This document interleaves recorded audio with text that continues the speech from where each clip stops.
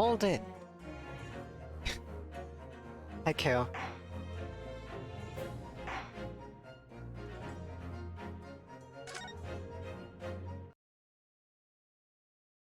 How are you doing?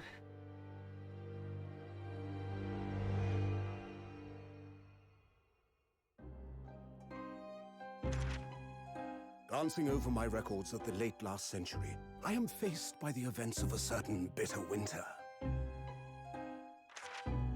A murder in a carriage as it sped through dense London fog in the dead of night. Though the victim and the perpetrator were the only ones inside, there were multiple witnesses to the crime itself. However, none could have imagined at the time that such a seemingly obvious case as this would end in such a horrendous manner. My friend, Mr. Herlock Sholmes, once said of the incident, "I believe that perhaps that case was indeed the prelude. The beginning of a long concerto that impressive Japanese student and I were to play together."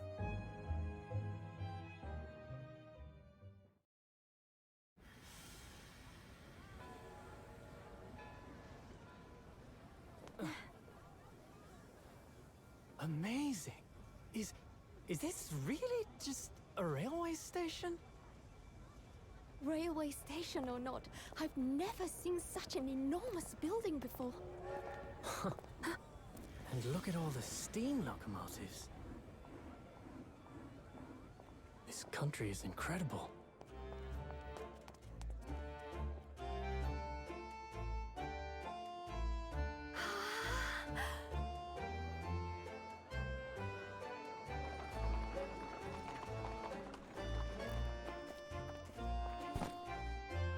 I feel like I'm dreaming.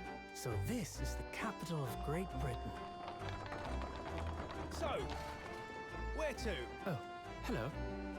Climb aboard. I'll take you wherever you want to go. In that case, the Supreme Court in Whitehall, if you wouldn't mind. My pleasure.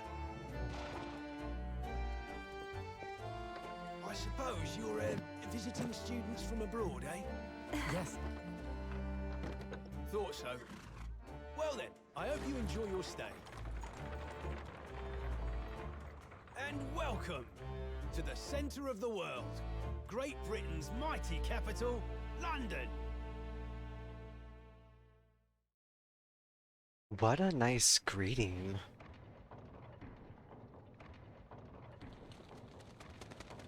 And I'm sorry you're having to go through that. Kale, also... Stop it! Stop it, Zephyr! Re!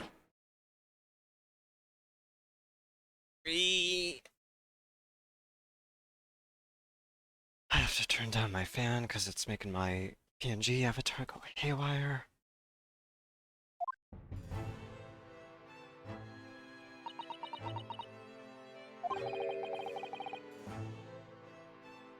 What an incredible place. It's so imposing. It's almost suffocating.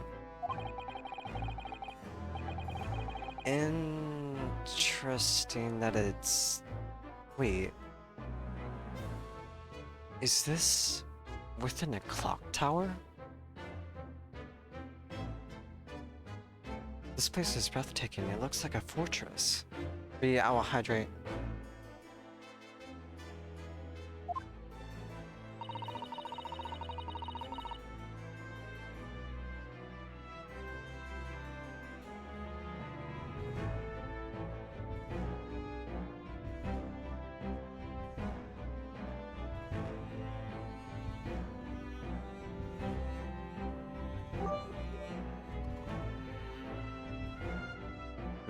Shush, Zephyr. There are some stone buildings like this in Japan now, of course. But they've only been built in the few short decades since we opened our borders to the outside world. An authentic example like this has quite a different impact, wouldn't you agree? A far cry from the wood and paper most of our buildings are constructed from. It's certainly unfamiliar. But I think there's more to the differences than just construction materials. What is this place again? This is Lord Chief Justice's offices, Naruhodo-san, in the Supreme Court of Britain. The Lord Chief Justice. We had the instructions to report here at this time. If circumstances were different, we were supposed to let the Lord Chief Justice know that we had arrived from Japan. But Kazuma can't. No.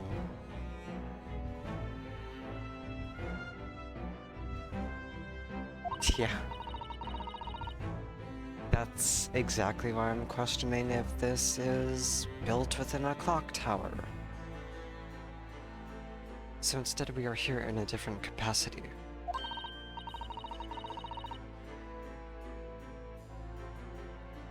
As envoys to report the news of Kazuma-sama's death.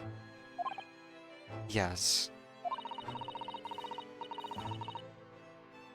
And having delivered his or her message, an envoy's duty is done. So we'd have to return to Japan. If you want to remain here in Great Britain, I have to take Kazuma's place as the law student selected for the study tour. Yes, which means you need the requisite qualifications as a lawyer. Which is what I've been studying for. Here in Great Britain, it is the Lord Chief Justice who appoints lawyers. So that's the second reason we're here. To have you officially recognized as a lawyer. It's the only way that we'll be able to remain here in London. I hope I'm up to scratch. Ah, good morning. Sorry for keeping you.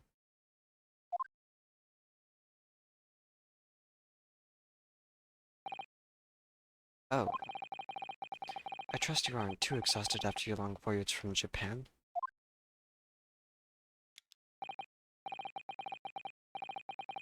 Do you really need a pocket watch when you're in a fucking clock tower?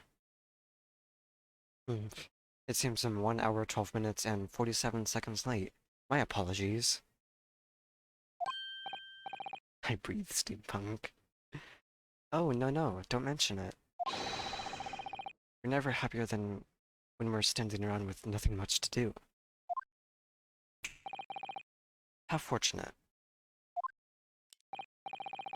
God damn it, Grand. So introductions. I am Male Strongheart, Lord Chief Justice of the British Empire. Ugh.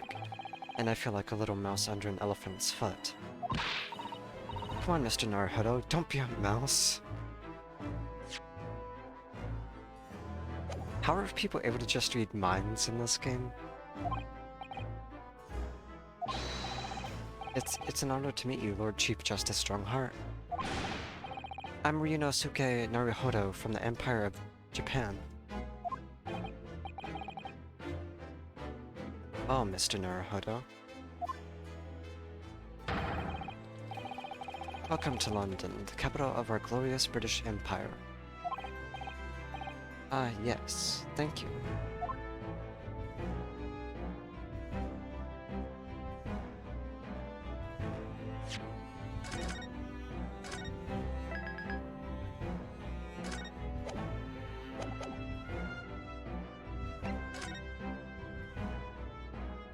Oh, I was gonna present the lawyer badge.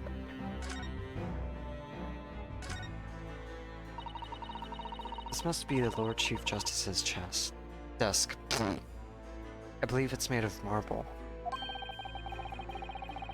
It looks more like an over-the-top tombstone that's toppled over to me.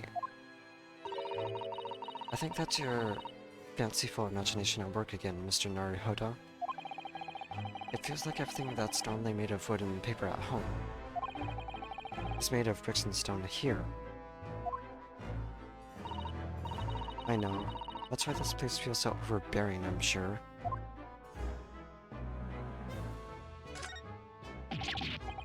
Is this some kind of clock?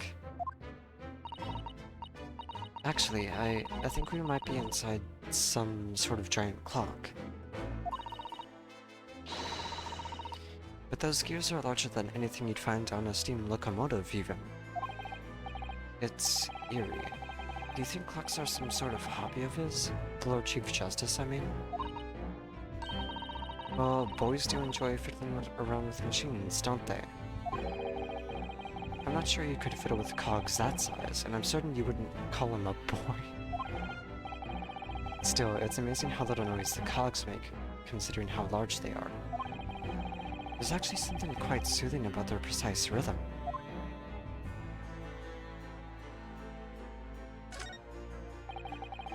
Just look at all the naughty books packed together on these shelves. They go from floor to ceiling. And they're all books that you couldn't hope to come by in Japan. It's like a dream. Yes, a very bad dream. They're not all about British law either. There are books about the judicial systems of other Western nations. France, Germany, Spain, Holland. What about Russia? Why do you ask? I was wondering about asking the Lord Chief Justice how you say wardrobe in Russian. What do you think? I think perhaps it's a thought best abandoned. Yes. I agree. Look at all these menacing metal giants facing each other across the room. I believe they're suits of armor. Oh, right. I thought maybe they were like the lion dogs we have in Japan guarding shrine gates. No, not at all. In fact, in Europe, suits of armor like these are always possessed by evil spirits, you know? Not in Fullmetal Alchemist. And they roam around in the middle of the night. Really? Is there nothing you don't know, Miss Susato? This book tells me everything I need to know about everything. If you're ever unsure, just ask. Where did she get that incredible tone?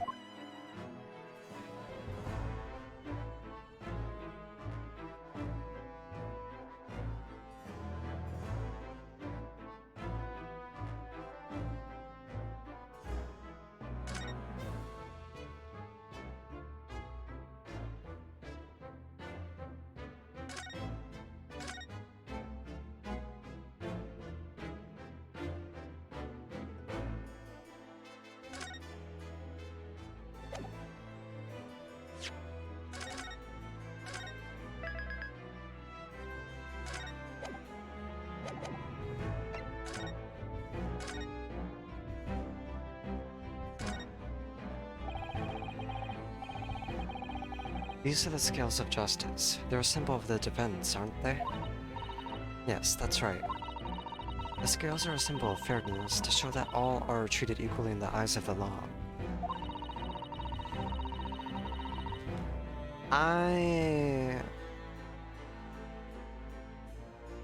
You know Fullmetal Alchemist, Kale? I know you like that anime. And they're a warning to those who enter the courtroom without an impartial mind. But if they're the mark of the defense, it would be more auspicious if they were weighing more heavily on the not guilty side, I think. Very impartial, I'm sure.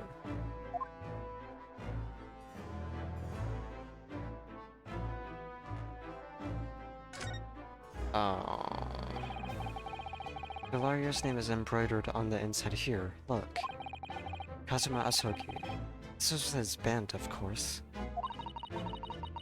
He had his heart set on this study tour in Great Britain. I'm sure he would have found the truth he longed for here. But he lost his life before he even had a chance to see the plates. I have such a strong sense of his hopes and dreams when I look at this armband, though.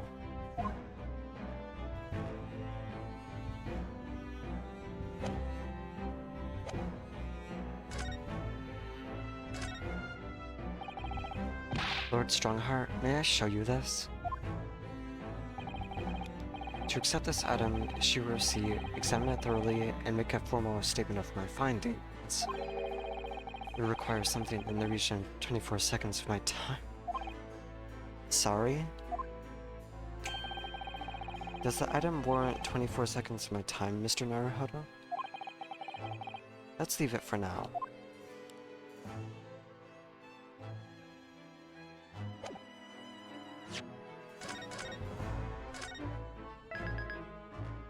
Hi, Fenrir.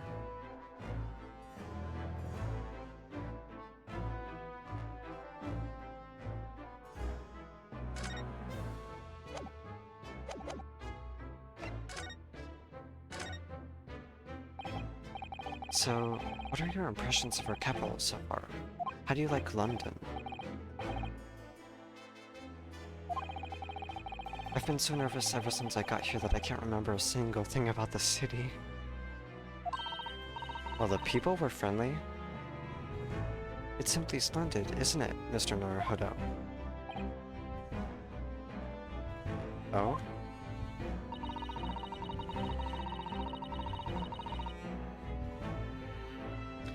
We had a wonderful view of some of London's streets from the carriage on the way here from the station. Everything is so impressive and grand. I must say I'm almost lost for words. I'm glad to hear you like it.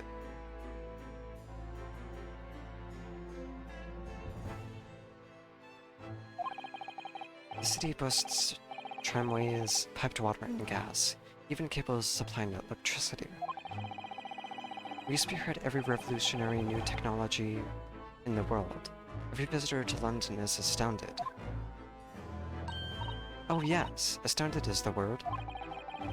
Thanks for saving me there, Susato-san. And everyone seems so jolly and full of vigor. Yes. There's much excitement about the upcoming Great Exhibition we will be hosting here in London. Great Exhibition? Cultural and technological achievements from around the globe are to be exhibited here in our great city. It will be the greatest spectacle of its kind in history. It will make Paris's World Fair look like a toy shop.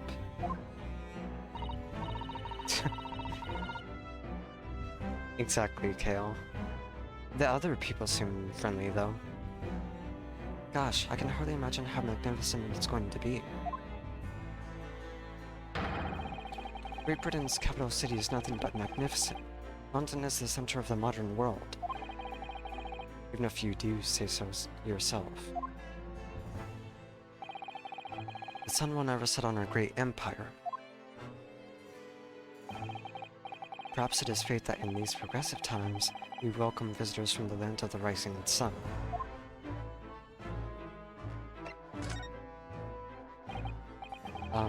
Lord Chief Justice. I think you were expecting a student of law for this study tour, weren't you? Absolutely. I'm Mr. Kazuma Asoki, if my memory serves. That's right. The British government has already been telegraphed a full report on the situation. I understand the young man lost his life aboard the steamship bound for our shores. That's amazing. The news reached him before we even arrived. My country naturally extends its deepest condolences to yours. Oh, thank you. And you honored this appointment specifically to inform me of the news? Yes. We are here in the capacity of envoys from Japan to report the sad news in person. You tell me you Japanese are a people of protocol and courtesy, and I see that it's true. And it is with some regret that I must inform you.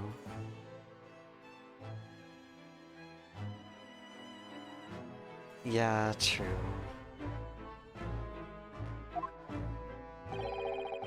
But the death of the young lawyer means the study tour arrangement can no longer proceed. If you would just hear us out, Lord Strongheart. What do you have to say, madam? It's about the study tour. Mr. Naruhodo here would like to make a proposal. Would he now? Well, Mr. Naruhodo? This is it then, the moment of truth.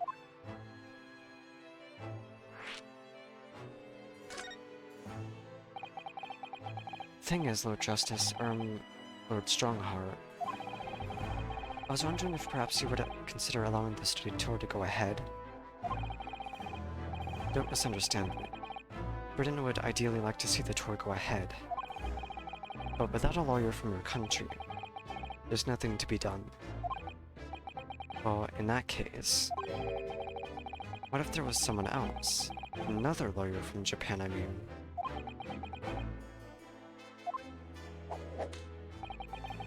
Is there something I don't know?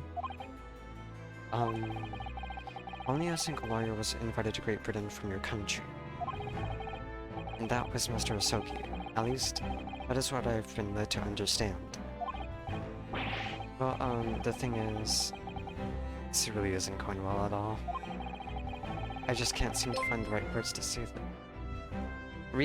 Thank you for the raid, Lusa.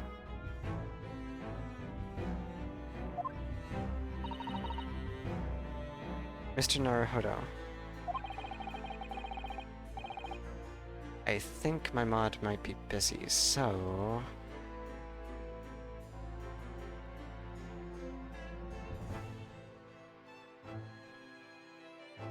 Medal of Honor. How was that? Stop it, Zephyr. With all the reading I'm gonna have to do, I don't have the energy to scream or at every bit thrown. I could ruin things here if I'm not careful. What am I going to say?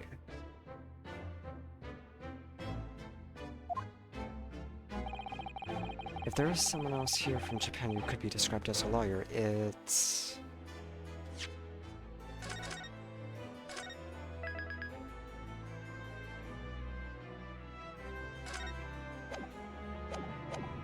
Oh, nice.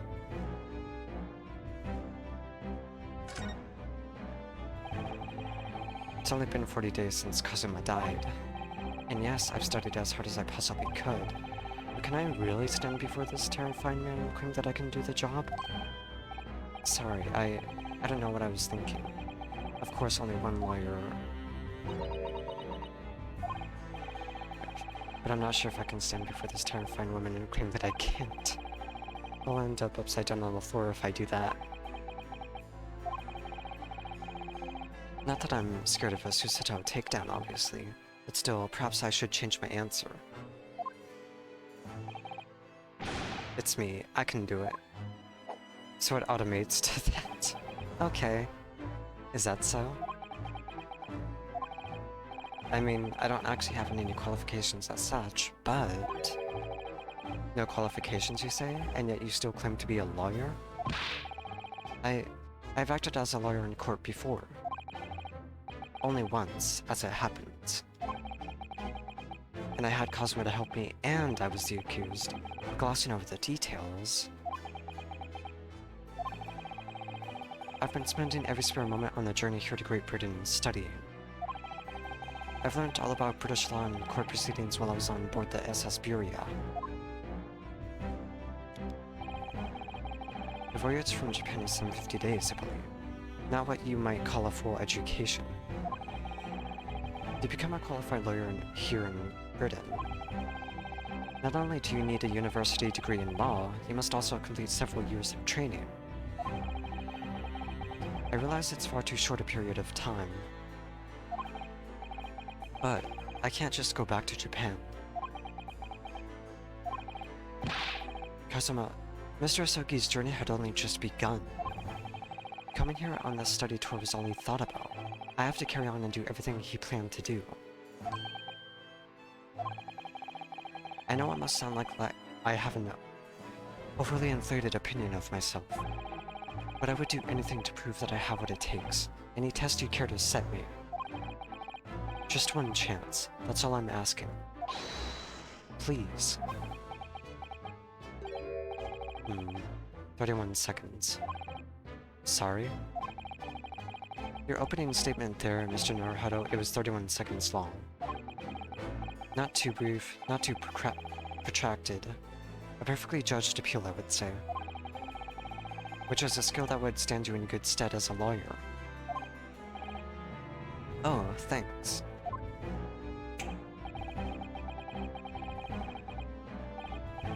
So you're willing to put those words to trial, are you? Well, I'm all for entertainment. Huh? Well, let me ask you one thing first, sir.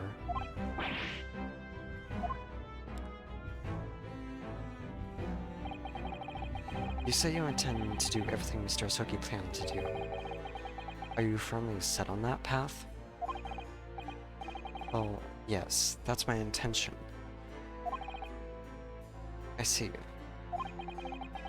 Am I imagining things? Or did his expression just alter a fraction there all of a sudden?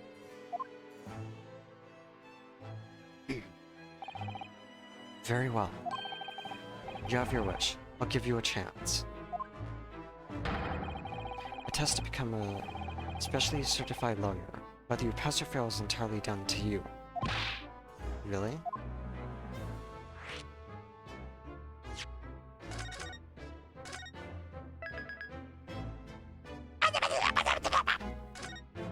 No, pets, no! So, what form will the test take exactly? Tell me, Mr. Naruhodo, what do you consider the role of a lawyer to be? Well, defending people, of course. All said. So, let's have you defend someone. Huh?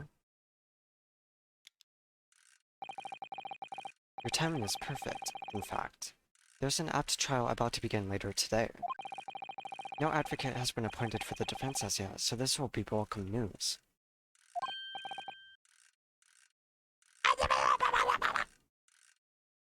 Today? Straight away? If you manage to secure a verdict of not guilty, you'll have passed my test. What could be simpler? How do I get myself into these situations?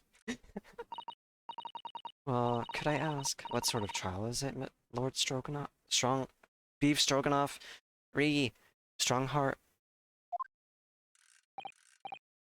Yes, good question. Ah, I remember.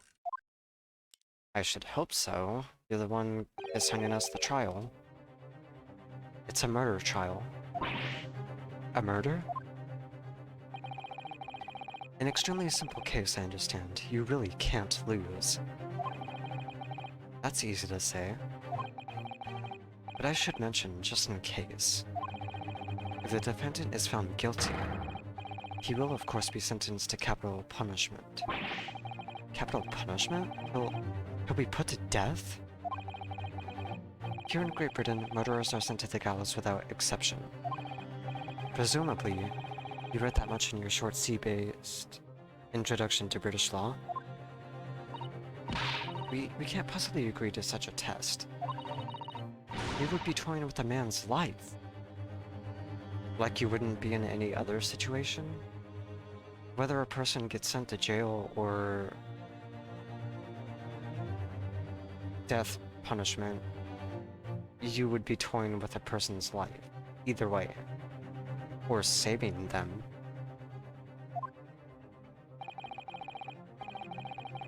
I am the Lord Chief Justice, and I've decided it's acceptable. But you can't do that, can you? There's no need to overcomplicate this. All you have to do is ensure that you don't lose. So the defendant may live or die depending on how well I perform in court. If I lose, he'll be hanged. Mr. Naruhodo, you've come to be claiming to be a lawyer. If you want me to take you seriously, you need to prove you're willing to do a lawyer's job. And you say you intend to see through the will of your compatriot, Mr. Asogi. I will stretch. I would like to understand how far you're willing to go in order to make that happen. He's testing my resolve. What's the matter? You've fallen silent. I'm sorry, but time is pressing. The trial begins shortly. I need an answer from you now. What's it to be? Wait, it'll begin shortly? Yes! I want a mental exercise! Yes! I want a mental exercise! Give me! Alright then, if I have to give you a decision now, my answer is... I can't do it. I can't get the words out. Hey, Foxy. 15 seconds. Your decision-making needs work if you want to be a lawyer. That was too slow.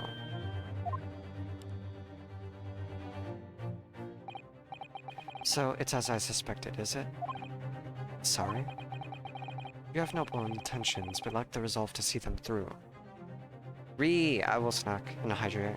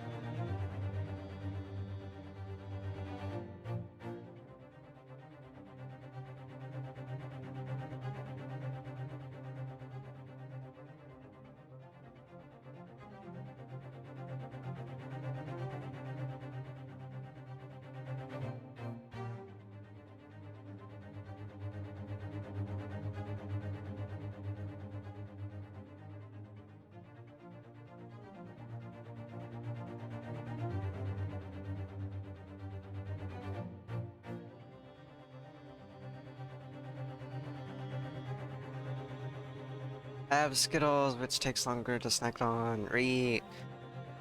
Also, I've stated it before, but if anyone has suggestions for channel point redeems, be sure to, like, suggest them? Question mark? In fact, I think I have a stream suggestion channel. Wait, do I? Stop it. Actually... yeah, I do. Stream improvements, which is at the bottom of the channel list in my server.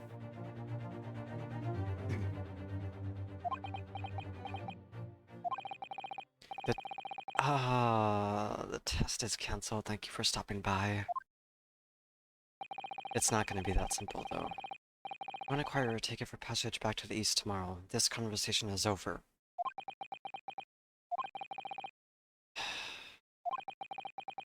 Thank you for offering me a chance. Mr. Naruhodo. I'm sorry, Mr. Sito, but what could I do? It's alright, I understand. You do? It's not an easy decision to choose whether to defend a man in these circumstances.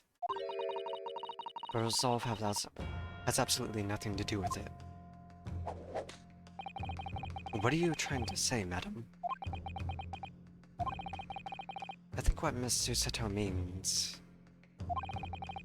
is that no matter how badly I'd like to be recognized as a lawyer and stay here in Great Britain, to risk another man's life by treating his one and only chance at a trial so trivially would be utterly unforgivable, and I feel exactly the same way. I'm sure the defendant won't see this trial as a test, as some kind of experiment. True. A lawyer may fight for his clients in court day after day. But for each one of those clients, a particular day they stand in the dock may be the only chance they have to fight to prove their innocence. No, I was wrong. I'm not qualified to do that job yet. I'm sorry for wasting your precious time, Lord Chief Justice.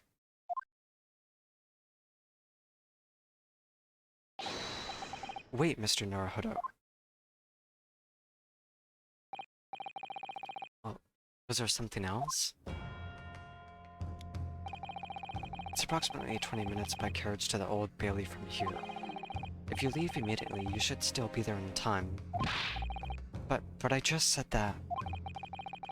I was quite serious in what I told you. The defendant in this case has literally no one to advocate for him. What? At this point, he can't hope to find someone to represent him. The trial will begin without a defense. And if that happens, there's only one possible outcome. He will be hanged. He will receive the most severe sentence the judge can pass down. But that's awful. But that is the truth. Why does it have to be like this? Please don't expect an answer to every question. The cold, hard truth of the matter is that there is only one person now with a chance to save this man from a very miserable end. And that would be us. And that is you. I'm really his only hope? So, what do you say now, madam? Eh? What do you mean, Lord Strongheart? You say it wasn't an easy decision to choose whether to defend a man in these circumstances, and I agree. But in my estimation, it is purely and simply a matter of resolve. Oh? Our time is up here. I have a meeting to attend. I must leave in 2 minutes and 16 seconds. I love how he counts everything down to the second. So, venture into our great city and enjoy yourselves.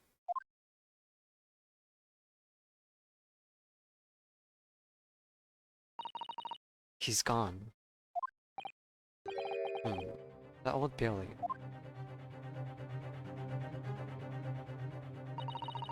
If we're going to do this, Mr. Naruhodo, we must leave at once.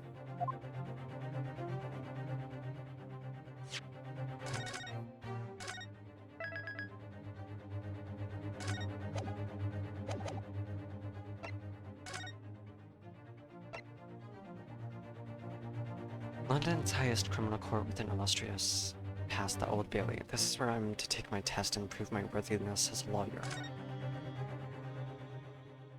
Mental exercise! Mental exercise!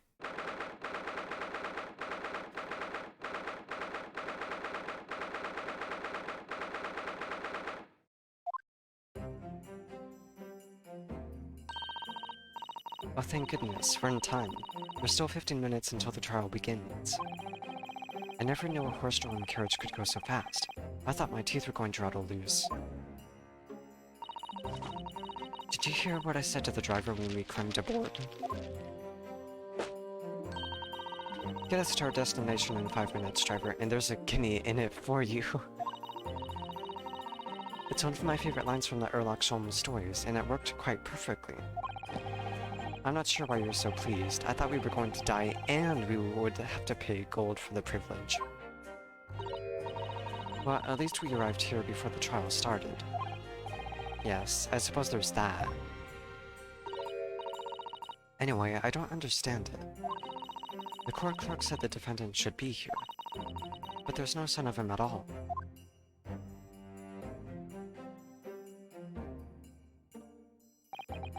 So this is the Old Bailey. Even this room for defendants to wait in is grand. It's grand?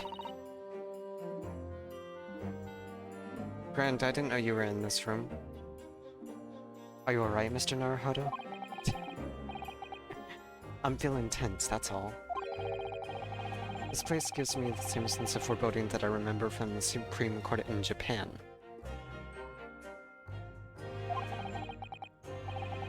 An oppressive air, almost as if the building is going to crush whoever is about to be sentenced.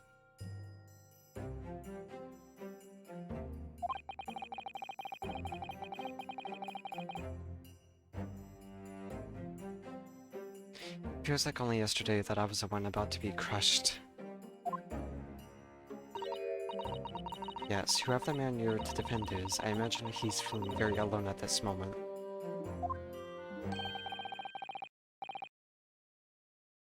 Top of the morning to you, madam, sir.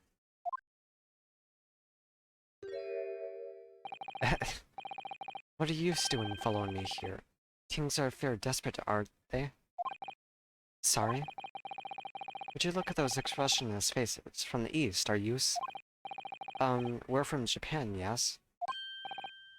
Ah, Japan is it? Right. Say no more. So, how much do you need? No, we're just here because... No need to explain, fella. I've been there myself, so I have. No place to go, nothing to eat. Barely a penny to your name, and all while in a strange faraway land. Well, actually, we haven't found a place to stay yet, no? 'Tis grand, 'tis grand. Let me start by giving you 1,000 guineas. Say nothing now. 1,000 guineas? Please, Miss Susato, you don't have to shout. But 1,000 guineas is enough to build an entire mansion in the most prestigious area of Tokyo.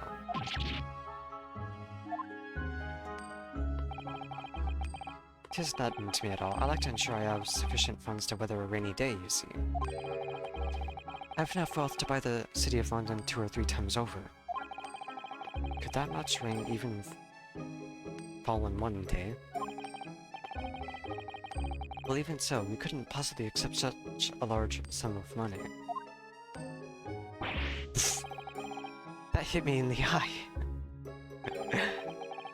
Don't get me wrong, fella. I'm not giving it ya no strings attached.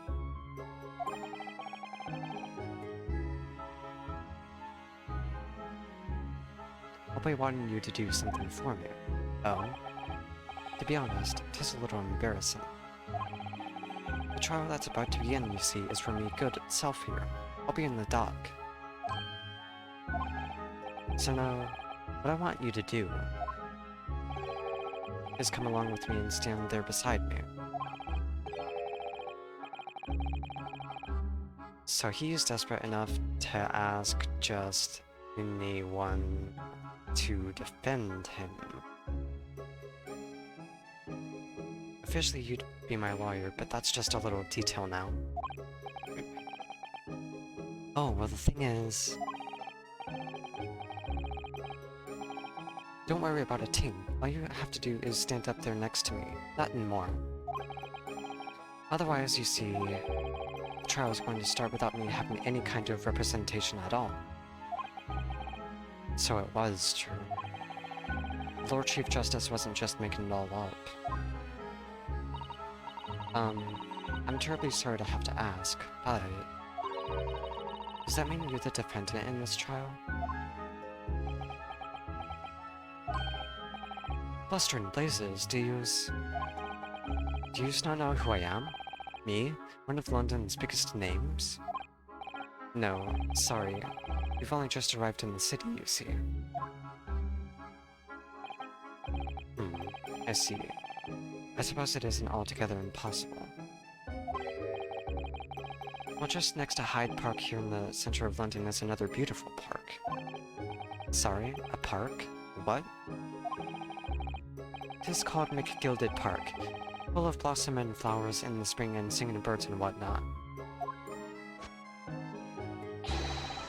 I donated it to the city, so I did. An entire park in central London?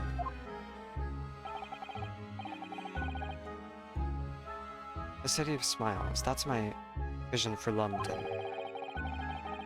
There's nothing Magnus McGilded wouldn't do for the city and its queer old people. That's amazing. I mean, really extraordinary. Ah, but... now they've the goal to say I'm a good-for-nothing criminal. Me, Magnus McGilded. What is the matter with the London police, I ask ya? Alright, don't pass out. Mr. Naruhodo. Perhaps now would be a good time to introduce ourselves while the gentleman catches his breath. Good idea.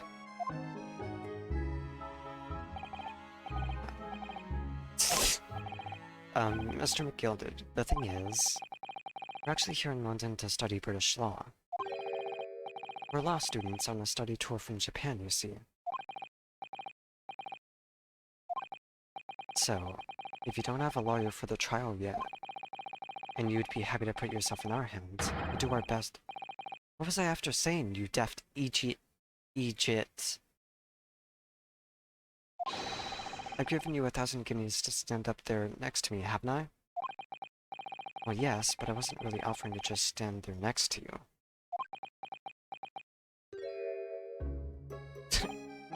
Oh, I think I see what's going on here.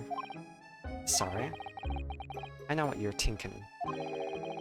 This transfer of a fellow claims to have more money than my queen. But if that's true, why the blazes can't he hire the finest lawyer in all of England? Because he did it. That's the only explanation. Well... well...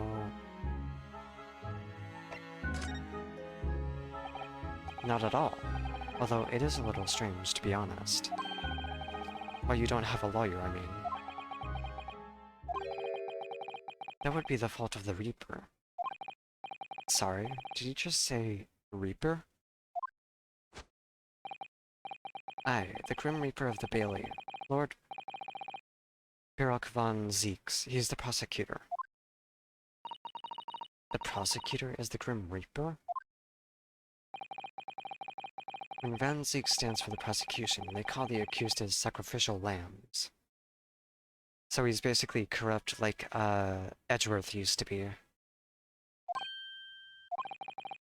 And to this day, in every single trial in which he's been the prosecutor, the accused has been damned. What? So it's reached the desperate situation, where there's no one willing to stand in defense against the fella at all. You could say he is a living legend of the Old Bailey. Goodness, Lord Birok von Zeeks. He must be an exceptionally talented prosecutor, then. Talented isn't the word you're looking for, madam. It's cursed. Cursed? What on earth? The defendant is summoned, and his counsel. Please make your way into the courtroom. The trial is about to begin. His counsel, that would be me. Oh, 'tis time. Well then, fella, don't let me down. But I don't know anything about the case. You haven't told me what happened. Until you showed your face here. I'd made up my mind, so I had. Sorry? I decided I'd have to defend myself in there. How would that have worked? But then you made an appearance, a student of law, wouldn't you know? 'Tis no accident, I can assure you of that. 'Tis fate. So don't get cold feet now, please.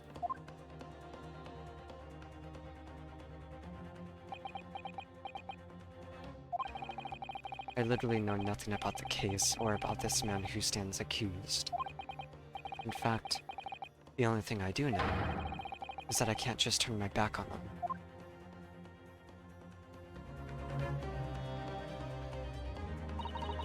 Mr. Naruhodo, the man has no one. He'll have to stand alone in that courtroom armed with nothing to defend himself. Yes, something that Kazuma would never have allowed to happen. Counsel for the defense, what are you doing? If you're late for the start of the trial, you will lose your right to stand. I know he's Irish. That's another thing we know about him. I'll be right there.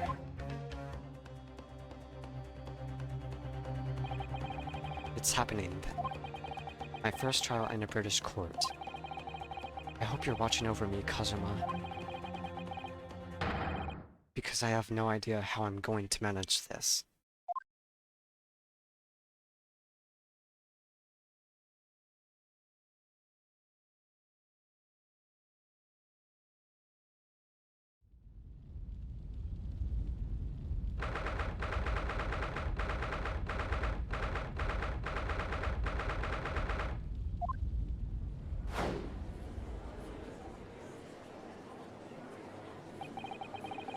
So this is the highest court in Great Britain, the Old Bailey.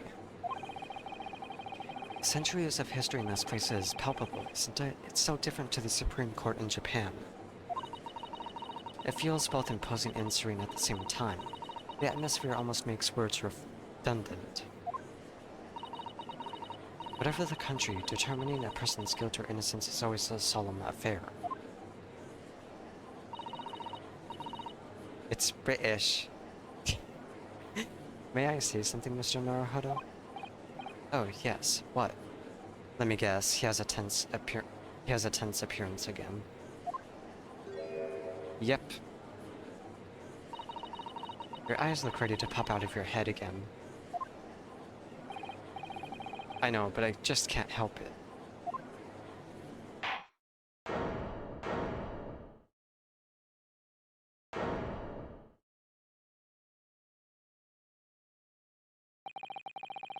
In the name of Her Majesty the Queen, I hereby declare this court to be in session.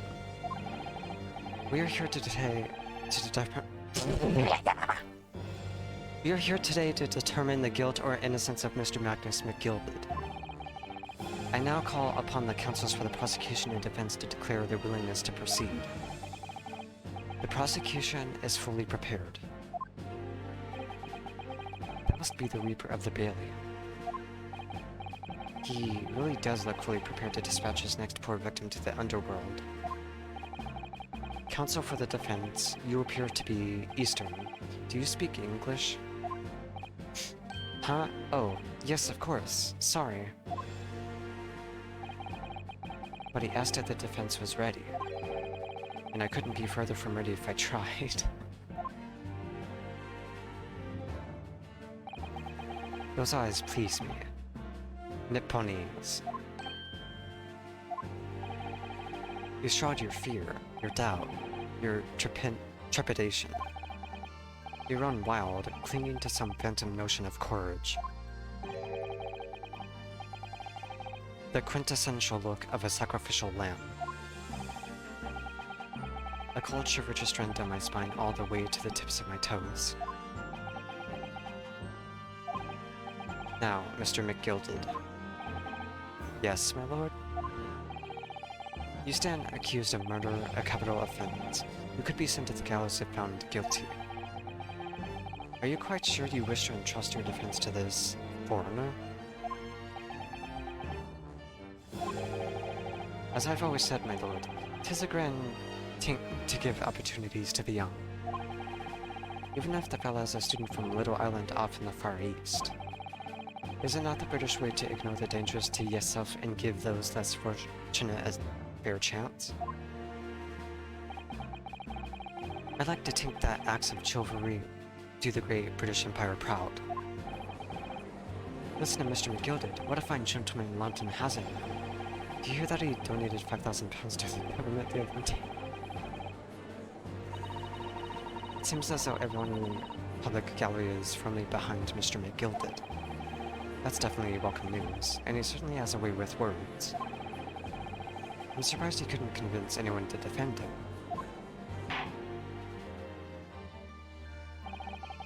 Eloquently put, Mr. McGilded, in most laudable sentiments. Now, ladies and gentlemen of the jury, I'm sure I need hardly remind you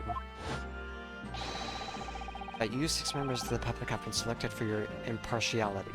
Are you ready to proceed? Yes, my lord. If the task is to send rotters to the gallows where they belong, I'm more than ready. At the manor, his lordship always says we should dispose of rubbish promptly. Naturally, I agree. Ha! Any criminals here will soon be wishing they never set eyes on me.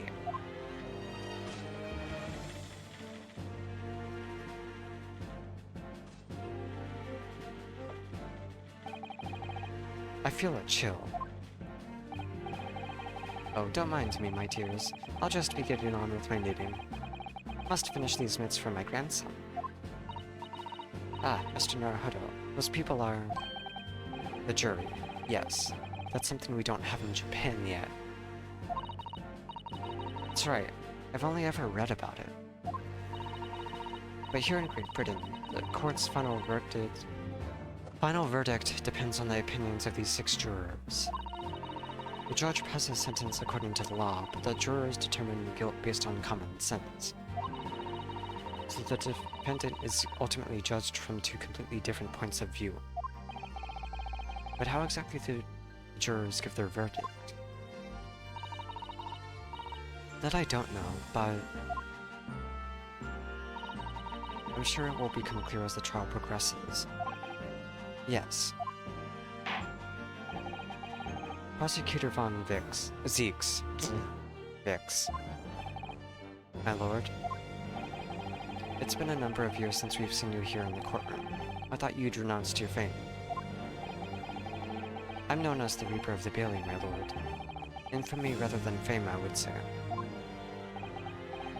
But yes, 5 years have passed since I last spread my wings in this capacity. So, what brings you back? Is there some change of circumstance of which the court should be aware?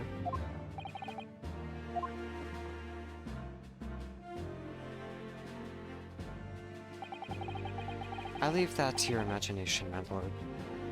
Also, hi Arapaima, how are you doing? So the Reaper has been out of action for 5 years. Why did he have to choose today of all days to make a comeback? Don't lose heart, Mr. Naruhodo. As you wish, sir. The court nevertheless welcomes your return.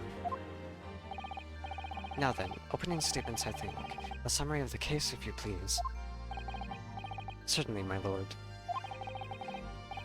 As your lordship is aware, this is a case of overwhelming simplicity. We must be the only ones in here who aren't aware. The incident took place in the late evening. 3 days passed. The hour was some minutes after 10.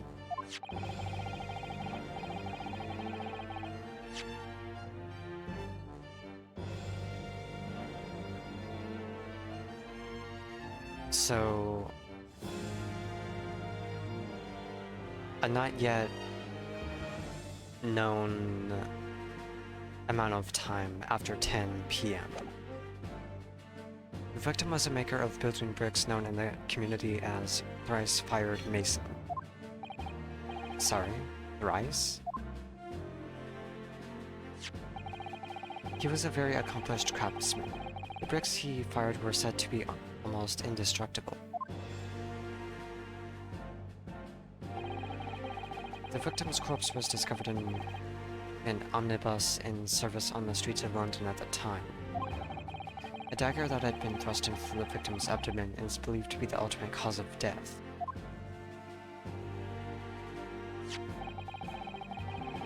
Here's the autopsy report from the investigating medical officer at Scotland Yard. Thank you, Counsel. I shall accept that in the photograph as evidence. A report prepared by the Scotland Yard coroner. It gives the cause of death as internal hemorrhaging as a result of a single stab wound to the abdomen. A photograph of the victim taken on the omnibus. The knife in his abdomen is clearly visible, but his face is partly obscured from view by an old crooked hat.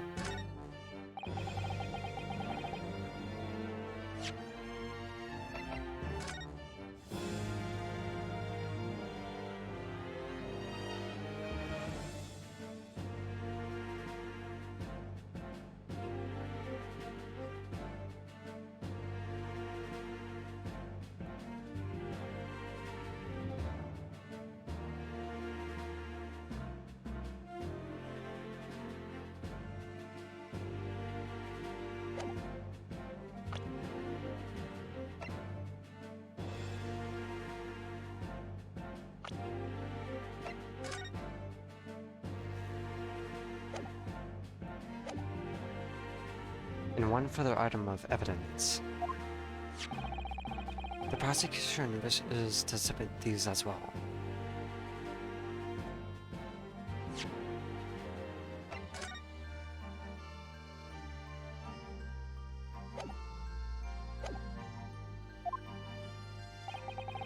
And these are... Good lord, is that blood, Counsel? Yes, my lord. Seized by a policeman who arrived at the scene.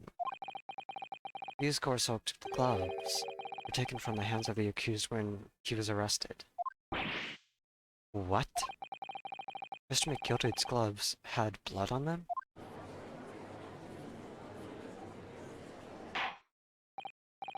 Yes, I will accept these as evidence as well. I'm good, Arapema.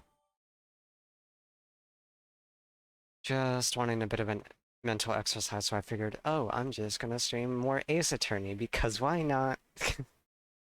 The leather gloves the defendant was wearing at the time of the incident, there was a blood stain on the right glove. How did I get into this? I'm backed into a corner before I've even started. Continuing. According to the driver of the omnibus, there were only 2 passengers traveling inside his vehicle at the time. Only 2? Obviously, one of those passengers was the deceased brickmaker, Mr. Mason. The other is the accused. Yep, it was the accused, Magnus McGilded.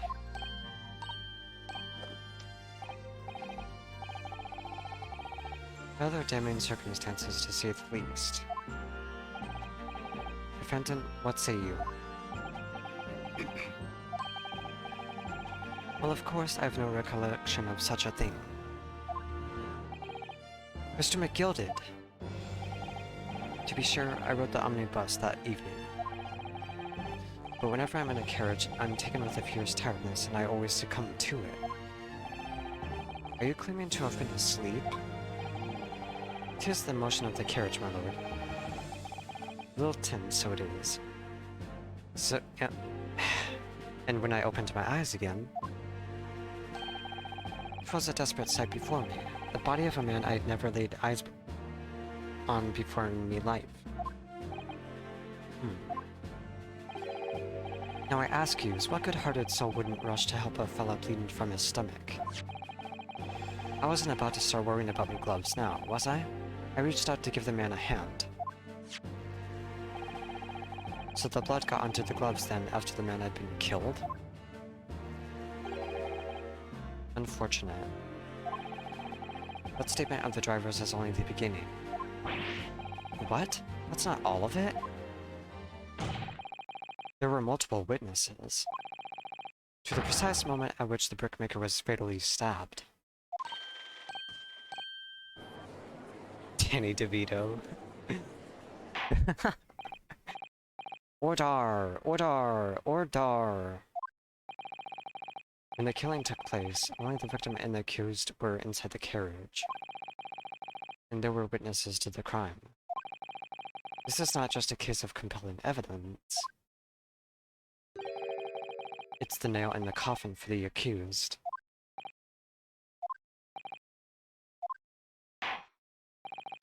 Thank you, counsel. The circumstances of the crime have been made quite clear. I think we will hear a testimony from these witnesses first of all. Your wish is my command. Bailiff, bring the witnesses in at once.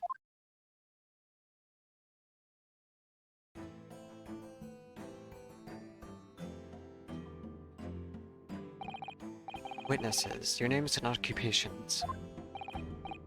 My name is, well, everyone calls me Beppo. I drive an omnibus in the East End. Bruce Fairplay. I'm a banker in the city. My name is First. Lady First. I make hats for gins.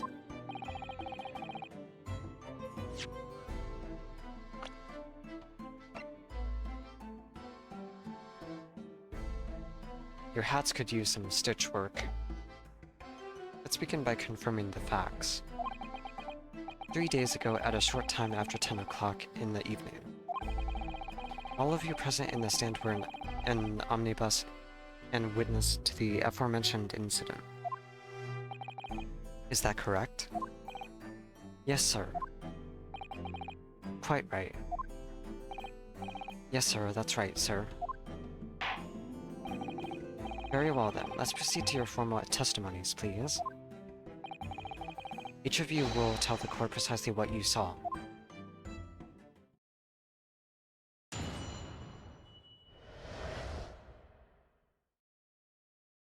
Acclimate? What do you mean?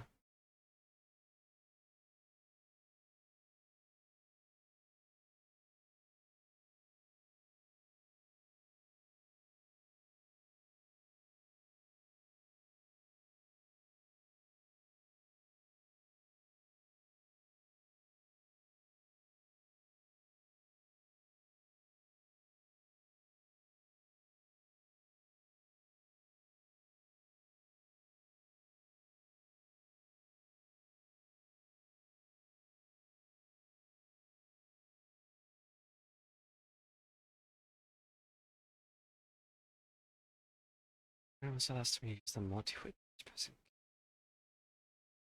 True. The, whole thing with Chapter 2 was just a deduction thing which was honestly made way too fucking easy.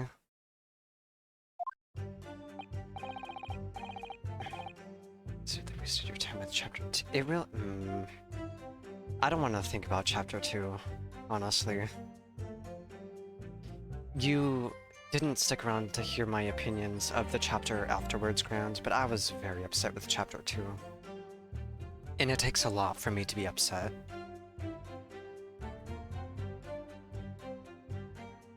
It was the last bus of the evening, so I had few customers. I remember it well.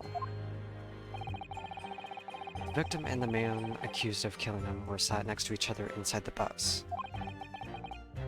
Then out of the blue, the accused just reached over and plunged a knife right into his guts. That's right. He stabbed him. I screamed I did. Couldn't help it. As soon as I heard the scream, I stopped my bus, and then I saw it, too.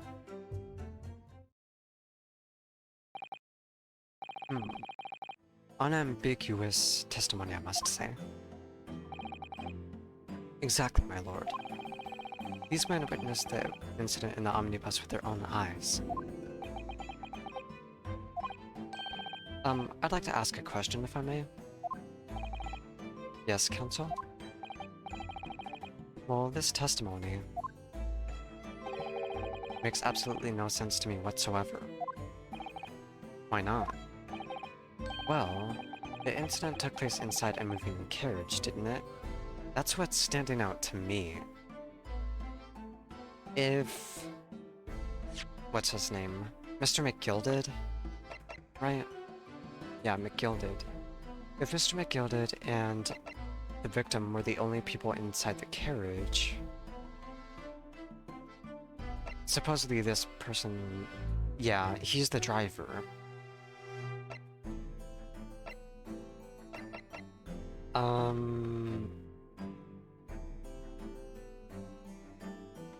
He could have possibly seen what happened. But it doesn't make sense for these two, who weren't the passenger of the carriage, to have witnessed the crime. It doesn't make sense.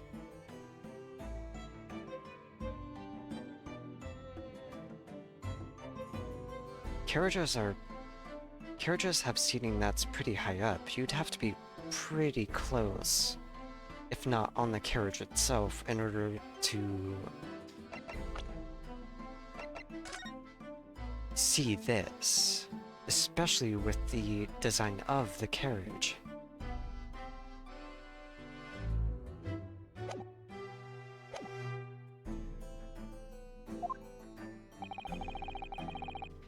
As has been clearly stated from the outset, yes, Well, in that case, how could those two witnesses possibly have seen what happened? There's no way they could have seen the inside of the moving carriage.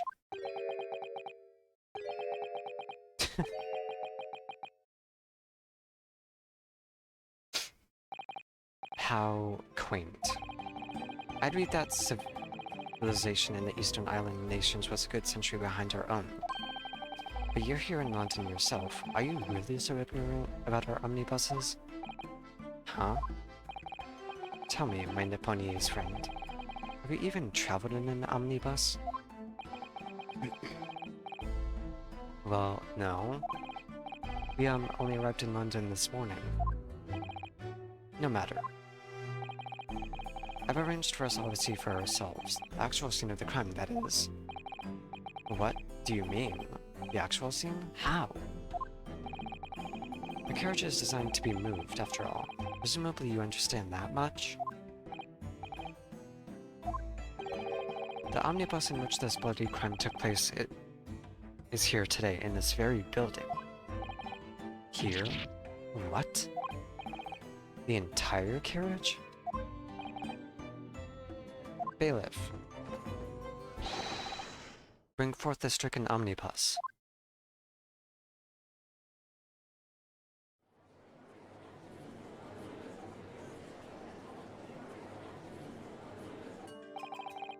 Okay, but you'd still have to be up close.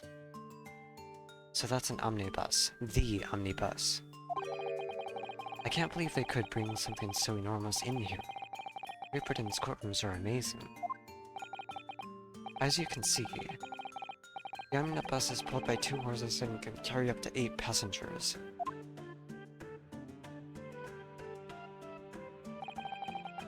Four passengers seated inside it in the enclosed cabin and another 4 on the roof deck. Oh. Every Londoner knows that the best views of the city's architecture and sights are to be had from the top of an omnibus.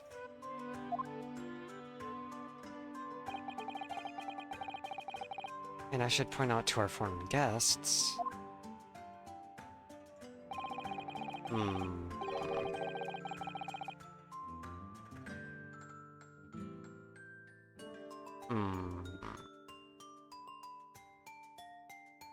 that there is a skylight in the roof, allowing a view of the interior from the seats above.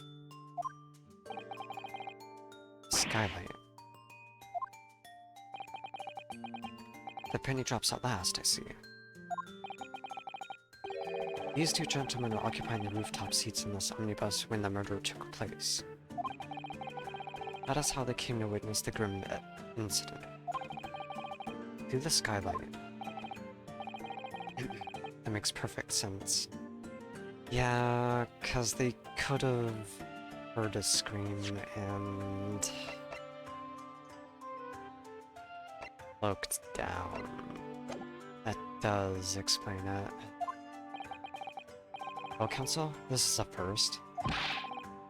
In all my years behind the bench, I've never experienced the crime scene itself being brought into the courtroom. There are a number of important clues remaining inside the carriage, my lord. I would like to submit the omnibus itself as evidence. That is the prosecution's wish.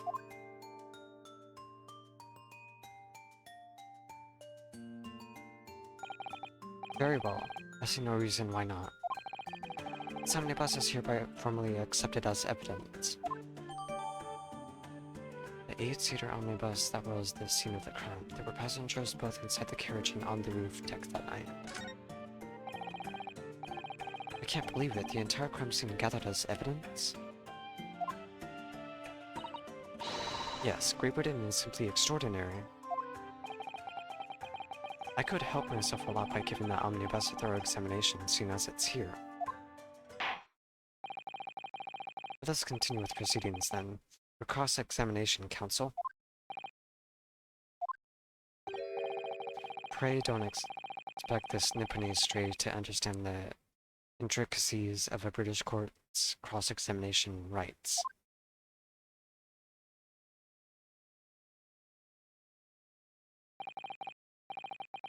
Alright, my first cross-examination in a British court.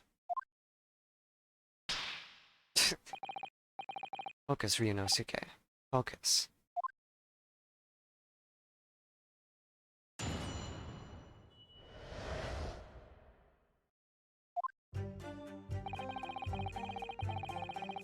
It was the last bus of the evening, so I had a few customers. I remember it well. The victim and the man accused of killing him were sat next to each other inside the bus. Then out of the blue, the accused just reached over and plunged a knife right into his gut. That's right, he stabbed him. I screamed, I did. Couldn't help it. As soon as I heard the scream, I stopped my bus. And then I saw it too. Alright, so when it happened, the only two people in the enclosed cabin area were the victim and the defendant. And so help me, 3 whole people witnessed the man I'm trying to defend do the deed. I don't like to be pessimistic, but we do seem to be in a rather difficult situation here. What am I supposed to think here? Is Mr. McGilded really innocent? Or could it be... Before we jump to conclusions, our first task should be to gather information. We need to understand the case much better than we do at the moment. Yes, you're absolutely right. Let's listen to those witness statements again a little more carefully this time.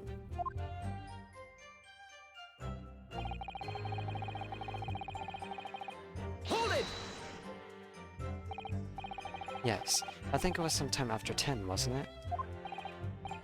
Oh yes, sir. That's right, sir. Yes.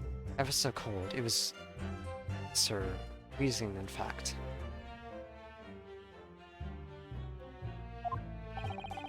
And you had 4 passengers on board at the time, is that correct?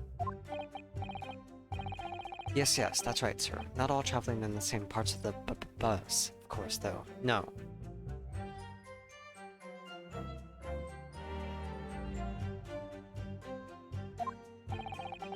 And there were no other passengers when the incident took place? No one alighted, for example? You're quite right with that, sir. No other passengers like that, no. So nobody fled the scene of the crime, then? I have to say, the boss insists on it running, he does. Every evening, that last bus of the day. But I do wonder sometimes if it's altogether worthwhile. Yes, sorry to say. What do you mean by that? Well, what with it being so cold and everything, and only making 20 pence on the run, you see. Yes, I spent that much at the pub on the way home just trying to warm up again.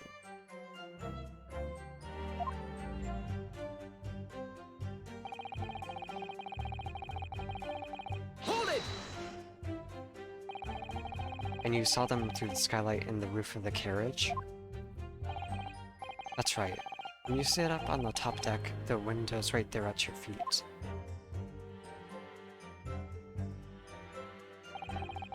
There was a lamp on inside, so I had a pretty good view.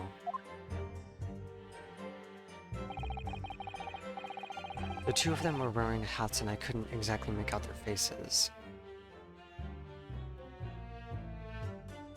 Notice how McGilded isn't wearing gloves, though. But there's not a shred of doubt in my mind that it was Mr. McGilded. How can you be so sure? Well, how can I put it politely? Mr. McGilded is a gentleman of rather small stature. I couldn't have mistaken him for anyone else. Let's not forget that when the vehicle came to a halt, the only people inside the enclosed cabin were the deceased Mr. Mason and Mr. McGilded. There was no room for doubt here. I really wish there was.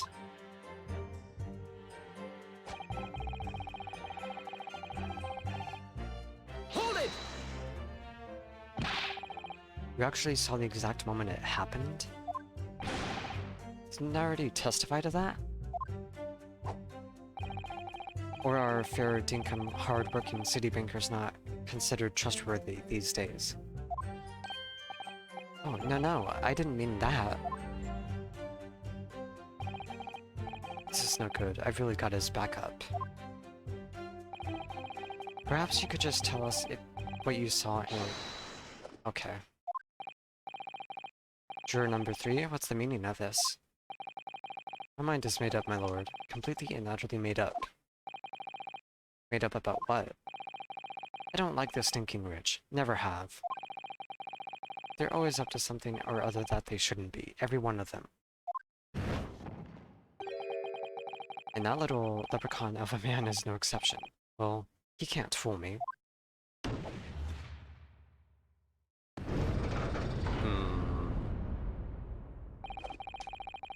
There's no point wasting time listening to any more of this. That's my opinion on the matter anyway.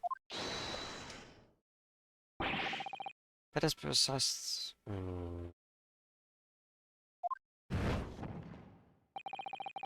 As the foreman of the jury, it's my duty to set a good example to my fellow jurors. So there's a risk of pressing too much? Excuse me?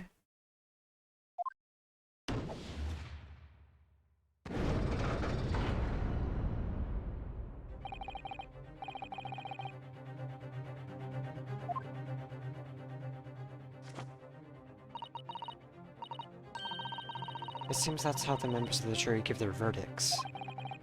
With fire? Apparently, yes. White for innocent and black for guilty. As the 6 members of the jury make up their minds about the case, one by one they each cast a ball of fire into the great scales of justice, as we saw a moment ago. So if those enormous scales fall completely to the black side, does that mean...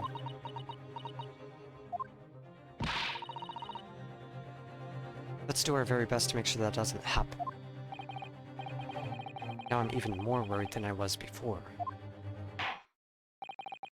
Very well. The court acknowledges the change in the jury's stance. Counsel for the defense, please continue with your cross-examination.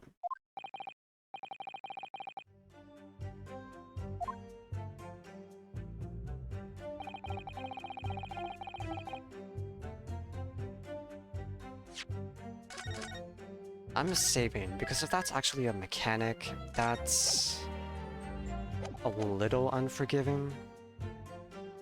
I say a little, but...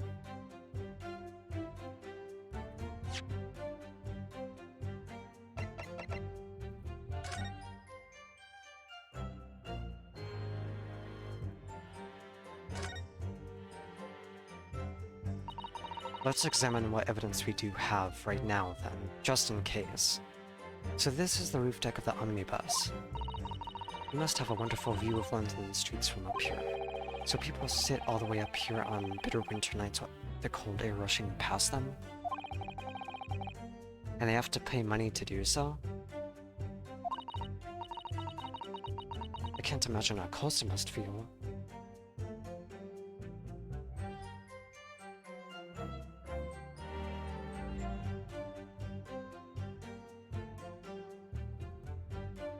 I probably should have.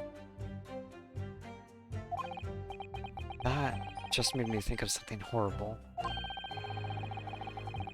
Can you imagine being dragged around the city in the freezing cold as punishment? Perhaps that is the real price you pay to stay out late. I don't wanna save scum though, Grand, is a thing. I'm not Seal. You can certainly see inside the carriage through this opening, that's for sure. Yes, and there's a lamp in the enclosed cabin. So I'm sure the witnesses would have been able to see quite clearly.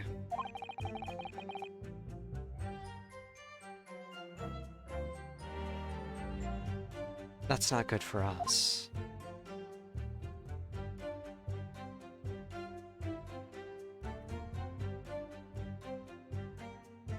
I hate that the camera is so slow.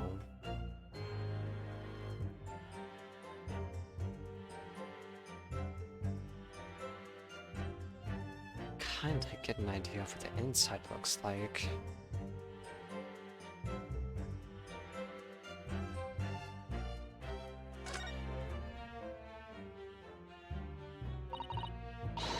Well, let's open the door and go inside, shall we? scene of a murder. It's horrible.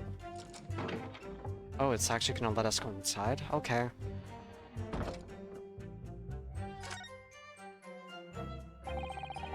That's blood that soaked into the sea. The victims, obviously. Yes, and that sea would be clearly visible from the roof deck. Would you really stab somebody in full view of the other passengers like that, I wonder? Well, it was after dark. And there was a lamp on in here, so perhaps the culprit couldn't see anything outside through the skylight. Whichever way you look at it, it doesn't seem like it was a planned attack.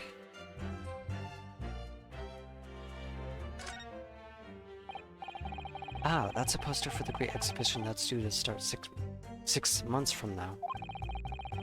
There's a lot of focus being drawn to the Crystal Tower, the centerpiece of the whole exposition. The Crystal Tower, it's under construction already, I believe. People all over London must be fizzing with excitement at the prospect of such a grand event.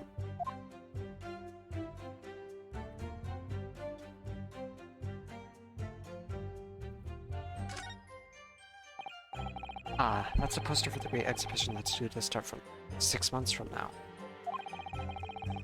There's a lot of focus being drawn to the Crystal Tower, the centerpiece of the whole exposition. The Crystal Tower, it's under construction already, I believe. People all over London must be fizzing with excitement at the prospect of such a grand event. Wait, that's exactly the same dialogue as this. Whoops.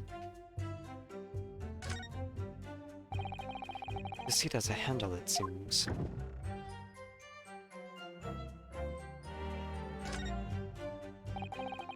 This looks like all sorts of equipment that might be needed to keep the omnibus running. Feeding tubs, tools to repair wheels, blankets, horseshoeing tools. So it's a storage compartment for the coachman to keep his things, it seems. There doesn't seem to be any space for passengers to stow their luggage, that's for sure. Well, I don't imagine it would be very convenient for that purpose anyway.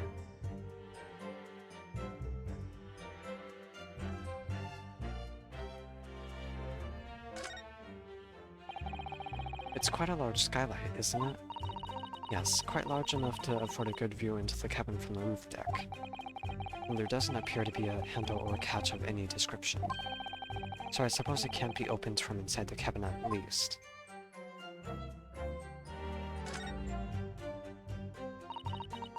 Have you seen enough? Let's step back outside then.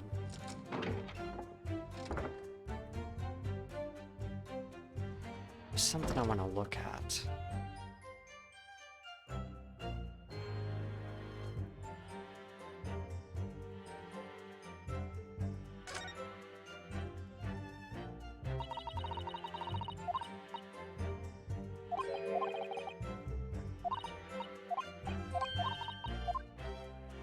Okay, I think I've seen enough.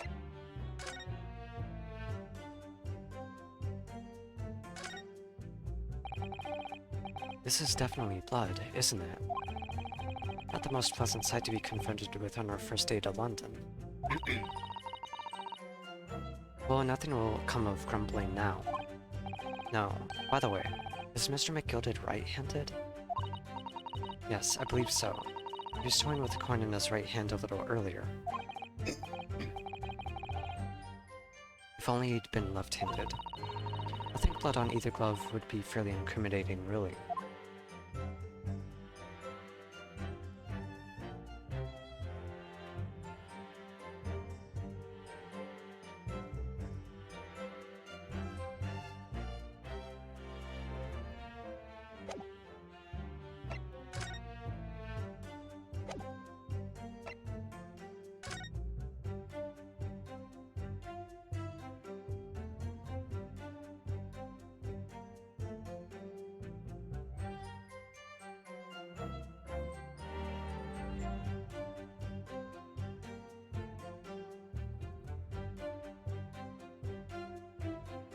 An hour is a pretty, large window of estimation of the time of death.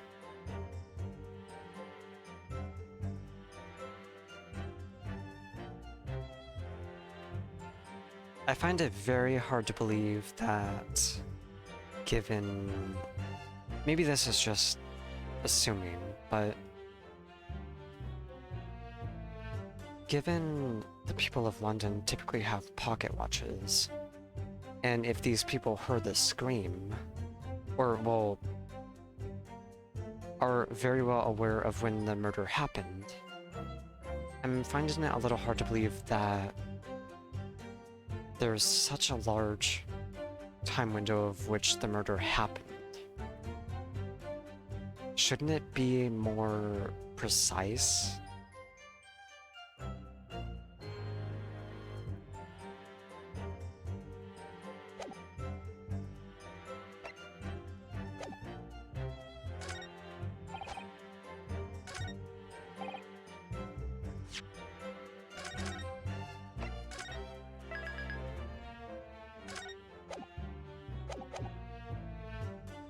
Hold it! You stabbed him, you say? And you were sitting up on the roof deck, were you? Yes, that's right, sir. I was up on the roof seats. I remember seeing a little gent sitting next to the fellow that was stabbed. I've been thinking about a new hat design, you see, so I was just gazing absent-mindedly around. But then I happened to look down through the skylight. It was sticking right out from his belly, that huge great knife. A grim sight indeed. That didn't help me at all. The jury looked like they were even more convinced my client did it more than they were before. That appears to have made everyone even more dubious that Mr. McGilded is telling the truth. If only we had some evidence to counter their suspicions. Mr. First. Yes, sir? Is this the knife you saw? Good grief, yes, that's it, the very one, sir. Is that... Yes, counsel. This is the blade that was driven into the victim's belly like a stake through the heart. That is a blade of considerable size, counsel. It is, and furthermore, the scabbard is emblazoned prominently with a certain initial.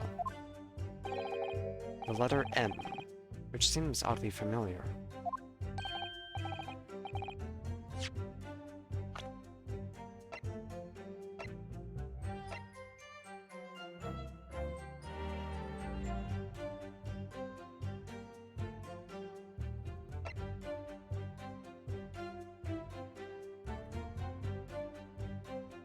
His last name has a M. He doesn't have a name yet.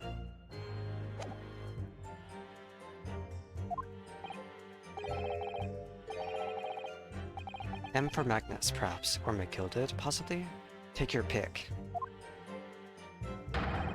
It seems this particular big name in London made a magnificent mistake. Objection! Oh my... We're back to the tiny baby slaps. Tiny baby slaps. But there are M's everywhere. Like in Mason. Exactly my point.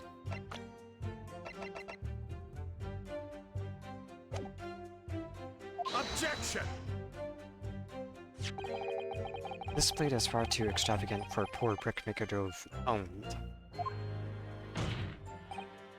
No, this weapon of murder almost certainly belongs to the accused.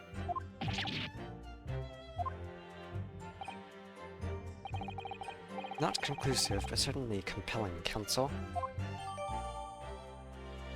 The largest knife that was found lodged in the victim's abdomen, its quality and fancy ornamentation suggest it must be quite valuable. My lord, if you'll forgive the interruption... Juror number 2, go on.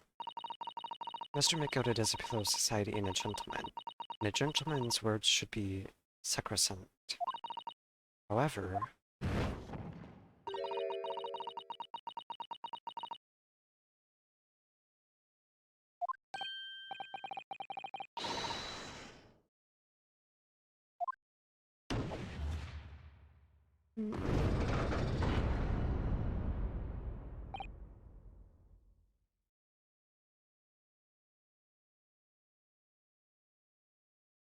This better not be a fucking mechanic. This better not be a mechanic.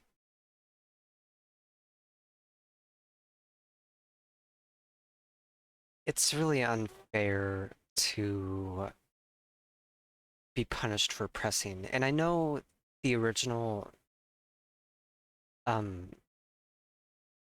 Ace Attorney trilogy did that a little bit, but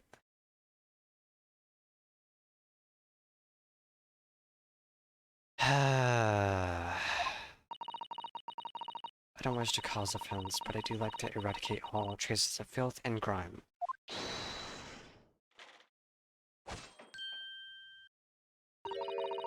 I have painstakingly typed every word uttered here today and cross-referenced all the facts. As such, I am now in a position to...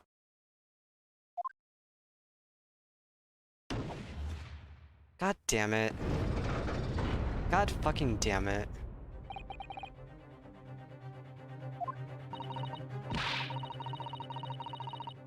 God fucking...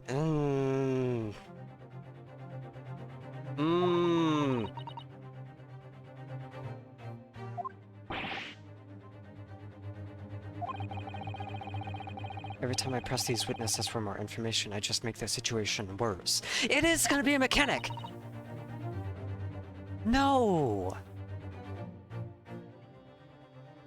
How is it wrong to press for more information?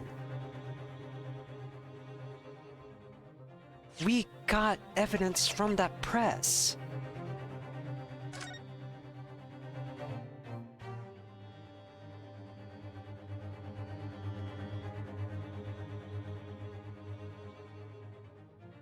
I'm actually a little upset.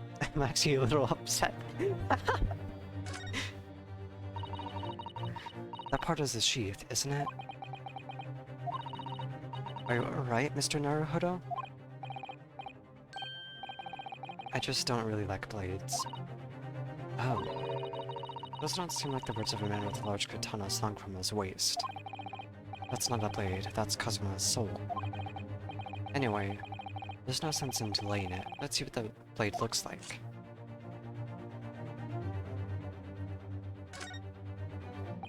Look, that looks a lot like blood. It surely is blood, the victim's. An Englishman's blood looks a lot like no fucking shit. Sorry, it's just that we've only just arrived here in Great Britain. I'm finding it a little hard to adjust. Yes, I do understand.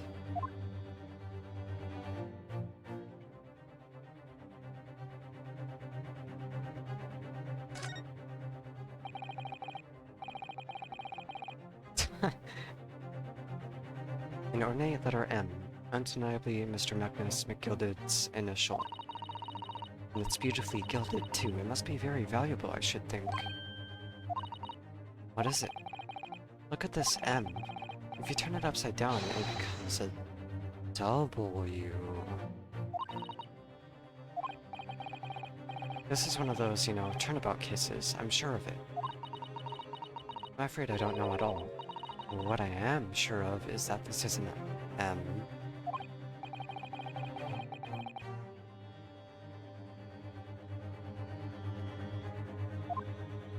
Is it, though?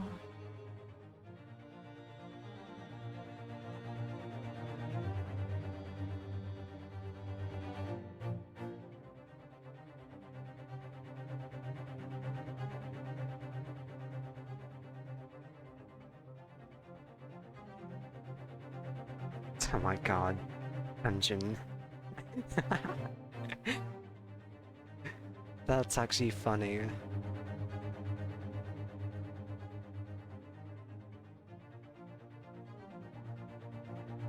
I'm pretty sure the way cursive is written... Wouldn't this be the start of a letter being written? Or, I don't know.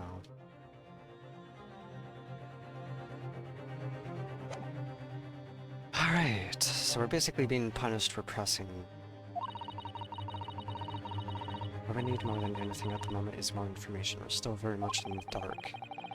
I suppose I'll just have to keep pressing the witnesses, knowing that more sparks may well fly. It doesn't give hope it will uncover something that will give us a way to fight back. Alright, I'll keep trying. I can't give up. I just need to keep calm and listen to the witnesses' statements again.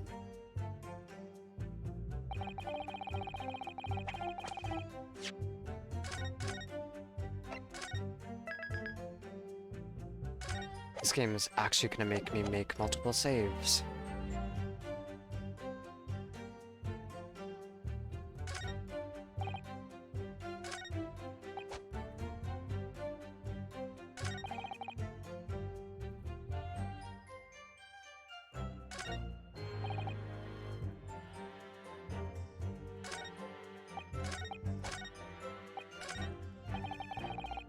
Hold it! What exactly did you see? Oh well, sir, that would be the passenger, sir. Yes, collapsed on the floor he was. And by the passenger, obviously you're referring to the victim, Mr. Mason, the brickmaker. And then the other passenger had that knife in his hand, like this. By the other passenger, obviously you're referring to the accused, Mr. Magnus McGilded. And then he plunged it down like this, stabbing the other passenger in the belly. What?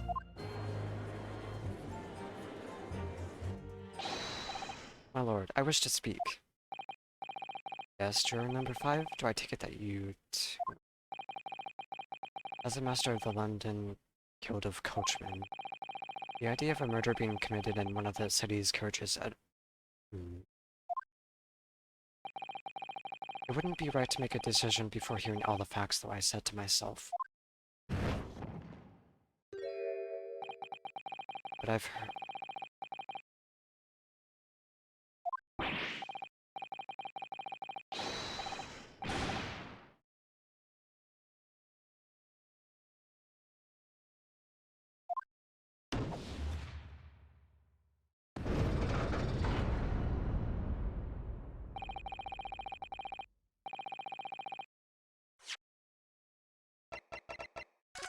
I'm gonna take this knife and fucking stab you.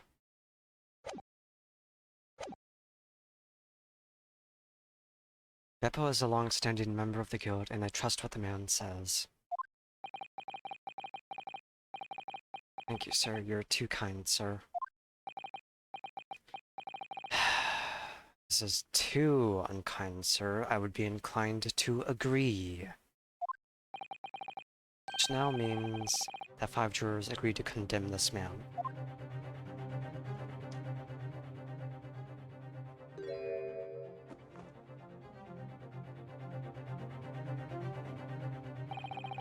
Madam Juror number 6.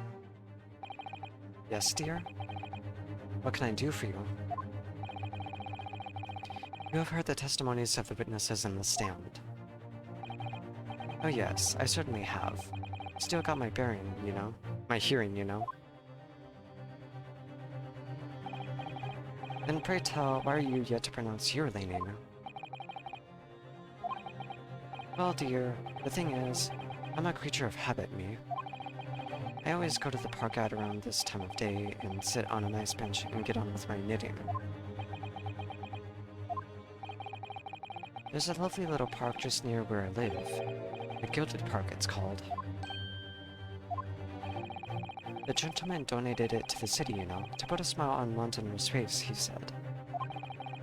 I can't imagine such a fine young gentleman would have it in him to take another man's life.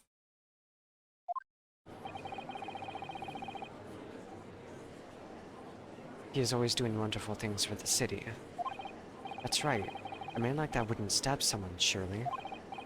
Although, maybe go to the McGilded Public Library later and borrow some more books? How many Londoners live with their heads in the clouds? Do you people not know? What kind of a man Magnus McGilded really is? What kind of a man is he? The philanthropist Magnus McGilded has enough wealth to purchase the entire city he claims to value so highly. But where does all that wealth come from? Your client is a Shylock, sir, and one with the very darkest of souls. Stone the crows. McGilded lends money at extortionist rates of interest so his victims have no hope of repaying him. When they default, he takes possession of everything they own. He is a vulture that preys on the weak. I've never heard any mention of that before. Your faculties haven't deserted you, I'm sure, madam. So how's this thought not crossed your mind? Would a man wealthy enough to buy London in its entirety not have a carriage of his own? What possible reason could this man have had to make use of a public omnibus service? You're not saying that the victim, a Pope brickmaker, had next to nothing to his name save considerable financial liability. It will come as no surprise that his creditor was the accused Magnus McGilded. Well, let it also be known that the very day Mr. Mason was killed was the final repayment date for his debts. The brickmaker was destitute.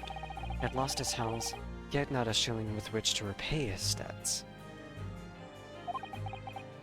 And in the end, this pitiful soul had the very last thing he owned taken from him, his life.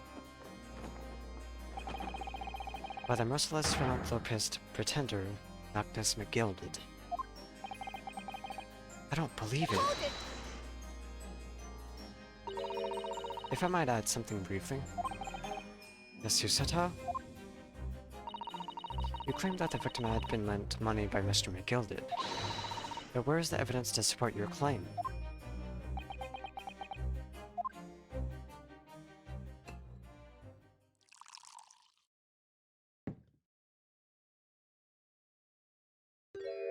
He sure looks like a vampire right now.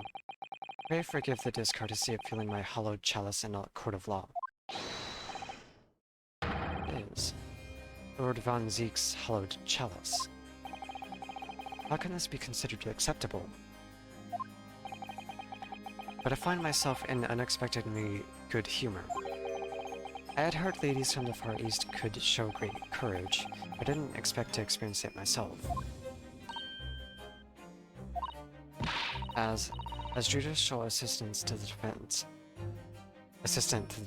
I am simply doing my job. What a pity that your display of courage is in vain. This is the debtor's ledger, which details all monies loaned by the accused. You will find the victim's name clearly recorded inside. Allow me to present this ledger as evidence.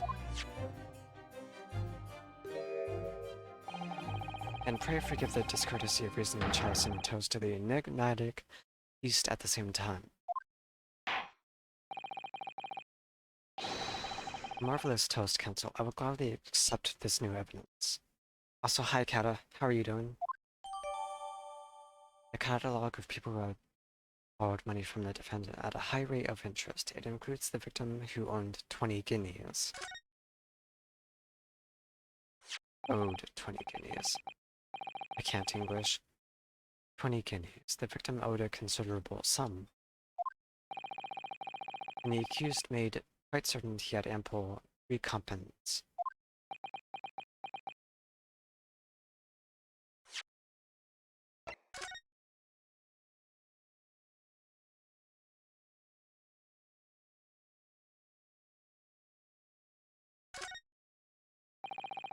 This portfolio must contain all sorts of secrets of London's gentry. Oh dear, do you really think we ought look inside?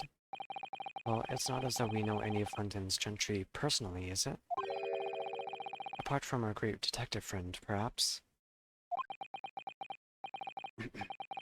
Actually, I wonder.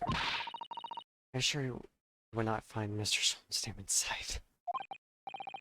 Well, let's see what we find.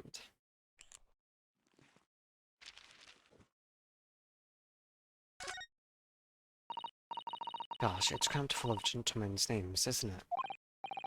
Well, I suppose they're probably not all gentlemen at all, are they?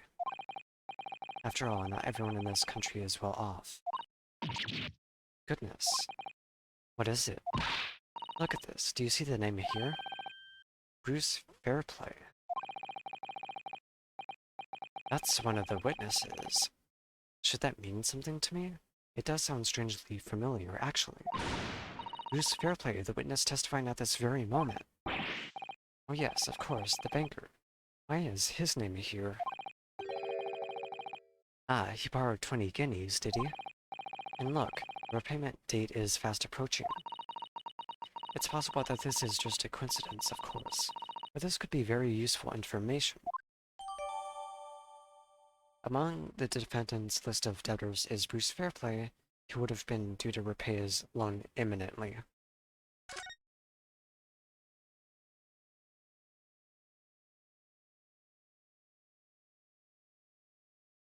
Is that all I'm really gonna get from it?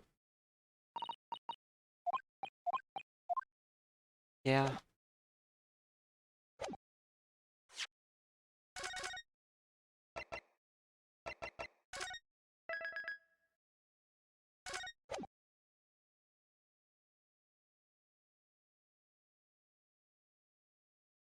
I'm sorry to hear about that, Kata. That do be Twitch, though. Well, it would seem I've had the wool pulled over my eyes. Regrettably, madam, that is the modus operandi of the accused. And at such a pretty little park, too. What a scoundrel. No, still. Maybe it's all for the best. Wait a minute, let's think about this a little more before... No!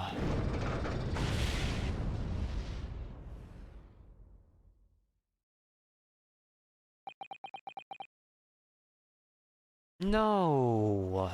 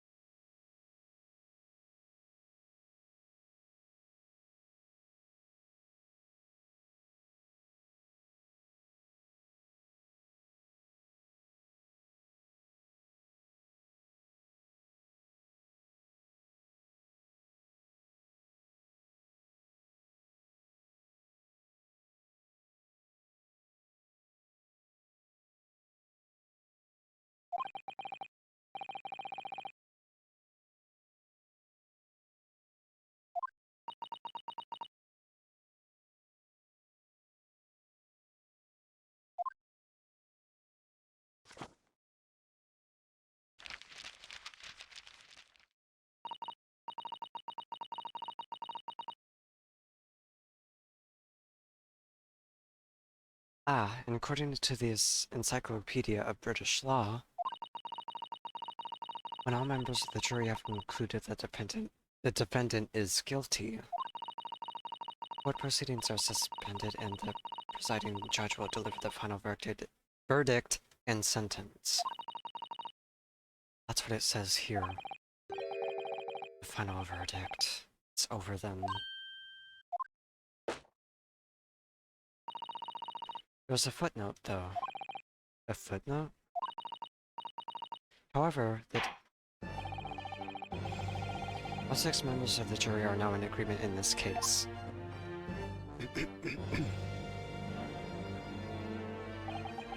Allow me to convey my respect for your swift and righteous decision. According to the laws... Thank you for the gift sub, Kata. I will now conclude the trial by delivering my final verdict. I trust there are no objections.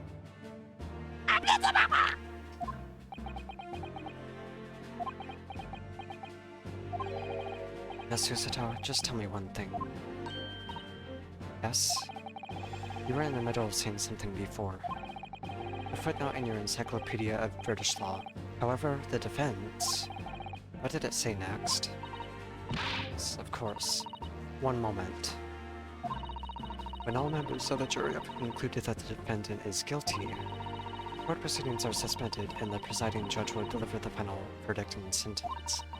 Then the footnote says, however, the defense has the right to demand a summation examination of the jurors at this point.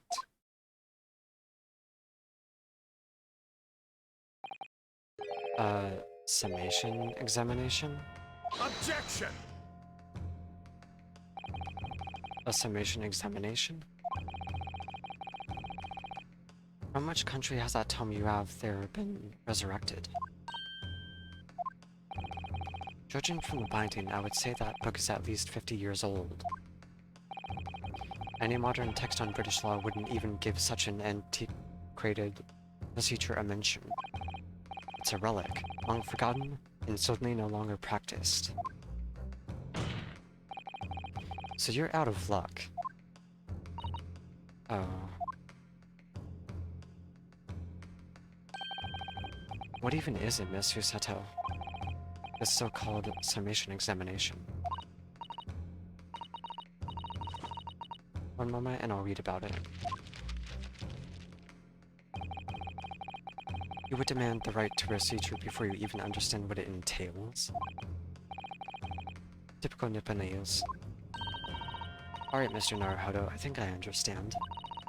It seems that under this procedure, we would be able to appeal to the members of the jury. To do what exactly? Appeal to them to change their leanings and reverse their decisions. And it says here that... Alright, Kata, see you. If successful, the proceedings of the trial must be resumed.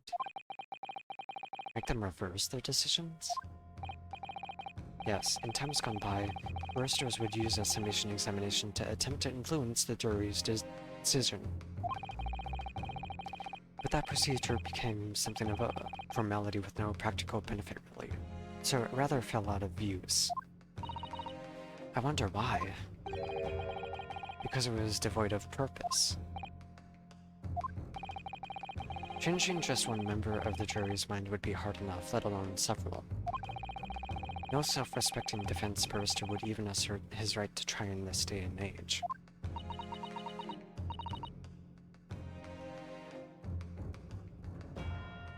Still, I don't see any mention of the procedure actually being formally revoked.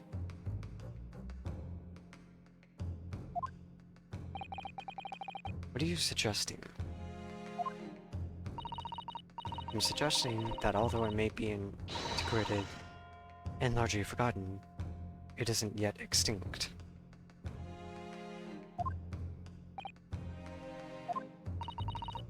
What do you think, Mr. Naruhodo?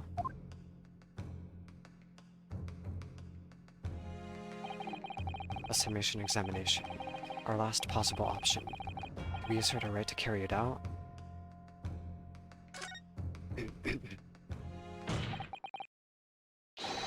The defense wishes to assert its right to a summation examination, my lord. Objection! London is the capital city of the most powerful nation on Earth.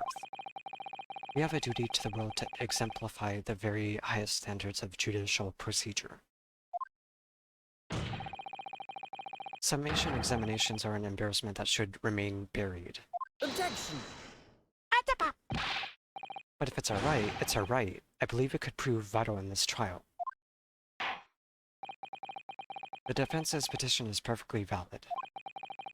The court will proceed with the summation examination. This is madness. Foreman, are you and the remainder of the jury ready? I'm not, There was no mention of this in the letter I received, you see, so... All members of the jury will be asked to explain on what grounds they have reached their decision. Interesting. You must all justify your decisions and explain why you believe the defendant to be guilty. Well, my lord, you're rather putting us on the spot. This is most irregular. No mention was made of this before. I don't really hold with all this justifying lark.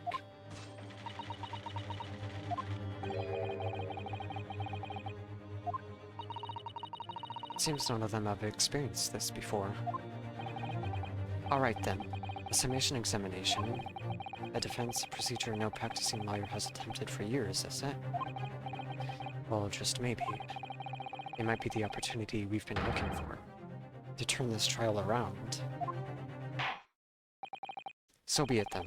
Ladies and gentlemen of the jury, the court hereby calls upon you to state the grounds on which you find the defendant, Magnus McGilded, guilty of this most serious crime.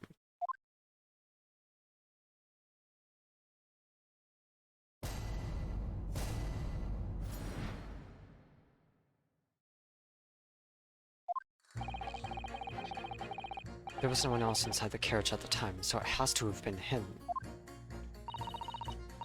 I trust the driver. He has an excellent memory, it seems. 4 passengers with fares totaling 20 pence. He stuck the chap next to him just like this. Brazen, I must say. Absolutely brazen. I have simply typed and collated all the statements made thus far and drawn the logical conclusion. You can trust the guild. Fair fares is our motto. We haven't raised prices above 4 pence for years.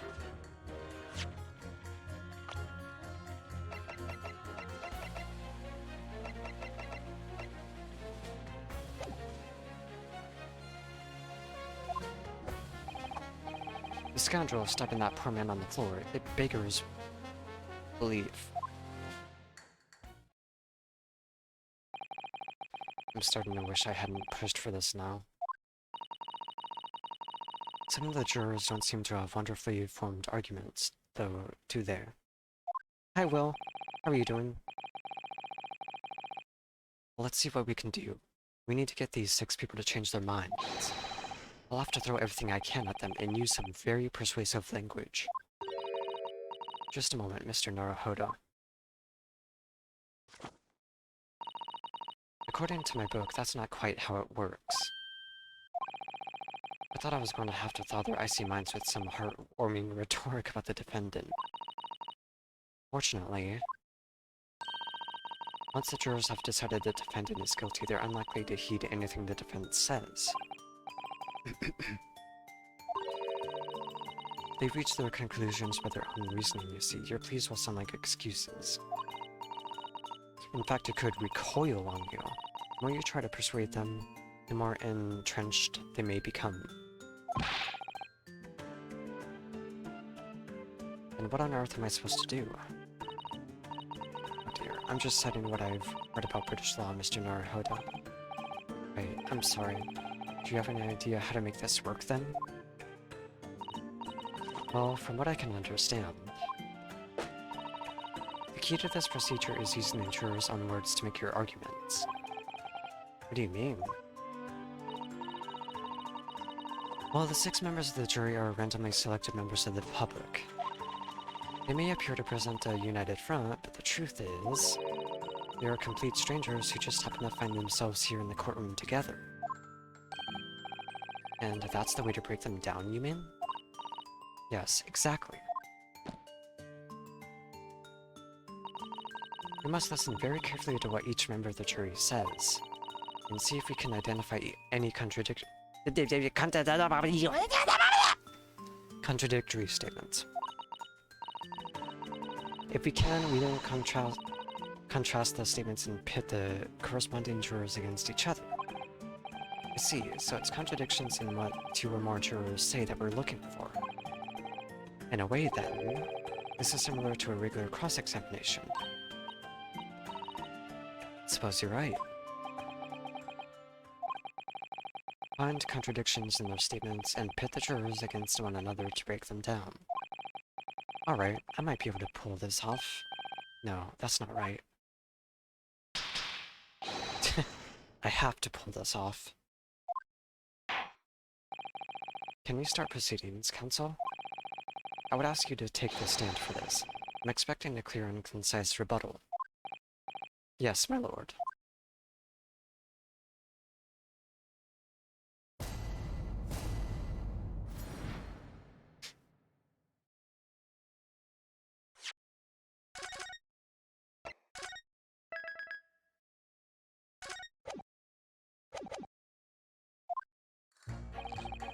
There was no one else inside the carriage at the time, so it has to have been him.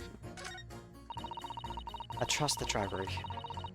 He has an excellent memory, it seems. 4 passengers with fares totaling 20 pence.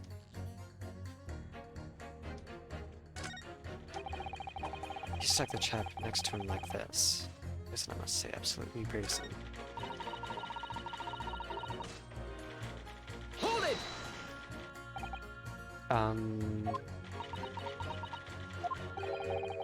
What have you been doing all this time? There.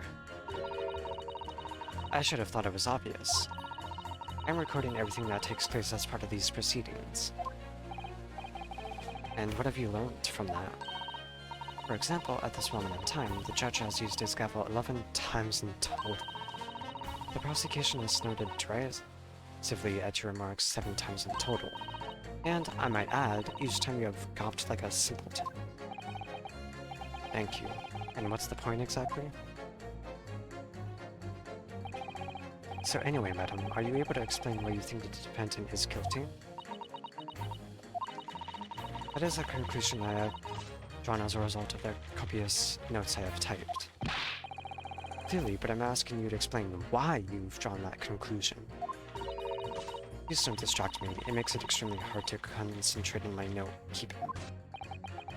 This is going nowhere. You can trust the guild. Fair fares is our motto. We haven't raised prices.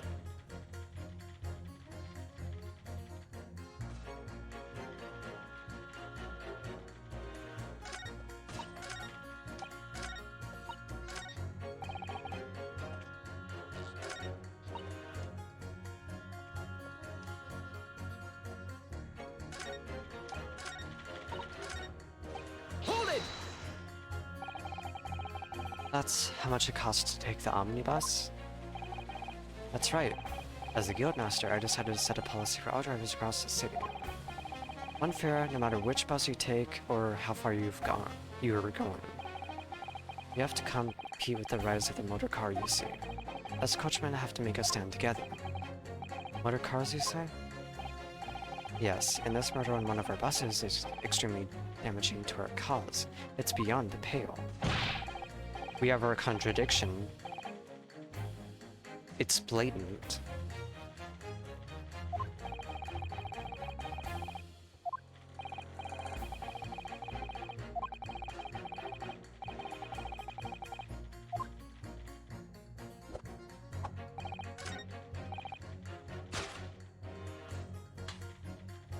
Objection! Those 2 statements clearly contradict each other. They do. Explain yourself, counsel. Me? Oh dear, what have I said? I swear on Silver Blaze's name I haven't the first idea of what you're talking about. According to the group testimony we've heard so far, there were 4 passengers on the omnibus on the night in question. And according to the coachman, Mr. Beppo, he took 20 pence in fares. Quite right. I have those precise details typed neatly here in front of me. And juror number 5 also told us the following. The fare for the omnibus is always 4 pence. That it is a fair and convenient single price, just the way London's carriages should be operated. But that doesn't add up at all. In fact, it leaves a glaring discrepancy in the facts. Why, man? Why? 4 passengers paying 4 pence each. If you do the multiplication, it would be 16 pence. Exactly. As I said, it doesn't add up. The figures are different. By 4 pence, in fact. Or precisely 1 person's fare. 1 person's fare? Yes, in other words, on the omnibus that night, it's distinctly possible there was another passenger we've heard nothing about.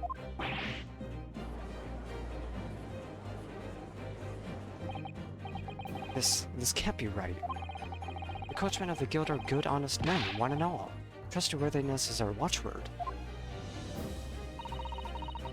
The figures your coachman claims most certainly do not add up. Your watchword, good sir, is a fallacy. I beg your pardon? Mr. Guildmaster, I think you ought to consider that if this trial were to end now, news will surely spread all over London. The news that one of your coachmen tried to hide the fact that he lets nefarious characters ride his omnibus. Alright then, how do I make it so this miserable trial doesn't end then?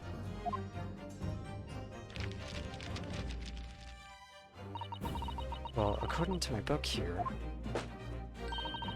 you simply launch a ball of fire into the innocent side of the set of scales. Now hold your horses here, coachman. We were all in agreement. Why do you have to go in? Wait till I get my hands on you, Beppo.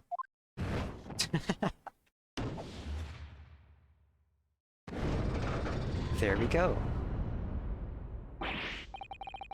This is all very irritating. Begging your pardon, sir, I'm going to do the same.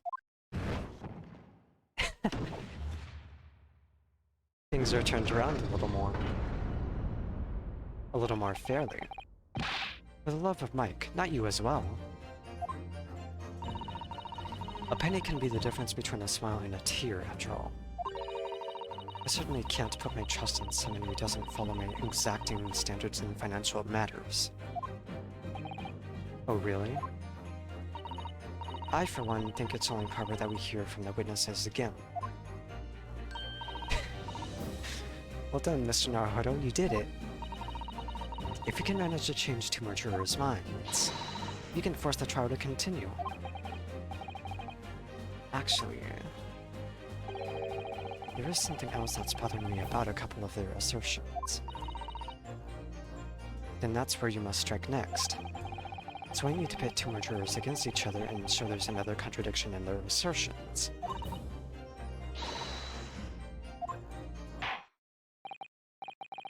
Well, the scales of justice have shifted, but they still weigh heavy on the side of guilt. Counsel, you have the floor again. Continue with your summation and examination.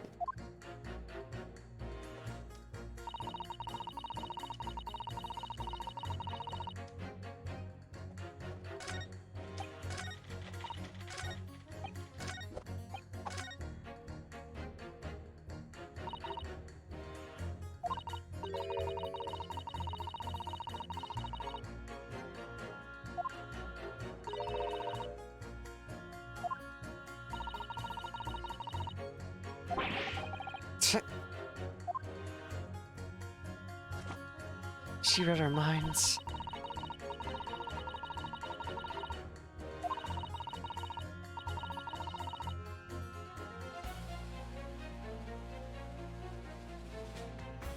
Wait, of what we're thinking, or...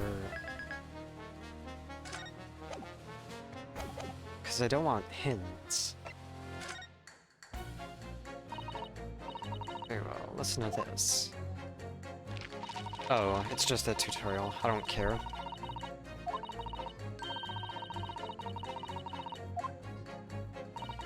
If anything, you should have given a tutorial beforehand.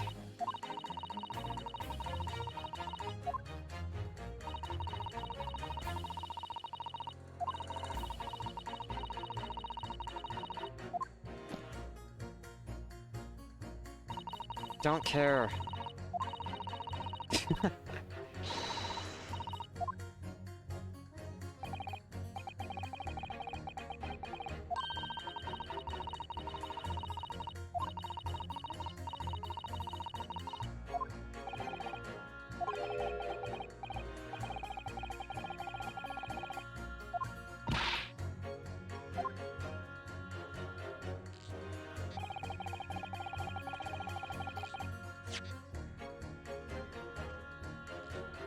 The text in blue is every tutorial ever.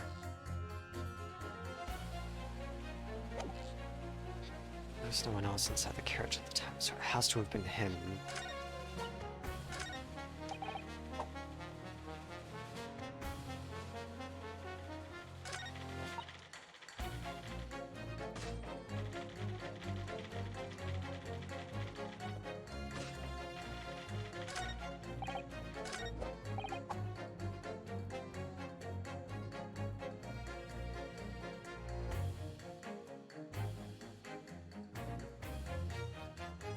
Stepping that poor man on the floor, that's not how things went.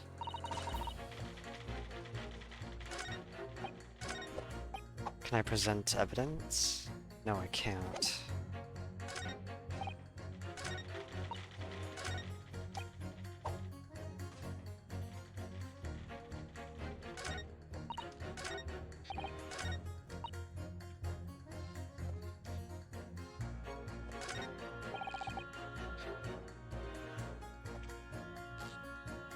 Hold it! Certainly, the testimonies we've heard suggest the victim and Mr. McGilded were alone inside the carriage. Precisely my point. But, could there be some other explanation? Something we haven't considered yet? Such as? Perhaps that's something we could, all work out together now? Now listen here. Maybe you don't know how things work around here because you're from foreign climes. We're here to form our opinions as individuals, and I have. Oh dear, he doesn't appear to be in the mood to consider an alternative point of view, does he? I'm gonna have to pit the jurors against one another, Xuseto-san said. Finding contradictions in these 6 people's assertions is the only way I'm going to succeed. Hold it! Careful, you could hurt somebody with that. You're fine on the top. What of that sword hanging from your waist, No, that's just my battered soul. Well, anyway, I despise anyone with too much money. You're all the same. I'll stop being some bookmaker or other behind the scenes to mark my words. That seems very unlikely, does it? Are you mad, man? You know that small shorty is a rotten Shylock? Well, yes, that does seem to be the case, but... Mr. Naruhodo, please be careful what you say. If he's been trying to squeeze money out of us, that's fortunate, then as far as I'm concerned... He's as guilty as sin, the man can hang.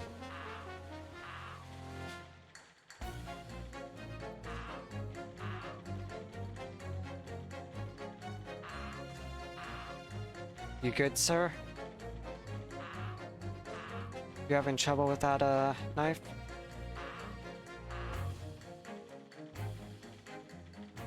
You need some help? He'll be fine. Come to think of it, didn't one of the other jurors have something to say about the defendant's underhand activities? If you've thought of something, Mr. Naruhodo, don't let it go. Test your theory. Pit the 2 jurors whose statements seem to be contradictory against each other. No time like the present. Okay, yes, I know.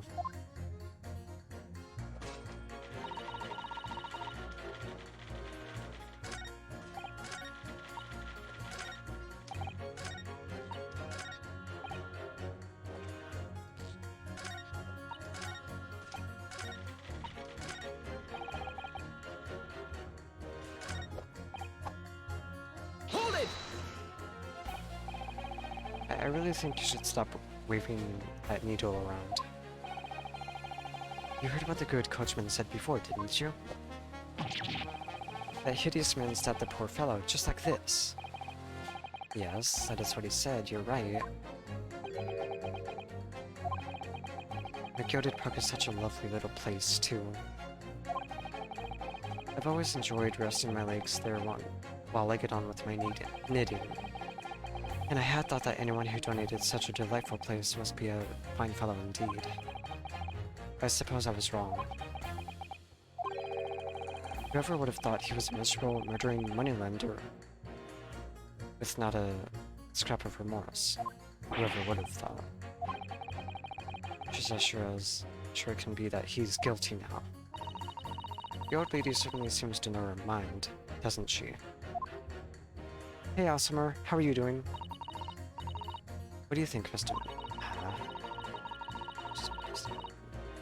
I don't want more tutorial.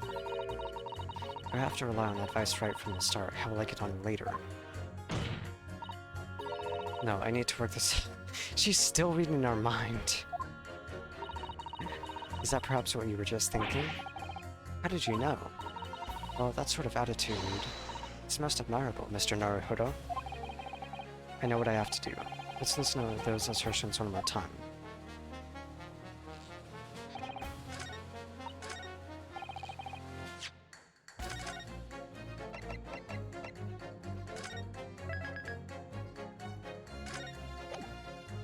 Silence! I'm not wet.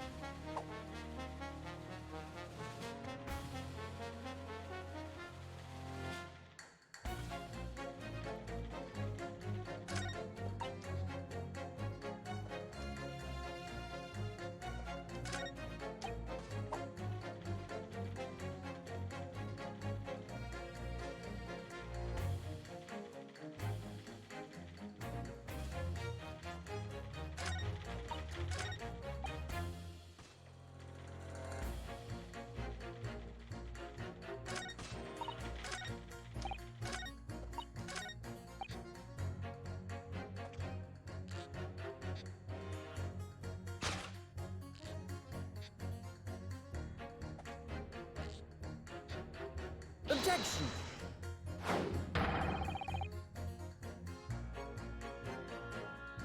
Hold it!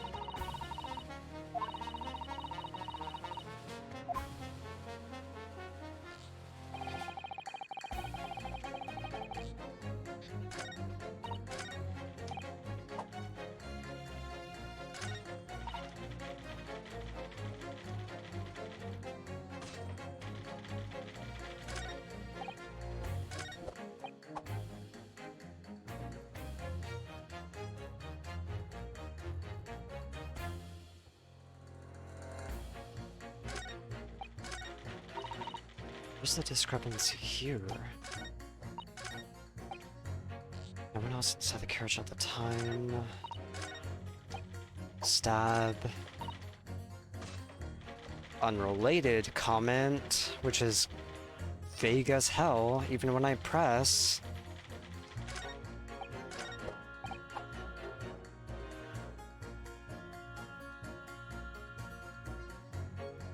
Here, let me try this. Objection! Hold it! Nope.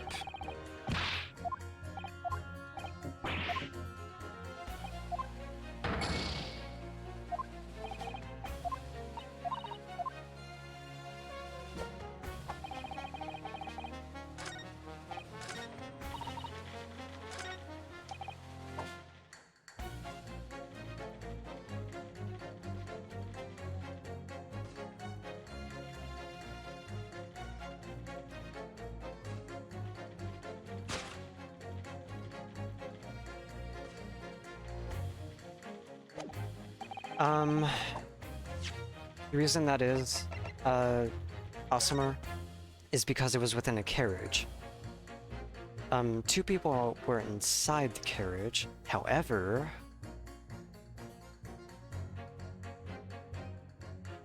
there are seats above, too.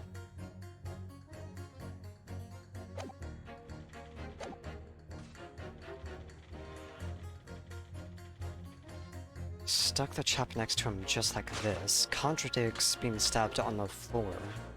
Let's try this. Objection! Yep, that was right. Those two statements are completely contradictory.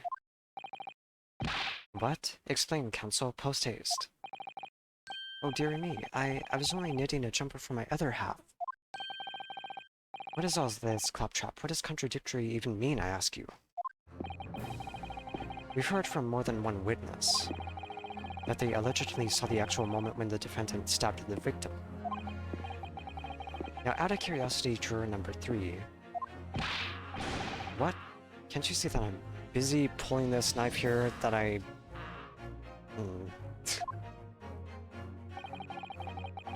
How do you see the defendant stab the victim? What sort of motion was it? Want to test me, do you? It was like this. Stuck the fellow next to him without even getting up, just like the prim banker said. Yes, that was Mr. Fairplay's testimony. Quite true. Now then, juror number 6. Oh, is that me, is it? What can I do for you, young man? How would you say the defendant stabbed the victim, madam? Oh, well, dear, as far as I understand it was like this. He stabbed the poor man after he'd collapsed on the floor. The coachman said so. Now don't move. Take a look at these two jurors. He stuck the fellow next to him without even getting up, versus he stabbed the poor man after he'd collapsed on the floor.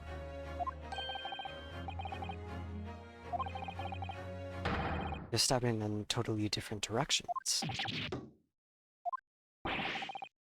Bless my stitchers, what a muddle. What this tells us is that there's a strong possibility one of the witnesses isn't telling the truth. But why? Why the dickens would they lie? I don't know that yet. But what I do know is that if the trial ends at this point, we may never find out. We may never know the real truth. Ladies and gentlemen of the jury, can you really let that happen in all good conscience? Lies, you say? Oh dearie me. I can't abide people telling lies.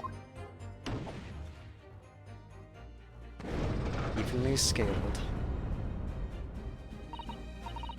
It's scales? I don't believe it.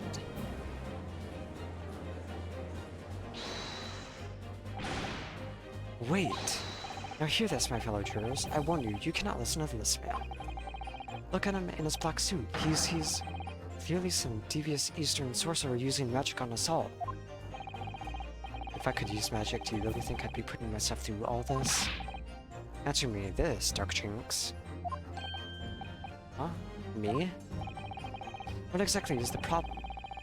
What of it if two witnesses have slightly different recollections of events? What of it? Let's say the Sherlock did stab the victim as he was sat next to him on the omnibus. And this young dandy saw him do it. And now let's say the victim collapsed on the floor, and then the Sherlock stabbed them again.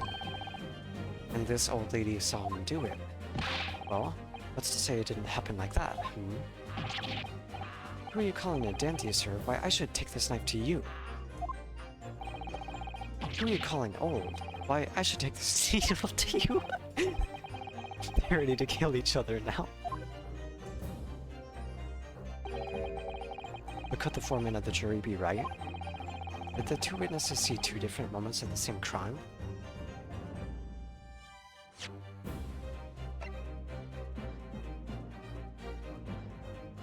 Nope.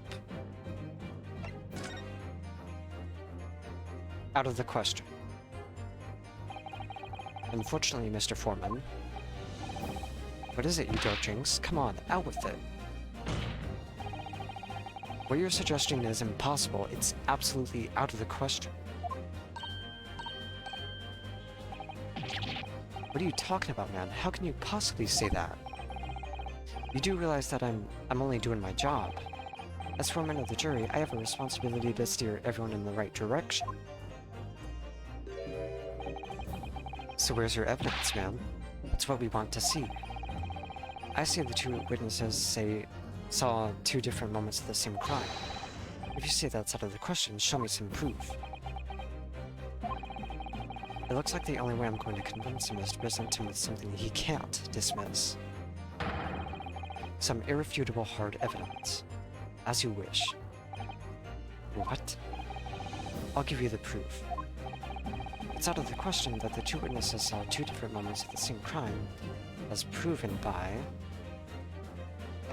Take that! This is the victim's autopsy report.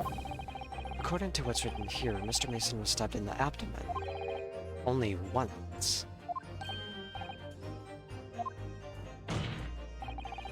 It's quite simple. The victim was stabbed precisely one time. Which means these witnesses can't possibly have seen it happen two different times.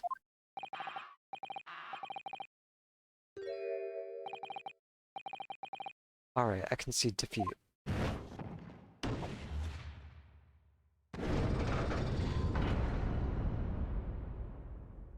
Four out of 2. That means 4 jurors are now leaning to not guilty.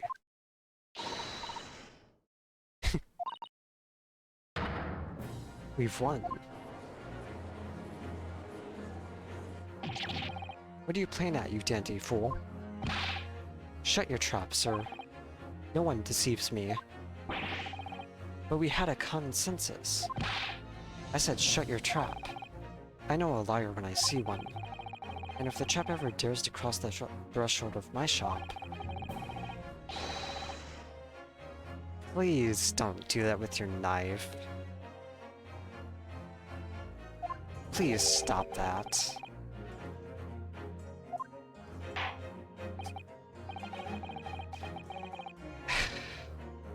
It makes me uncomfortable too, holy fucking hell. That's like... That's like some... I'm not gonna say it.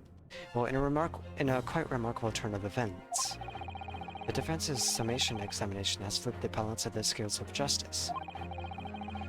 The jurors now stand at 2 for guilty and 4 for not guilty. Accordingly, there is no longer a large enough majority among the jury for me to adjudicate, and the trial must continue.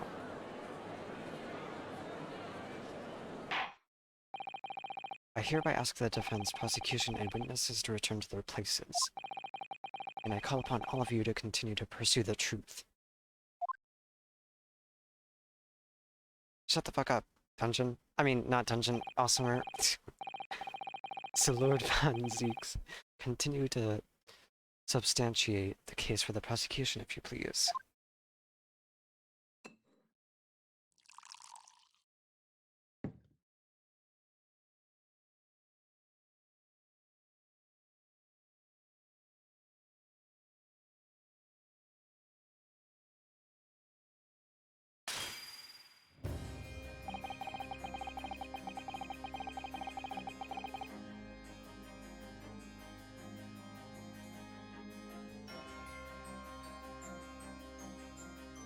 Having savored the rich aroma of the carmine contents of this hollowed chalice, it may seem crass to crush it to dust. Pray forgive the discourtesy. Lord Van Zeeks, is it cold in here or is it just me? As your antiquated tome no doubt says, the prosecution may not speak during a summation examination. So I honored a deathly silence and listen to their charade. It seems I overestimated the intelligence of the jury.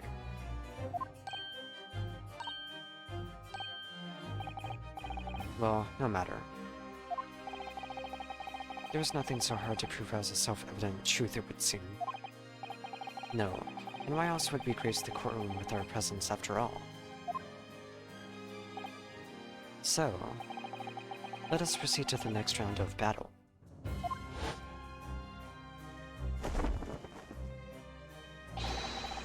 Bring forth the witnesses once more.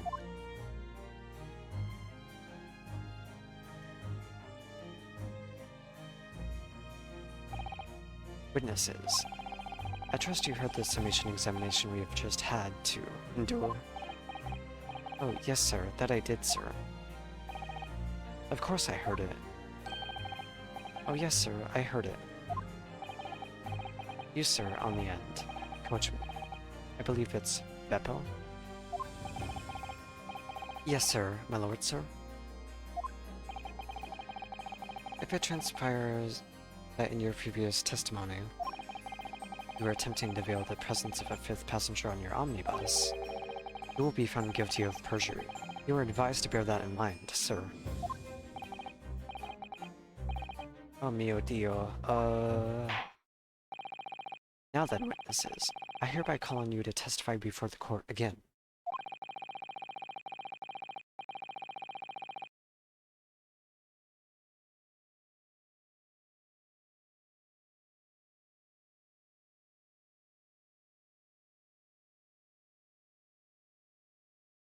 You will explain the various misgivings brought to our attention by the defense's summation examination.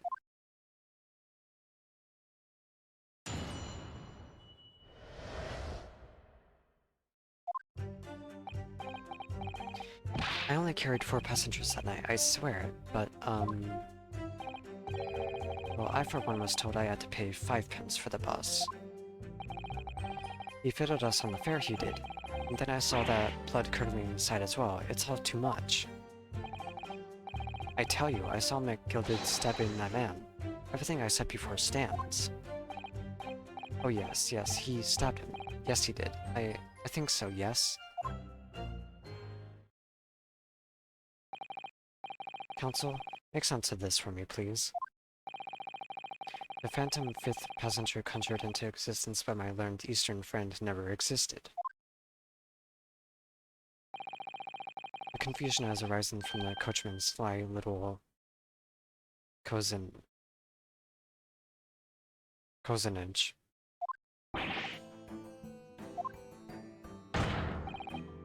Beppo, explain yourself. I'm terribly sorry, Guildmaster. The Guild's fare is 4 pence across the board. You know that. Am I to understand that you've been overcharging our passengers by a penny a fare? It's so cold, and the last run of the day is always half empty. You have been dishonest, coachman. I'm sorry. You're a disgrace, Beppo, a disgrace. And your selfish actions have brought dishonor on the entire guild. If I may, sir? I had to pay 10 pence on the bus just last week. What? 4 passengers at 5 pence each is, yes, 20 pence. I've done the arithmetic 10 times already, but I just can't make the result come out differently. Now that figures. Well, it would appear that one of the aforementioned misgivings has already been explained. So, counsel for the defense, your cross-examination, if you please. We've already had the pleasure of a protracted summation examination today. I see you intend to continue the parlor games. Absolutely.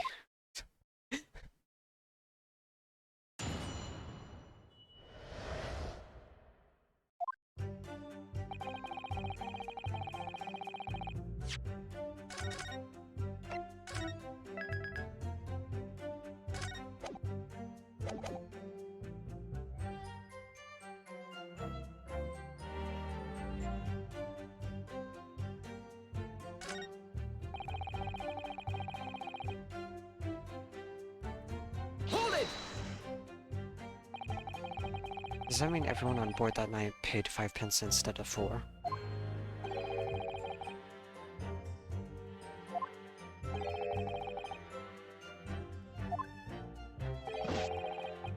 A flat pair of 5 pence across the board. It's not something to be proud of.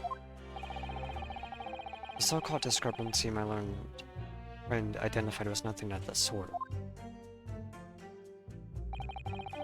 Much like the phantom killer you so desperately needed, it's gone, dead and buried. I'd have been happy if it had ever existed in the first place.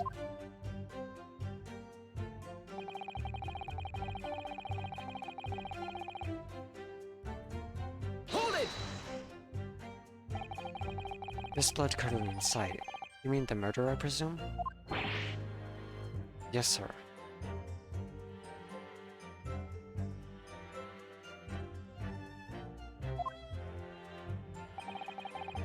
A loathsome sight. No one should have to witness the horror in the eyes of a man the moment his life is taken. Oh well, not exactly, sir. I mean, I didn't actually see the exact moment that Janet was stabbed. Really? We have another witness who did, however.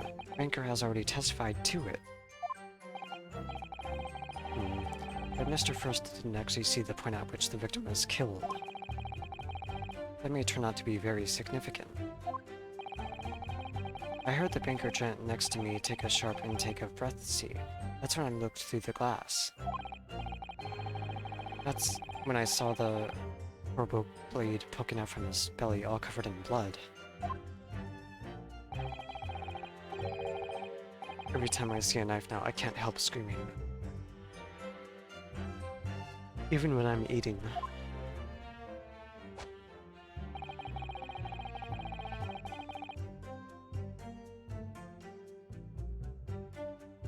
Hold it! So you saw the defendant, Mr. McGilded, stabbing the victim, Mr. Mason, who was sitting next to him? That's what I said, isn't it? It was bothering me before this was. For just a brief moment, he hesitated before answering the question. Anyway, there was only the two of them inside the carriage, wasn't there? There's been much talk of a fifth passenger, but as yet, zero evidence. And what are we wasting all this time for, eh? It's black and white. This man's guilty.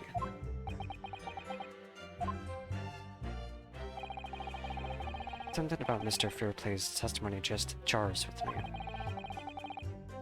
wish I could work out just what it is.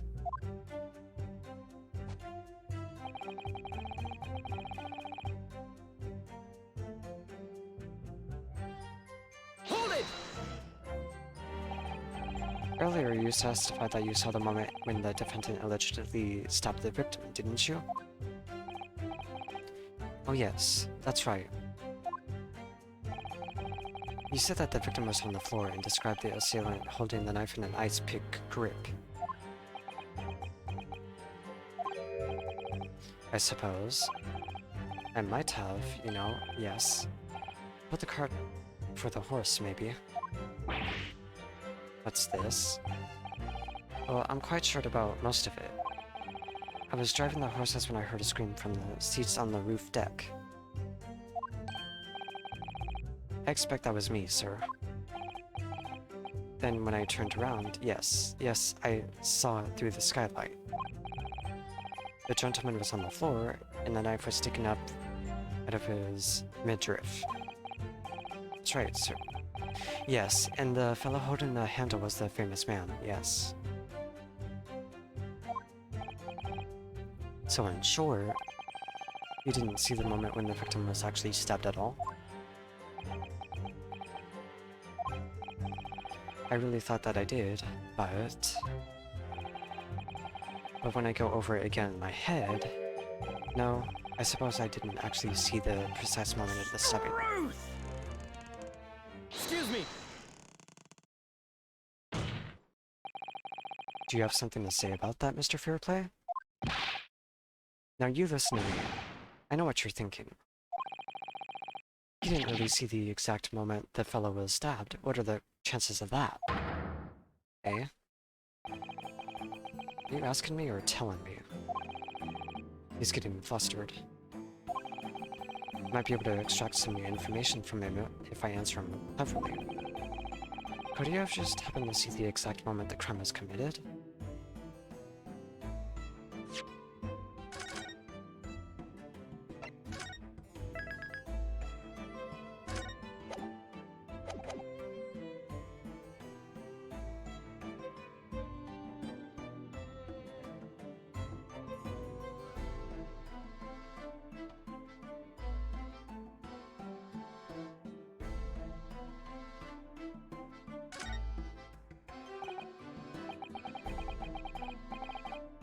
Well, it is a little hard to believe, certainly. Unless you spend your time peeping through a skylight on the top of an omnibus, that is. Peeping? I'm a respectable city banker, I'll have you know. And I know what I saw. I remembered as clear as a Ballarat day. It was a grim scene, I don't mind telling you. Thank you, Mr. Fairplay. Oh, excuse me if I was getting a little hot under the collar there, my lord. I would ask you to supplement your testimony with a clear statement about what exactly you saw. Oh, I can do that alright. I'll tell you just how grim it was.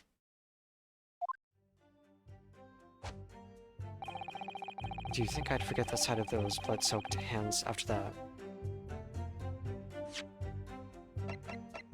Objection! Blood-soaked hands? Well, I admit that soaked might be laying it on a little thick, but anyway, there was definitely blood all over them. Both of them were covered in it. Well, I'm very sorry to disagree, Mr. Fairplay, but that's more than a little peculiar. What? Here are the gloves worn by the defendant, Mr. McGilded, on the night in question. Oh, yes, right. And there certainly does appear to be a sizable dark-colored stain here. But, as I'm sure you can clearly see, it's only on the right-hand glove. Don't chew your cane. In short, Mr. Fairplay, your testimony is inconsistent. That was such an obvious inconsistency. I will stretch Vex. How are you, by the way, and good morning.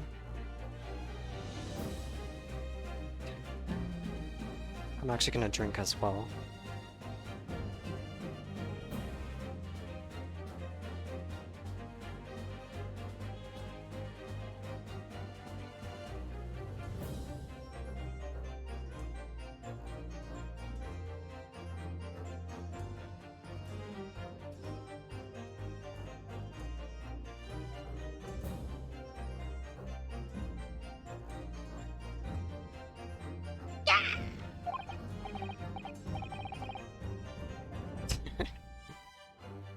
But no, that can't be right. So you're the liar here then. That's right, you were quite clear about it.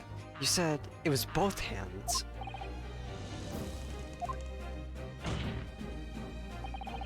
Mr. Fairplay, if your last statement was a lie, it calls your entire testimony into question. You say you saw the moment the victim was stabbed, but is that really the truth? Objection! It was a simple mistake. You can't justify accusing this man of lying. Yes, it wasn't both hands, it was only one, but the fact remains. The victim's blood was on the accused. Objection!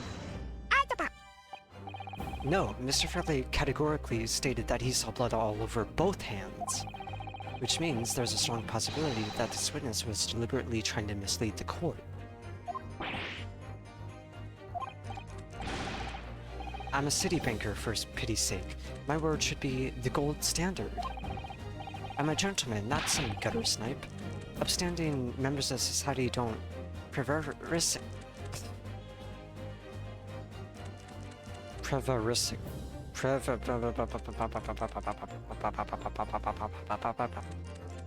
prevaricate. I know English, I promise. He's claiming to have no reason to lie. But is that really the case?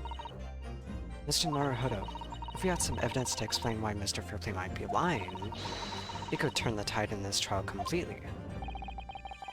Something to show this man has a compelling reason to lie in his testimony. My lord. Yes, counsel? The defense is ready to present evidence. By Jove, are you sure? Yes. Evidence that would clearly demonstrate why Mr. Fairplay had reason to lie in his testimony.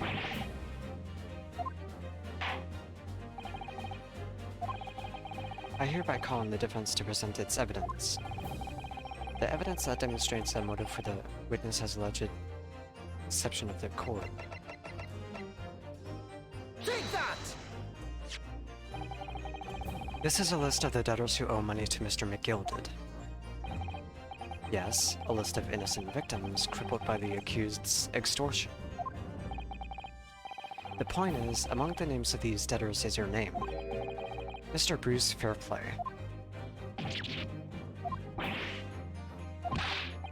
Mr. Fairplay, are you currently indebted financially to the accused? Oh, well, it's barely worth of being called a debt. According to this ledger, you owe 20 guineas, not an inconsiderable sum of money, wouldn't you say? Well, what of it? Let's suppose Mr. McGilded were to be found guilty of murder. What would become of your debt in that case?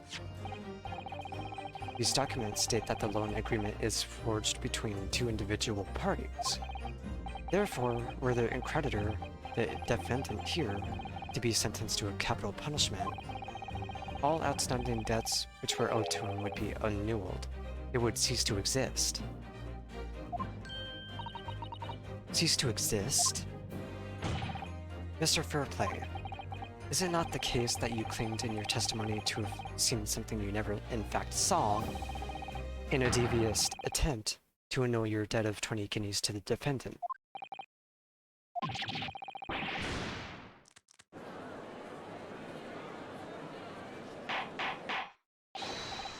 Order! Order! Order! Mr. Bruce Fairplay. And that's very true, Bex. Yes, my lord. Let me ask you again. And be aware that your answer may have most serious implications upon your future, sir. Did you or did you not see the precise moment in time at which the defendant is alleged to have thrust a knife into the victim?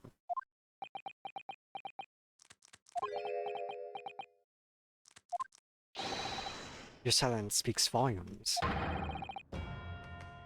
You did not tell the truth in your testimony. Alright, now let's not make a melodrama out of this. Perhaps I did overstate the truth a pinch. A pinch? But it makes no difference. I definitely remember seeing blood on McGilded's hands. Both of them. Objection! And yet, only one of the defendant's gloves, which we have here as evidence, is stained. So you keep saying. I wonder if I might be allowed to speak, sir? Go ahead, Mr. First. Well, the thing is, I think I remember seeing it myself as it happens. Seeing what? The blood, sir. On the assailant's hands. I think, yes. I'm almost sure that it was on both of his hands, not just one. What?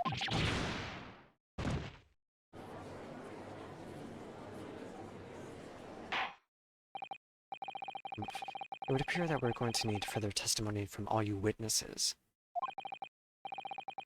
This time, I would like to know precisely what you did and what you did not see.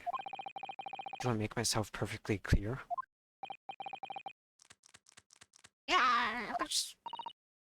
Mr. Naruhodo, this is good news. The course of the trial seems to have shifted slightly at last. Yes. I might finally have a chance to turn things around here.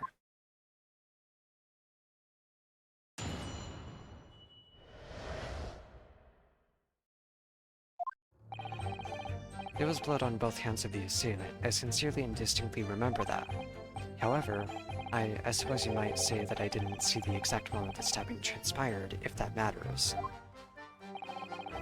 I remember seeing the knife, and I remember seeing both of the attacker's hands with blood on them. I didn't actually see anything myself, no, not until I heard that scream. Anyway, the fact remains, there can't have been anyone else inside that carriage, or we all would have seen.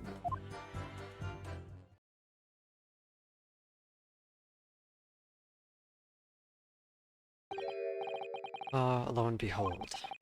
In truth of fact, not one of you has witnessed to the crucial moment the crime was perpetrated. I apologize, my lord, but honestly. There was no one else inside the carriage, and the man's hands were covered in blood. That much incriminating evidence is tantamount to saying we saw the man do it. That's really not what testimony is about. Let us examine the interior of the omnibus once more.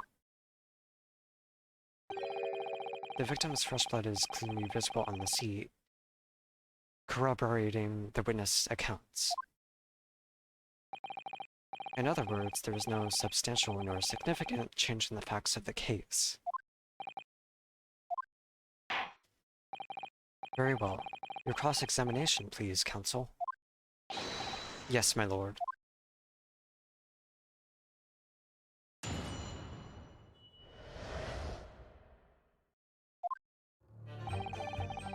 There was blood on both hands of the assailant. I sincerely and distinctly remember that. Hold it! No, the evidence tells us otherwise. We have the gloves the defendant was wearing on the night in question in the court record. I'm well aware of that, sir, but nevertheless...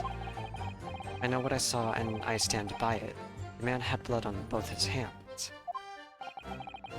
He's defiant, even in the face of hard evidence. He's steadfastly refusing to admit that he might be mistaken about what he saw. But why? Your reasoning is dire. One hand or two, this salient point remains unchanged. Minutes after the Grimm's crime, the victim's blood dripped guiltily from the accused's fingers.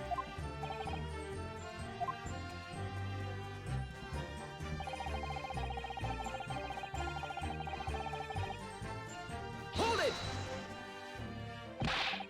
Don't try to downplay this. Whether or not you saw the exact moment of the crime is a matter of fundamental importance as well as you know. For crying out loud, we all know that no one else could possibly have done it.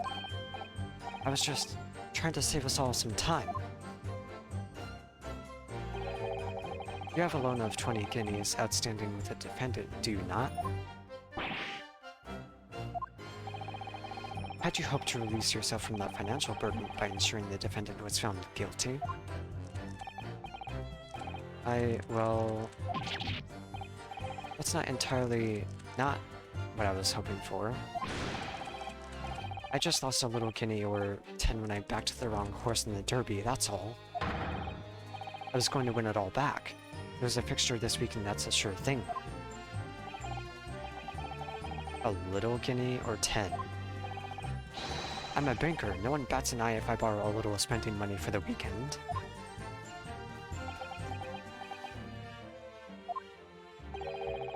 I think you may have revealed rather more about your character than you bargained for, sir. Evidently. This witness's scruples are not on trial here. Proceed to the next witness. Is that really how it's supposed to work?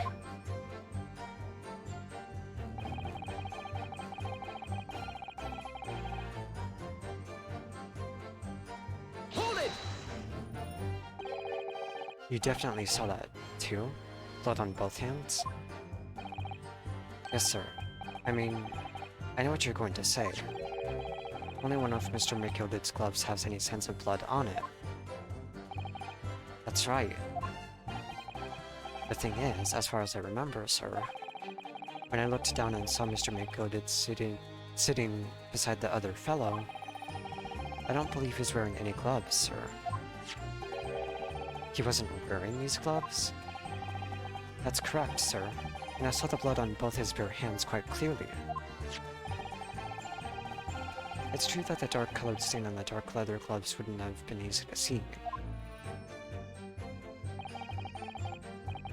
I should point out that the police officer who apprehended the accused on the night in question reported that there was no trace of blood on Mr. Mikildid's gloved hands. There wasn't blood on his hands? Well, we already know that, because if we examine this, there's no blood on the inside either. That's just blatant.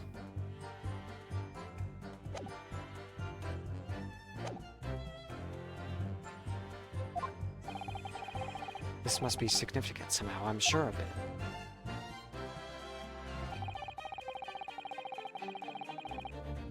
What do we have?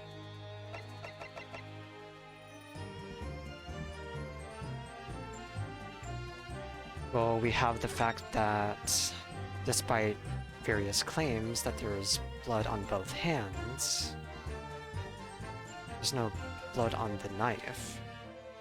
Only on the...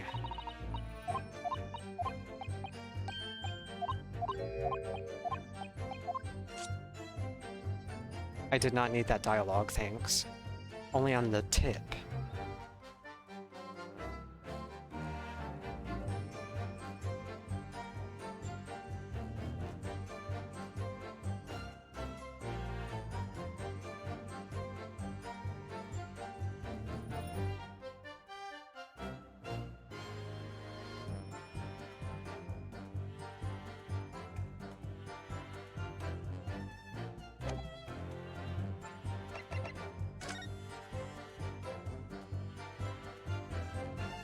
There's no blood here, too.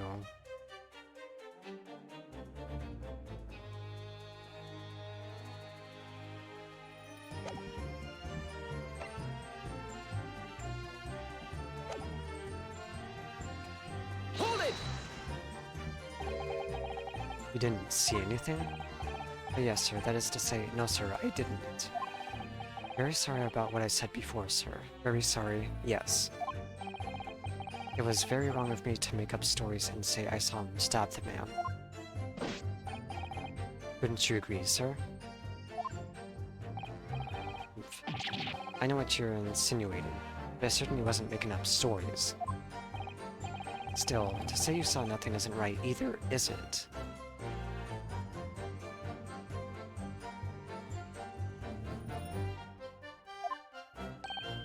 No, sir. I saw nothing at all. Mr. Beppo, you were driving your horses. At the very least, you must have... I'm sorry, what?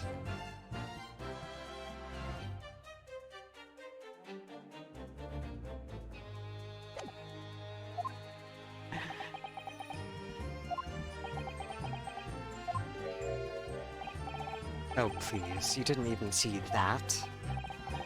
It was so cold that night, you see. It was all I could do to keep from passing out, sir.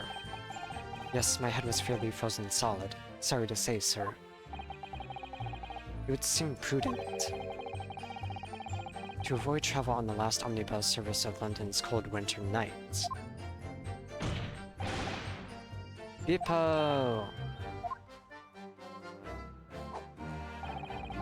Anyway, the fact remains, there can't have been anyone else inside that carriage, or we all would have seen.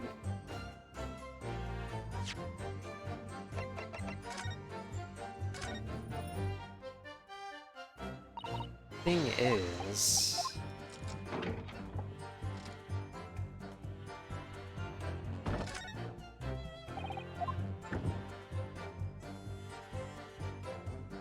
I would say that's just enough space to fit a person.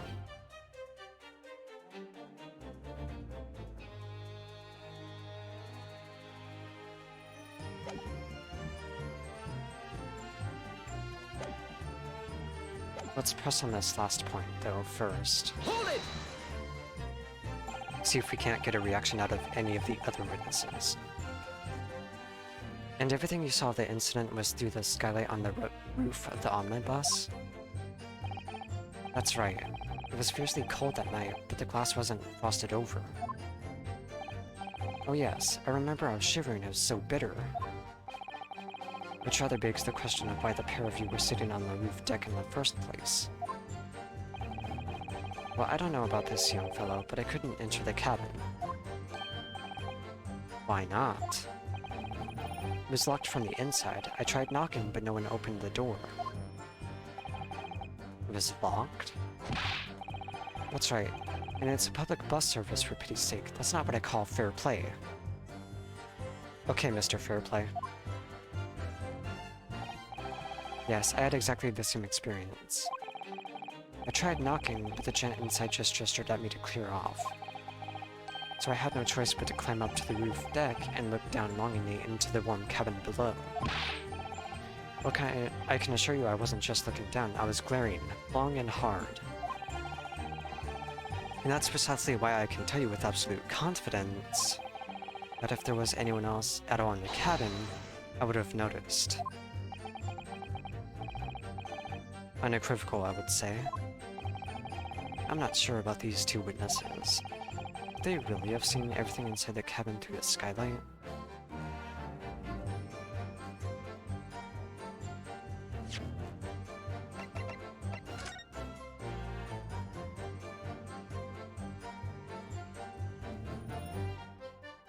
Okay, so...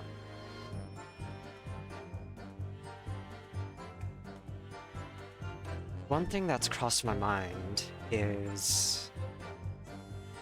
whoever would be sitting here would have to be leaning forward, and even then, they wouldn't get a clear view of where the passengers are sitting, which is on this side. Moreover, while this person would have a more clear view, although still not exactly the clearest,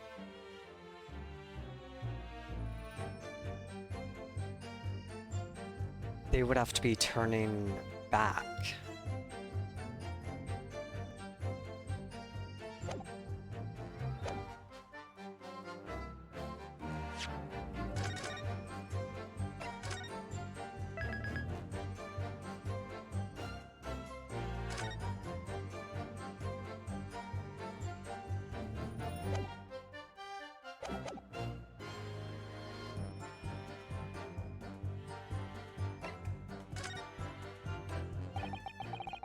Allow me to confirm one thing, Mr. Fairplay. You were riding this omnibus. That's actually another good point. The fact that it is a cold winter night would indicate that the glass would basically be frozen over. Or at the very least, misty. And witnessed the events in the cabin through the skylight and the floor of the upper deck, is that right? That's right, yes. In that case, there was a portion of the cabin interior that would have been out of sight from you. Although, on the topic of temperature, it's been stated that the inside of the carriage is actually warm. So, arguably, maybe the glass wouldn't have been frozen over? Depending on the temperature, of course. But one thing I've considered from the very beginning is the angle of which the seats are positioned and where the skylight is. By golly, really? Obviously, at this stage, we can't say for sure. But the possibility cannot be denied that at the time of the incident, there could have been another passenger in the enclosed cabin of the omnibus. Objection! Enough hypothetical meandering, my Nipponese friend. The prosecution demands that you substantiate your claims. After all, the scene of the crime is here in the flesh. Very well, I will uphold the prosecution's demand. You will identify the area on this cross-sectional plan of the omnibus. Where exactly in the omnibus are you suggesting that this potential extra passenger could have been situated? Well, also taken into consideration that there is a drawer for storage. Take that! Both rows of seats on the roof face in the direction of travel, whereas the seats in the enclosed cabin face each other, which means the visible part of the cabin, which passengers on the roof deck can see through the skylight, is as I've drawn here. That's right, my lord. As you can see, the seat opposite the one on which the victim and his attacker were sitting is obscured from view. In other words, if someone had been sitting on that seat,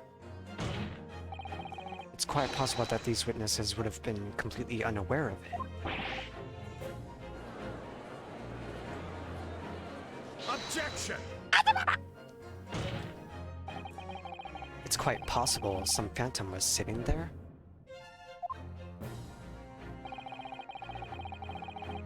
You Nipponese have a forbidding habit of obscuring the truth with ambiguity.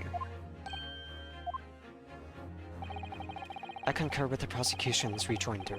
In a British court of law, evidence is paramount. I cannot entertain this conjecture, counsel.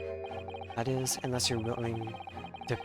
if you're able to put a name to this mysterious passenger to whom you allude. Can you, Mr. Naruhodo? I honestly don't know. Who could it have been? Who could have been in the other seat which was out of sight from the witnesses on the roof deck?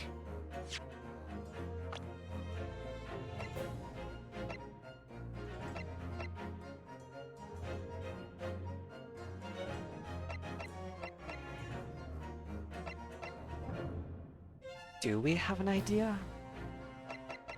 This is the driver, these are the two top passengers. Victim, accused.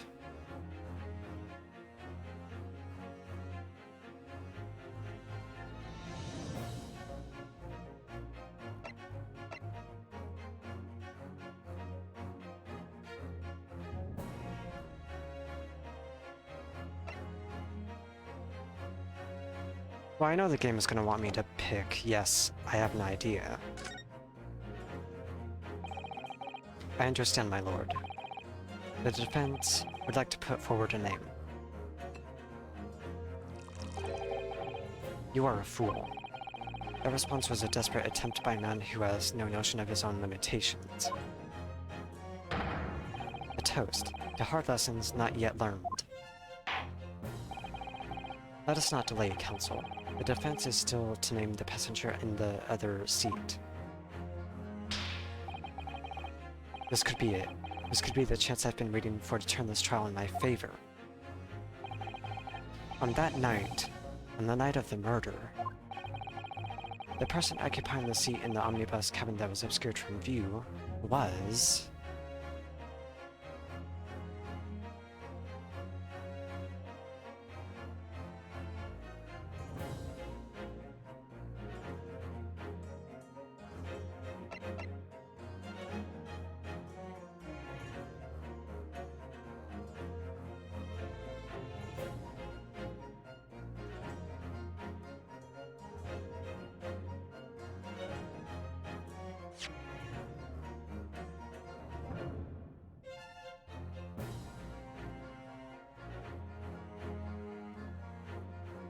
Let's take everything into account.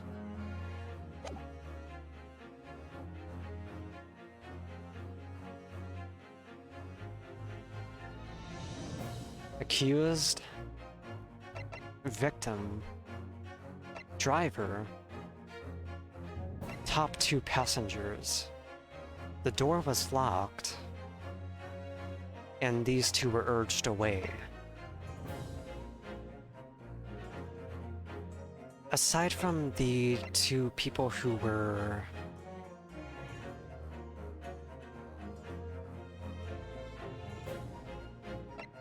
in the carriage, the driver should have possibility to get in, right? And I can't examine the carriage to make double sure. But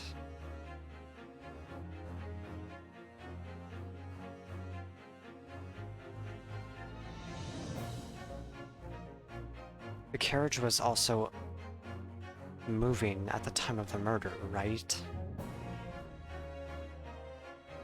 If that's the case, then basically what I'm taking into consideration is it was Mason who actually attacked McGilded. The initial on the blade also had a M. Both of these people have M as a last name. So what if it was Mason who attacked McGilded?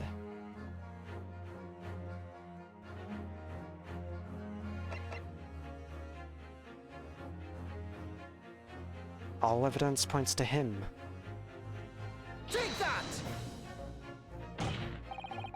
Yes, concealed in the blind spot of the cabin that night was none other than this unexpected passenger. Whatever so-called logic you use to arrive at that conclusion, it matters not. Because your answer has made one thing abundantly clear. The real blind spot isn't... Really? Really?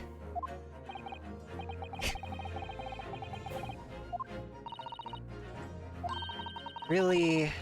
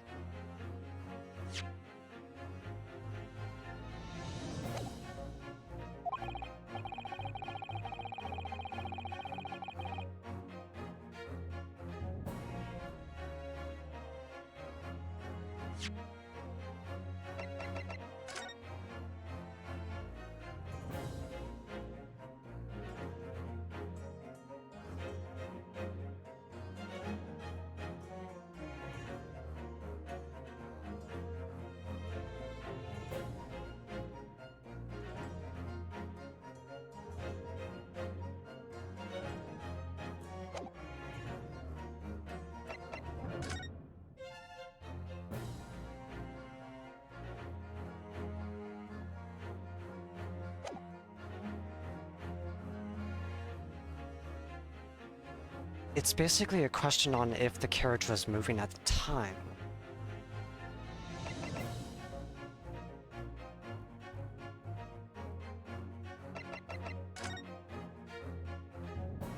We don't know Beppo's last name either.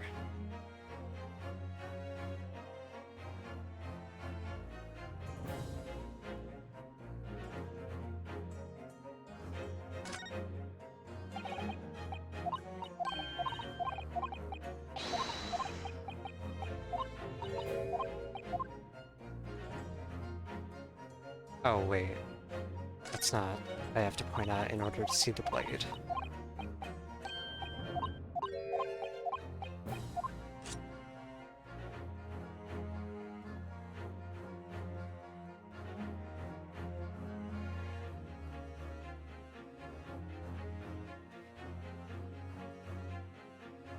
Wait, hold on a minute. I was already looking in the direction of Beppo, but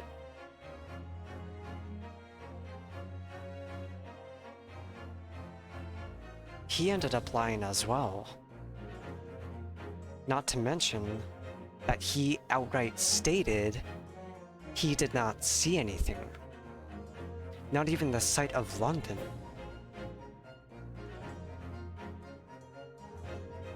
But then if that's the case, if the carriage was in motion, who was driving it?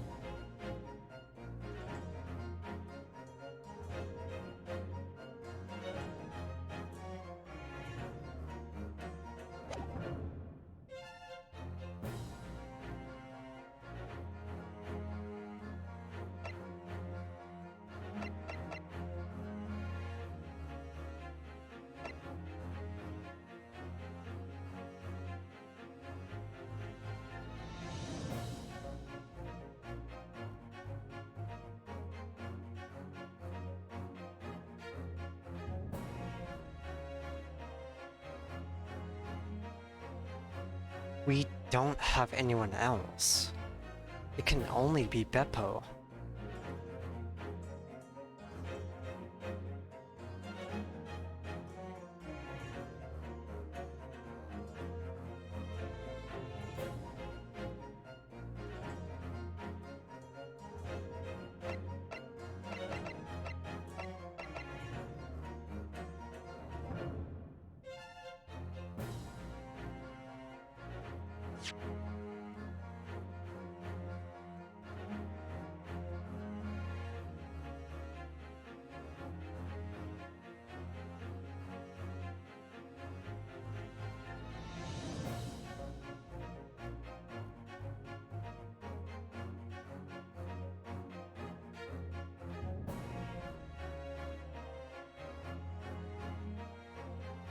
So the two people sitting inside the cabin that the witnesses saw through the skylight that night were the victim and the real culprit.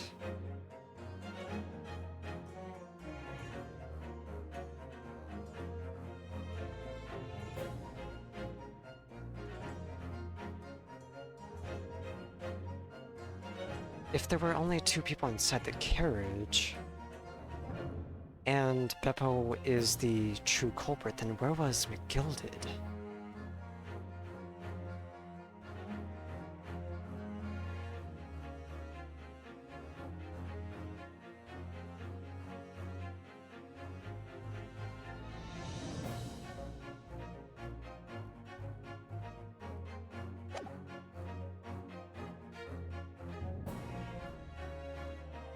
It can't be Magnus. We're trying to prove his innocence.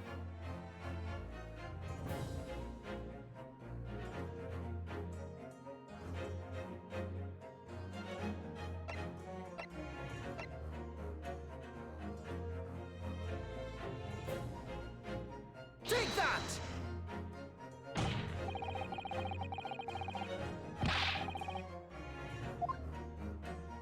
Another wrong answer.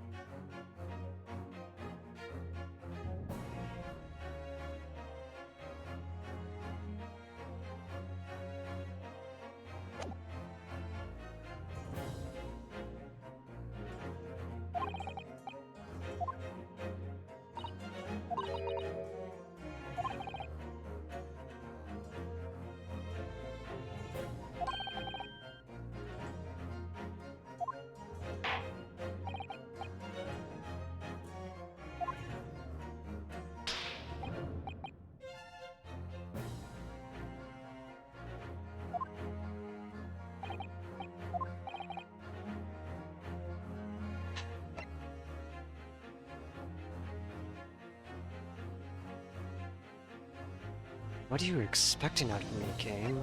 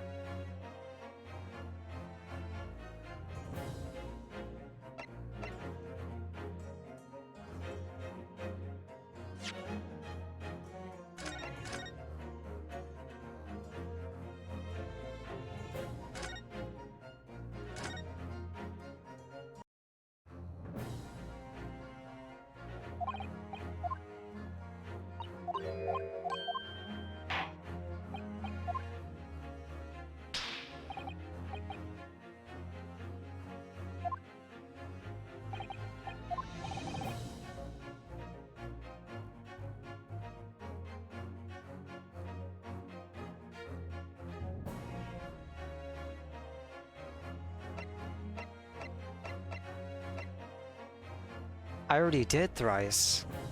He was my first suspect.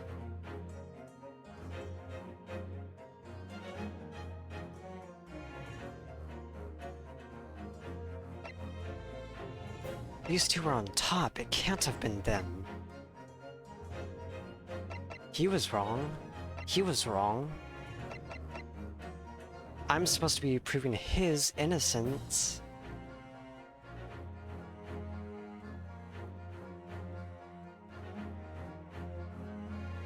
Is it just asking me who the person occupying the obscured portion of the omnibus was? In that case, it would be...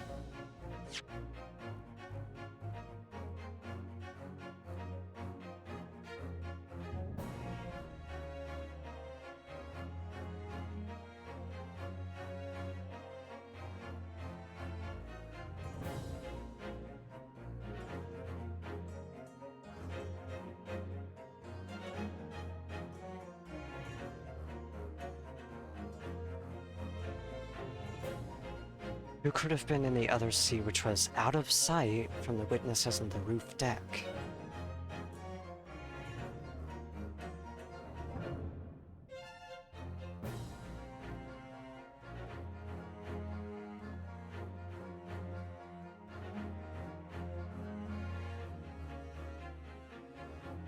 The person occupying the seat in the omnibus that was obscured from view, that's what it's asking. Take that! That was the answer.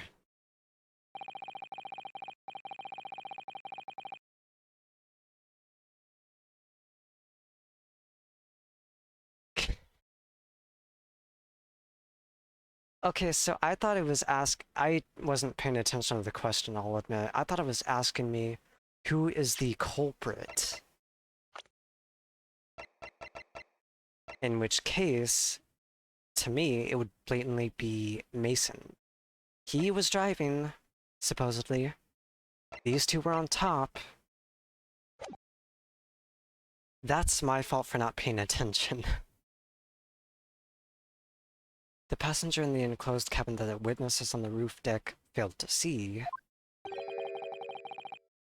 has to have been Mr. Magnus McGilded. Yes, you're smarter than me, Bex. You're smarter than me.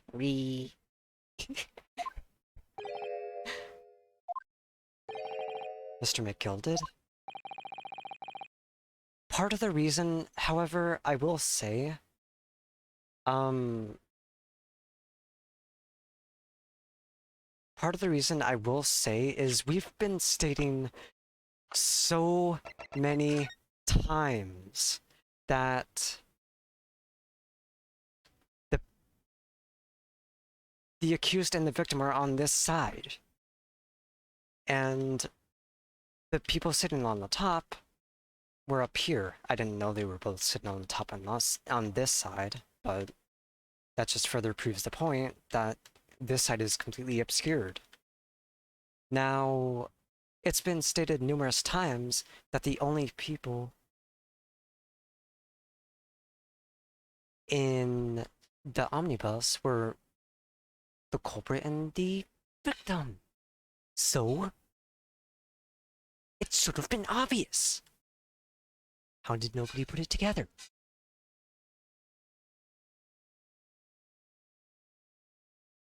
That's what throws me off, are questions like that that...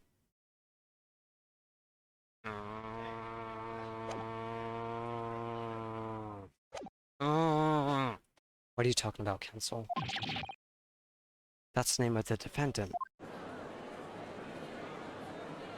Objection! Oh. If I desecrate this chamber by smashing my hollowed chalice, do you forgive the discourtesy? You already did. Lord Van Zeeks. People talk of those tiny island nations in the Far East as having a learning and culture of their own. But I see they use the terms ill-advisedly. What are you trying to say? Let me explain in terms that even a student of an artless yourself might understand.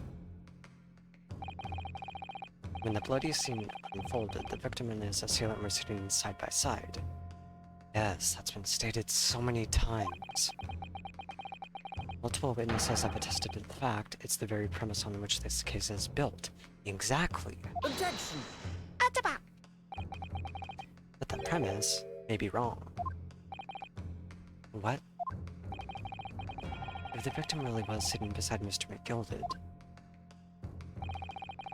it creates an inconsistency that can't be reconciled in any way. What inconsistency, Counsel? With the defendant's gloves, my lord. Both witnesses made the same testimony. They claimed that there was blood on both hands of the person sitting next to the victim. Objection! Yet we know the truth to be otherwise. Only one glove bears the gory remains. Objection! The point is, even in the face of this irrefutable evidence, both witnesses have maintained their stance. Yes, their testimony remains unchanged.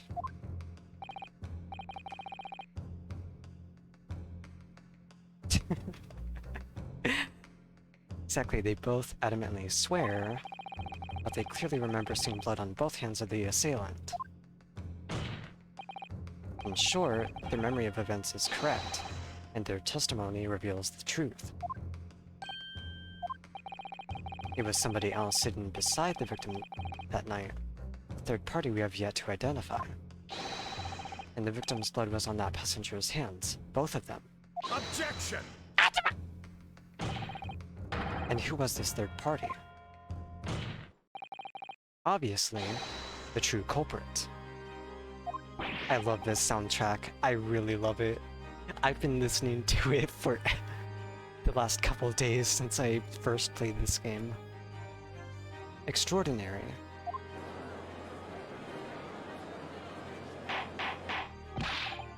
Order, order, order. What exactly are you postulating? Objection! The defense's postulation is just that, nothing more than conjecture. The witnesses have clearly stated that they saw the accused. Objection! But then elaborating on his testimony, Mr. Fairplay said the two of them were wearing hats, and I couldn't exactly make out their faces. Right, that was one of the first statements regarding this person. The victim. Yes.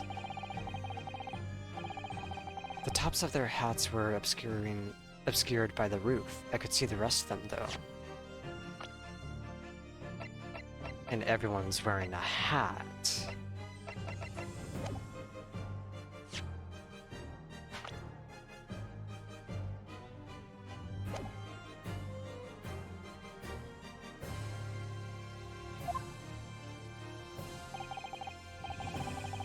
Both gents were most certainly hatted.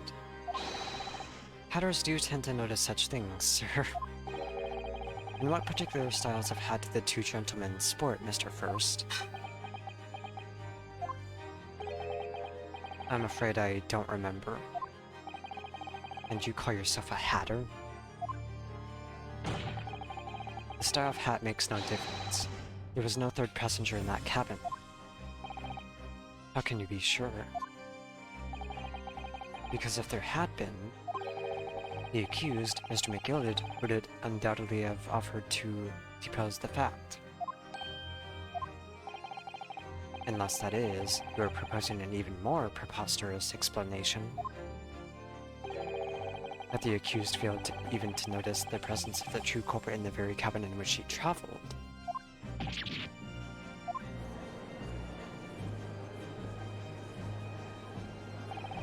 He's right. If there was another person traveling in the enclosed cabin of the omnibus, it's inconceivable that Mr. McGilded would have been unaware of it. Unless...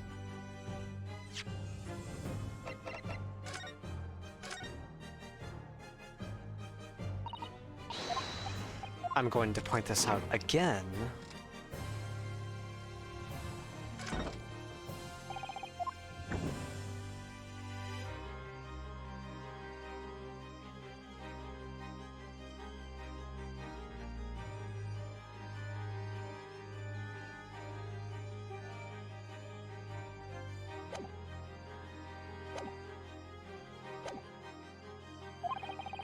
There's clearly a simple solution to this problem.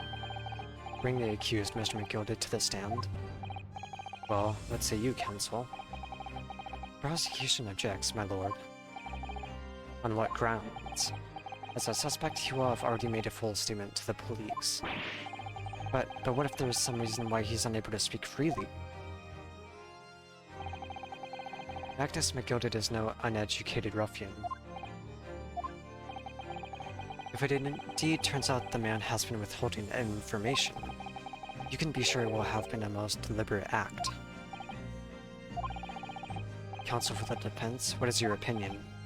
My lord, should we ask Mr. McGilded to testify or not? We have to ask.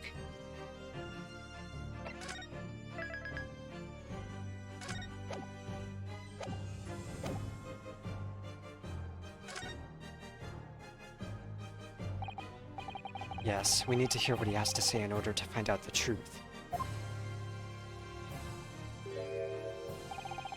The defense would like to call Mr. McGilded to the stand. In that case, I would like to hear the opinion of the jury. I need a little time to consider this. If you ask me, I think we should hear what Mr. McGilded has to say. Get the man out here, I say. It would be utterly illogical not to hear his testimony. So even the people vouching for guilty are wanting to... When something needs doing, get it done. That's how I run things at the guild. Hearing what the patron of my favorite little park has to say? Oh yes, that would be lovely. Yes, the jury says the man must be heard. Very well, the court will hear the defendant's testimony. Bailiff, show the defendant to the stand at once.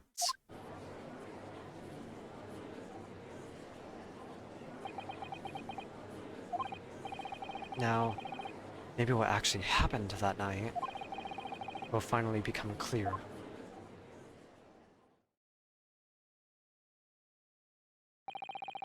Let proceedings be resumed. Mr. McGilded, have you been listening to the discourse of the day? To be sure I have, my lord. There are now two matters on which the court desires to hear from you. The first is whether or not there was a third party with you in the omnibus cabin, as proposed by the defense. The second is that if such a person was indeed present, why did you conceal that fact from the police? God, no. It's not in my nature to hide anything at all. Just answer the questions, please. The truth of the matter is, I've been desperate about this all along. Do I tell you so, or keep my mouth shut? Tell us what, Mr. McGilded? The fine fellow representing me is absolutely right. In the carriage on the night with myself and the other man, there was another passenger. It's true. Aye, and 'twas me who helped the little urchin get away after it all happened. You... what?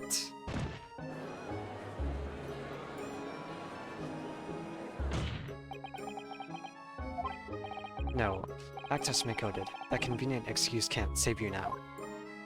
I'm truly sorry, so I am, Lord Von Zeeks. I'm sure you'll be wanting to know why I said nuttin' when I was taken in by the police. I do be having a very good reason, I assure you. Which was... well, the little child was just in the wrong place at the wrong time, and not in any way involved, you see. What? If the police had known the wee one was there, they'd have assumed she'd done it. They'd have hauled her into this here courtroom just like myself. I was only trying to spare her that. Young hearts and young minds are easily damaged, my lord.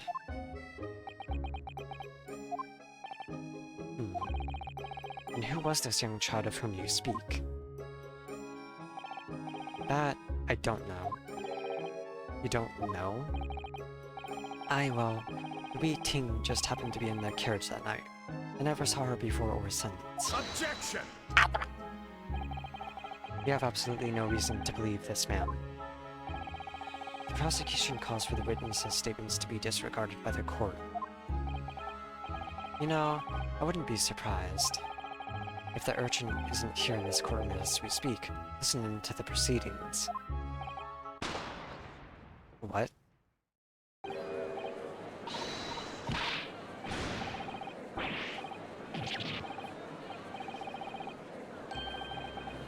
What is going on? Be careful, Mr. Naruhodo. Cover your face. Bailiff, don't let the accused escape. Secure the omnibus.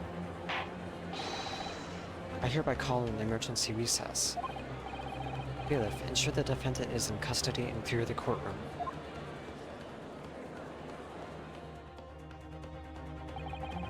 We were hurriedly removed from the smoke-filled courtroom by the bailiff.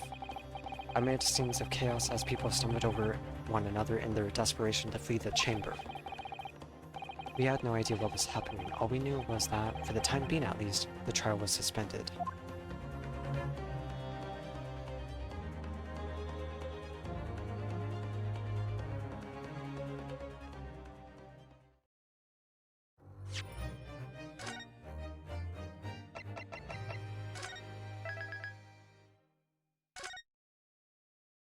Now, do I continue or switch games?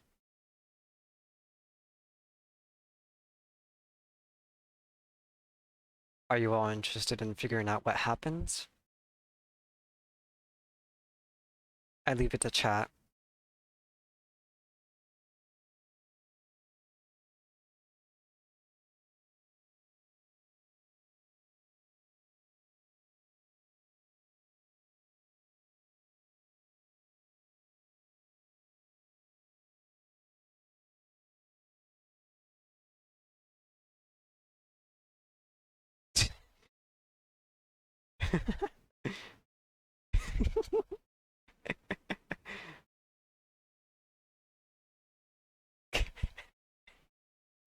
Grand, what does that mean?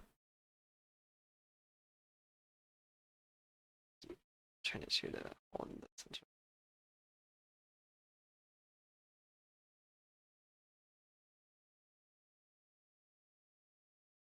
Is that a continue with the game, Grand, or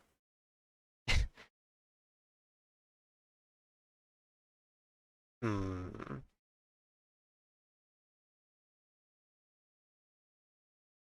I figured Grand would be on the side of me continuing.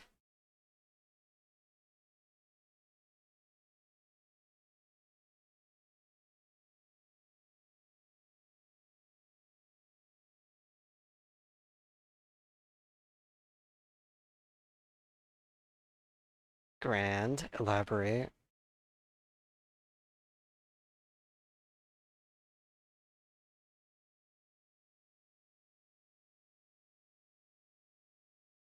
Why am I pinged in my own server?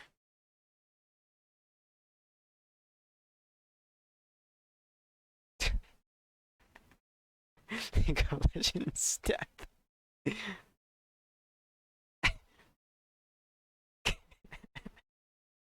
You gave me the... Is...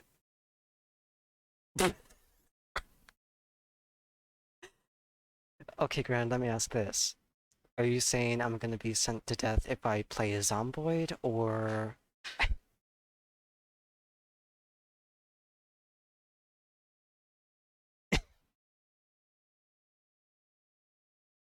At least elaborate on that. Then...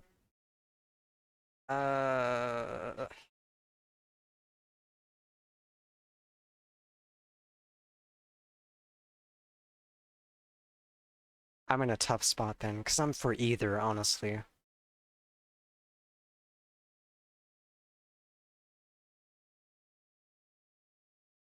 Um... Let me drink and think.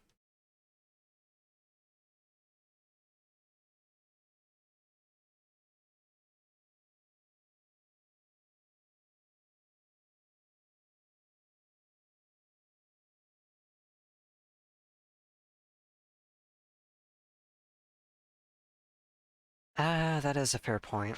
I did say it was up to chat, too. Wouldn't be exactly fair if I went against chat.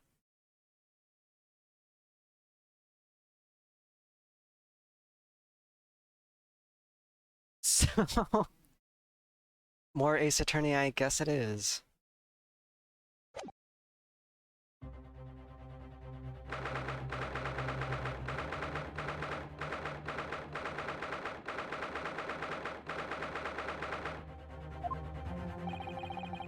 What on earth just happened in there?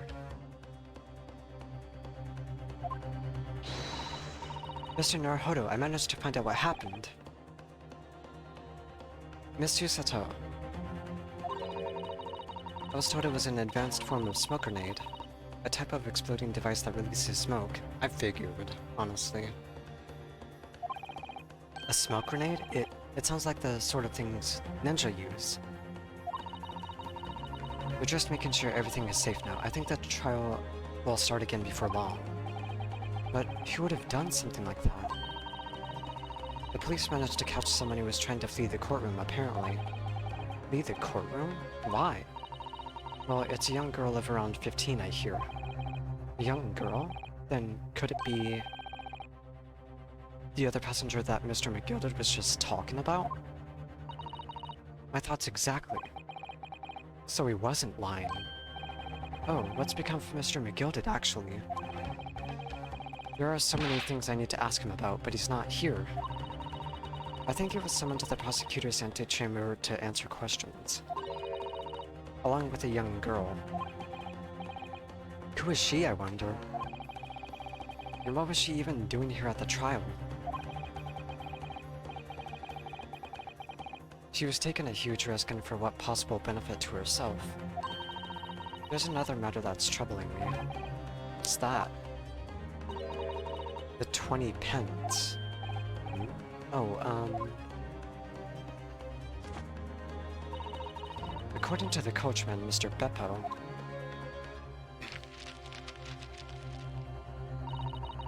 He took 4 passengers that night at a fare of 5 pence each.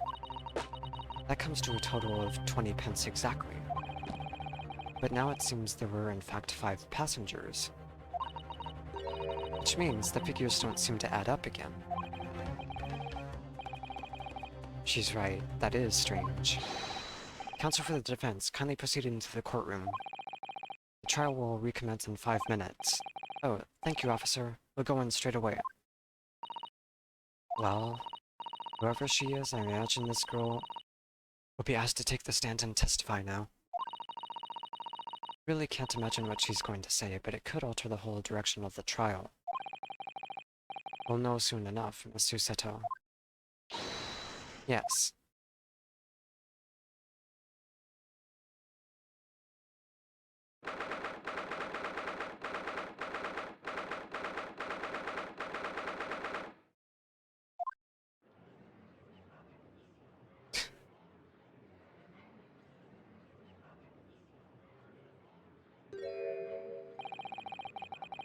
There's the young girl next to Mr. McGilded. Look. She must have been the one who caused the disturbance before. Well, after that rather eventful recess, the court will now resume the trial of Mr. Magnus McGilded. Now then, Lord Von Zeeks. My lord? I believe you have established the cause of the smoke which veiled proceedings before. It seems to have been an advanced form of smoke grenade of the sort typically employed by the army. Good gracious, the army? What in the devil's name? It was an elaborate attempt by a young girl to cloak her escape from the public gallery. Thank you for the follow, Lord Locked Plock. How are you doing? But she was caught. And now occupies the stand. Your name, girl? Are you responsible for the smoke grenade which induced such pandemonium here in my courtroom? What is the meaning of this deplorable behavior? I have my suspicions of who it is. If I may, my lord. Yes, Mr. McGilded? I think perhaps I ought to explain here. Why is it that this wee lass was here in the first place, and why she tried to bolt like that? It was all tied up with the events of that night, so it is.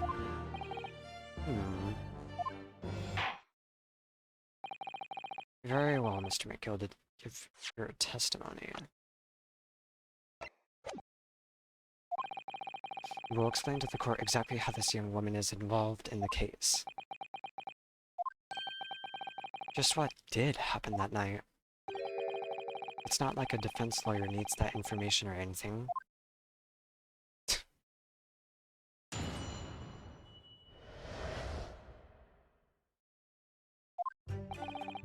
On the night in question, I took the back seat in the omnibus and promptly nodded off. Then, Begura, a loud thud and a wee scream woke me up with a fair start.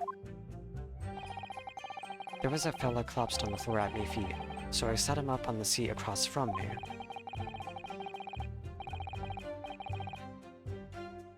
Then I turned to find out where that scream had come from, and bless my soul, what did I find? There was a child in there all curled up in a ball, hiding her wee self away.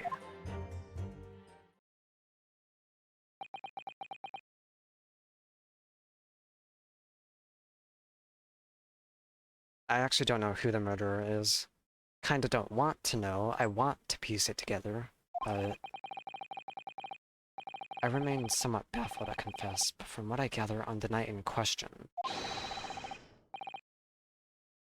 it doesn't help that I don't know the girl's name, but this knife has, I can just, an M initial. The only people that we know of that have the M as a last name is McGilded and Mason. So it's been my suspicion from a while ago that he either attacked McGilded or a third party. But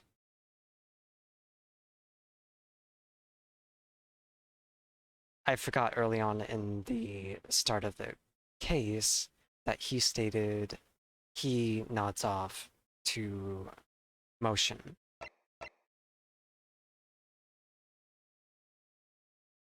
So then that would probably lead... I'm suspecting Mason to realize who the girl is and attack the girl.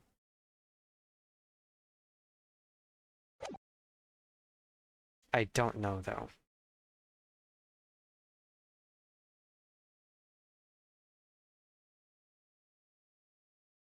Well, to be fair, what I'm thinking might have happened, although it's still early on in the trial and there's still much to uncover, is I think Mason may have attacked the girl, in which she tried to act in self-defense, took his knife, and stabbed him. This young girl was indeed riding in the omnibus, is that correct? "'Tis exactly as the defense counsel said.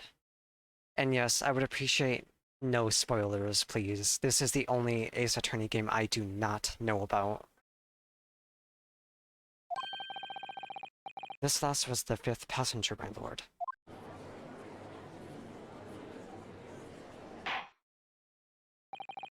Not to mention, nobody in chat knows about the game either, so please refrain from spoilers. Very well. The defense may now cross-examine the witnesses. Are you ready, counsel? Yes, my lord. Or rather, no. I have no idea where to start.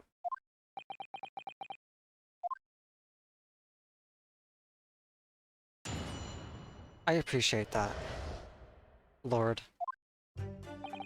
Oh, I still keep my strikes. Okay, that's fair. On the night in question, I took the back seat in the omnibus and promptly nodded off. Hold it! I don't think this is worth pressing, but let's do it anyway. And when you first got into the omnibus, was there any other passengers already on board? There were not. The cabin was empty, and there was no one on the roof deck either. You were the first passenger, as it were? I see. That would add up, because if he was the first passenger, it would be either the girl and Mason. And since the carriage door was locked at that point, the other two would have been forced to go on top of the carriage. Aye, and that's why I took the back seat as I did. 'Tis the most comfortable... comfortable, so it is. I keep my strikes, Alsamer. I got 3 wrong answers before, I still keep those. Could you explain exactly what you mean by the back seat? By all means. 'Tis how you already described it earlier. I'm talking about the seat opposite the one in which the poor gentleman who was stabbed was sitting.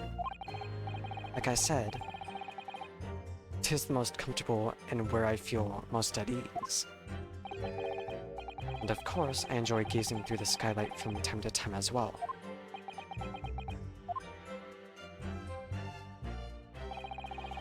Then Bagara... Bagara! Hold it! A loud thud, you say? And a scream? Aye, that's right. How can I explain it? It was like the sound of someone fallen to the ground. That sort of noise. So you think it was the sound of Mr. Mason falling to the floor having been stabbed? That's not right, though. He was still in his seat when he was stabbed and died. Not to mention, if you look inside the carriage...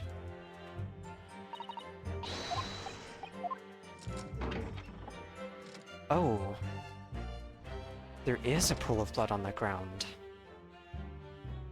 I didn't notice that. That's blood, isn't it? Is something wrong? Oh, it's just, well, this bloodstain is so obvious, that's all. And yet, Van Zieks has made no mention of it. I suppose that does seem a little strange. Why do I have such a bad feeling about this? Okay.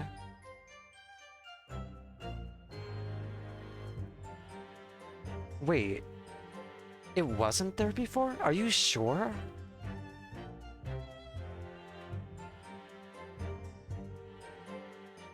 I think you're right. I'm pretty sure I would have noticed that as many times as I went to analyze this.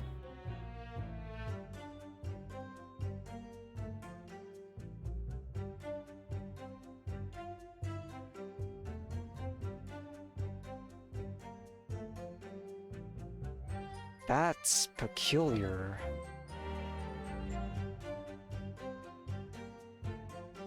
That's very peculiar. Wait, Van Zieks didn't make any mention of it either.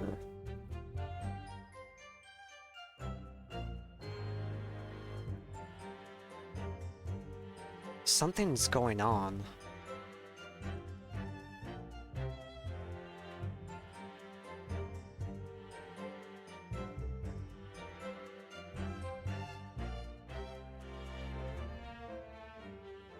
Something's up.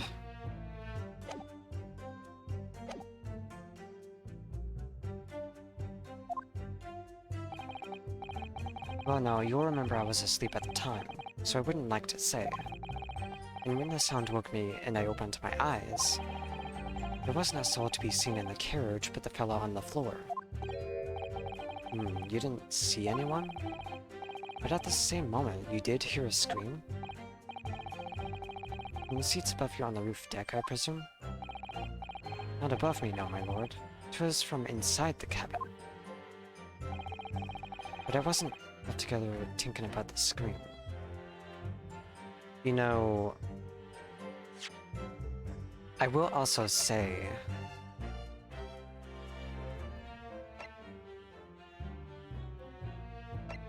the girl was caught.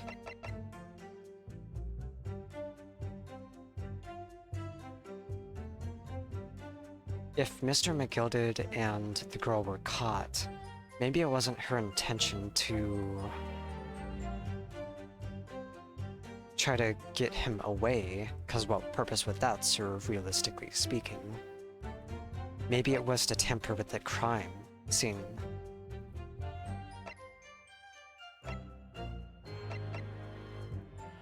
And if that was messed with, I wonder what else was messed with.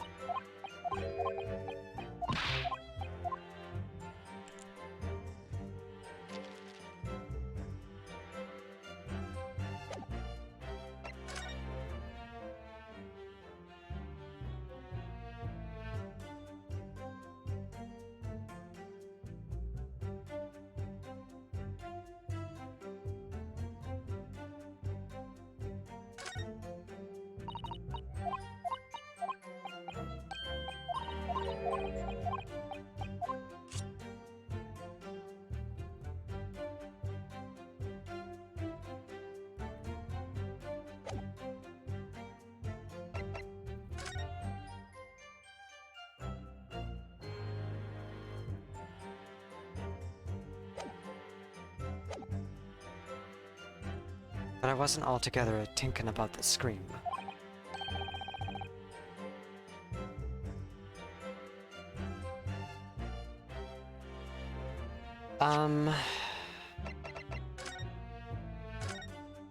So basically, from what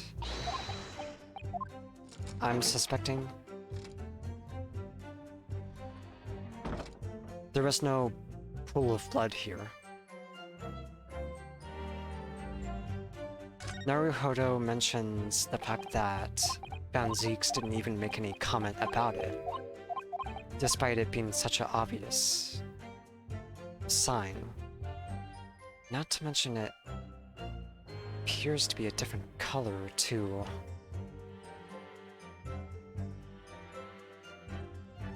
I'm not sure if that's the normal color of blood on wood, but there have been numerous times where I've analyzed this because I suspect that somebody could be hiding in here, and at least I never noticed a pool of blood here.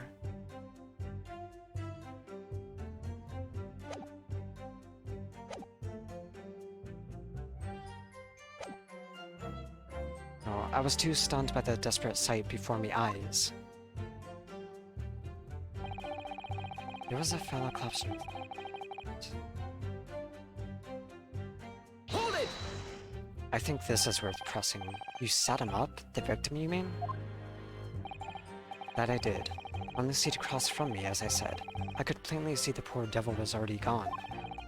And you wouldn't leave a dead man just lying on the floor now, would you? 'Tis common courtesy, so it is. I find that a little hard to believe. Our Lord Von Zeeks? Now why would that be?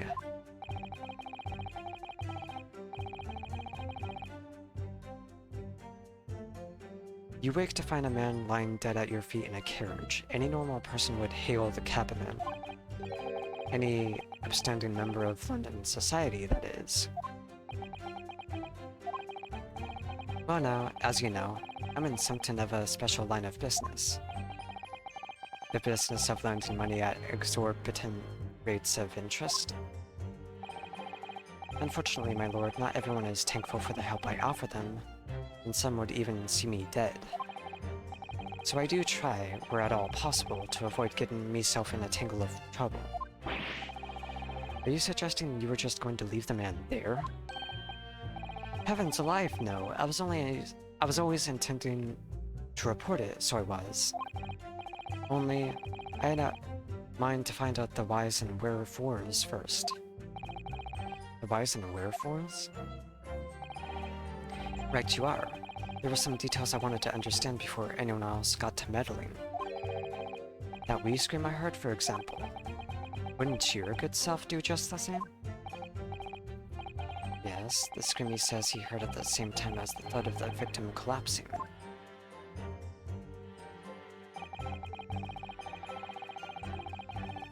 Hold it! I'm afraid I don't understand. I'm sure you told the court that there was no one else in the carriage except yourself and the victim. So I did, sir, so I did. As far as I could see, that is. What do you mean by that? Oh no, 'tis a queer thing. The wee scream I heard as I woke up. It came from, if you'll excuse the vulgar expression, under me backside. So I was right. There was someone hiding in the storage compartment of the carriage. Under your backside? And when I lifted the seat on which I had been sitting, I found there was a wee cubbyhole there for storage. Mr. Naruhodo, you can examine the omnibus yourselves, remember? Let's do it then.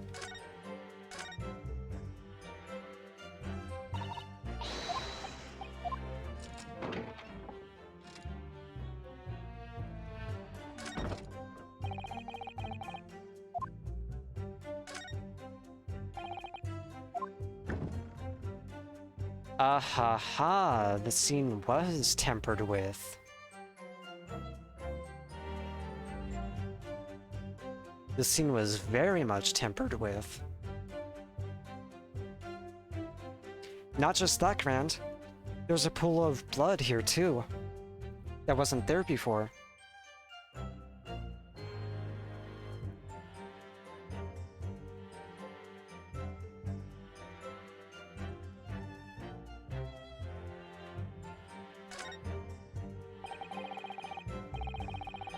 This is a storage compartment, but there's nothing in here. It's totally empty. Something doesn't seem right here, but I can't put my finger on what it is. I can, because I analyzed this at least 5 times.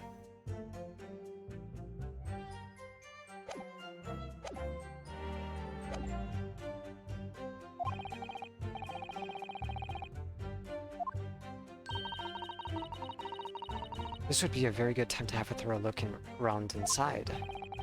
You know what? Let's have a thorough look. What else changed?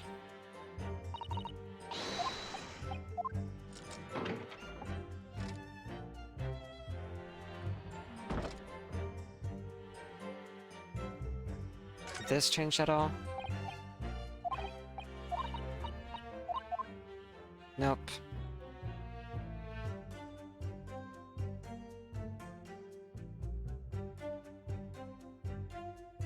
I think that's it.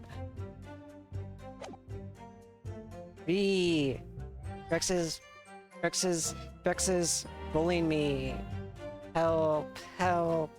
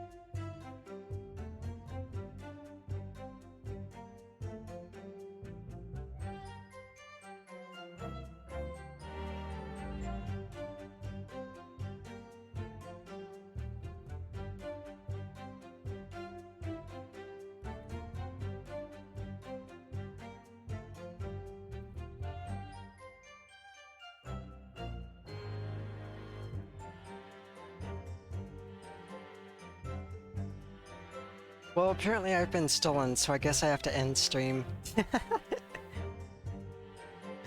I'm also stretching right now.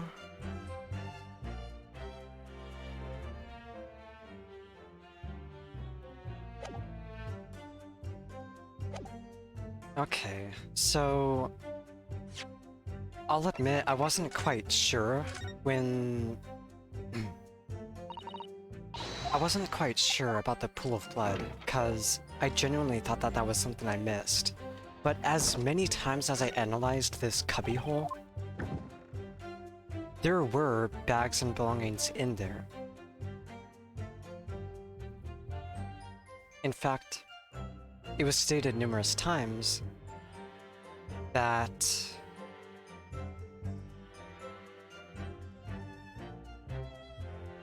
there were bags of belongings belonging to the driver of tools for the carriage. So, piecing that together, this most certainly wasn't here, because Naruhodo is making a similar statement, saying that he has a bad feeling about this.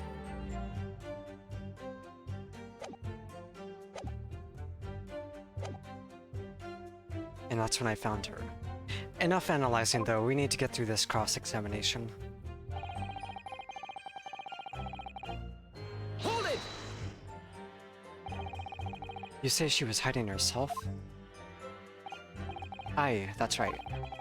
It was hard to see in the dim lamplight, but she was all curled up in a wee ball.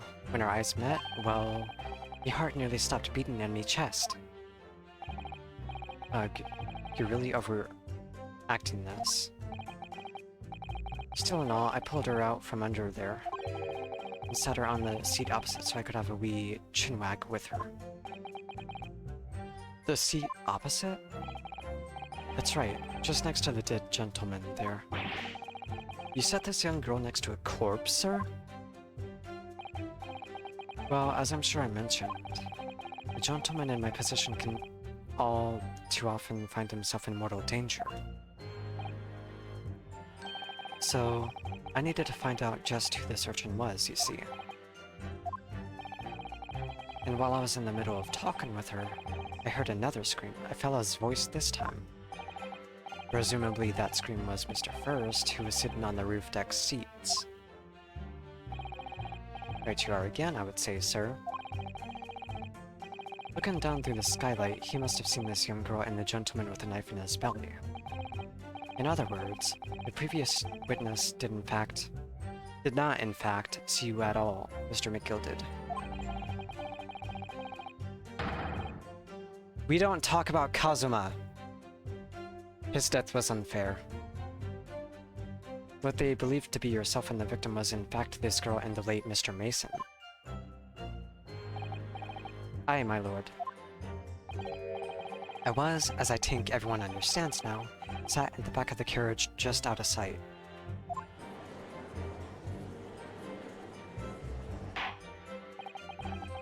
Kazuma. Oh, you don't know Kazuma because you weren't on the first stream. Kazuma is the best friend and a mentor of the protagonist, the person we're playing right now. His death was really fucking unfair and actually infuriated me. And I'll say it again, it takes a lot to infuriate me.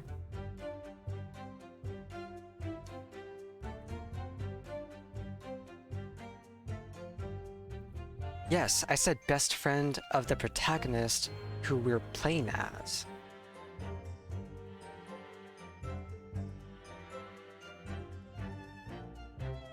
Kazuma died because of a cat and because he got pushed because of an assumption that an emotional wreck of a girl who, I'm not gonna get over it again. We're changing the subject. It is certainly plausible. The defendant is somewhat diminutive in stature, and readily confused perhaps with this young girl. After that, of course, with the scream from the gentleman over us, the driver realized something was wrong and pulled up the horses.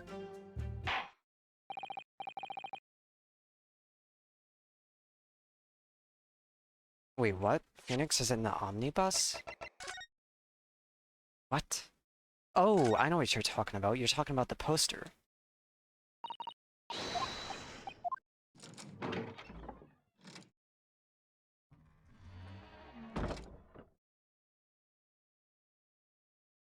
Aren't you? Wait, what?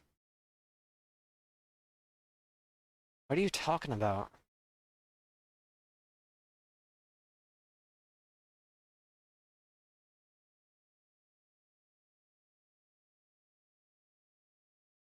I am looking in the omnibus.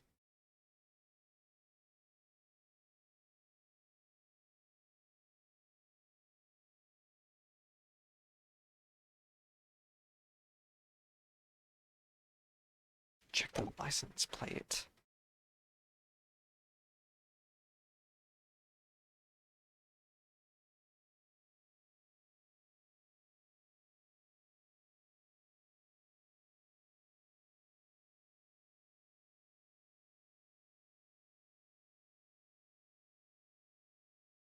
I'm going to scream. Thank you, I've heard enough.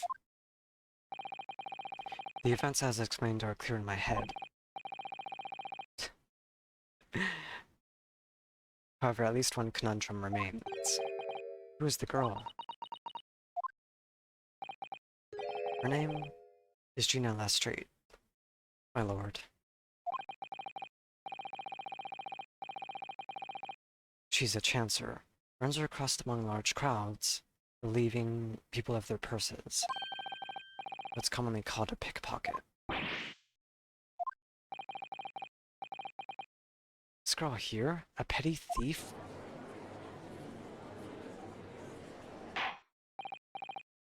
Order! Order! Is this true, Miss Lestrade? Miss Lestrade, you will answer the question. What? How dare you? What is the meaning of this?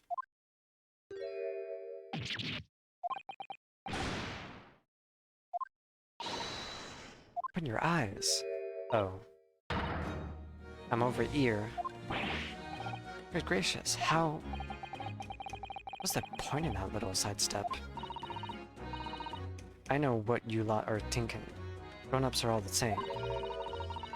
This dirty little dipper, you'll say, slipped up and got caught in a job. She got herself backed into a corner, so she knifed the gent. Go on, that's what's in your heads, ain't it? No, not at all. This is a court of law. We're here to determine the truth, not...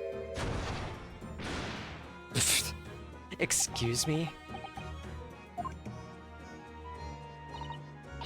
Look, knives are for cowards. Only thugs use weapons like that. All I need for what I do is these fingers. I'm a professional, alright? Maybe not in your eyes, but I got pride in what I do. Let me guess, you don't count smoke guns among weapons for thugs? Oh, this? Yeah, this was in a bag I lifted the other day. Down where they keep the four-wheeled drags. It's nice, isn't it? I like the pink best. Do not wave that thing in my direction again. Try waving it at the prosecution and pull the trigger. Do it, I dare you. You admit that you were riding the omnibus on the night in question?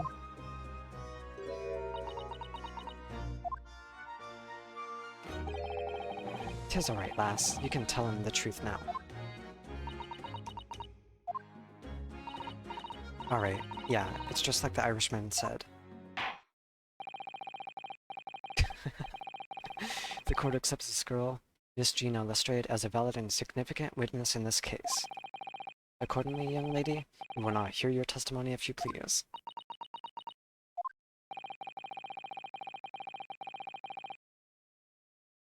You will tell the court exactly what happened in the omnibus on the night in question. Alright, if I have to.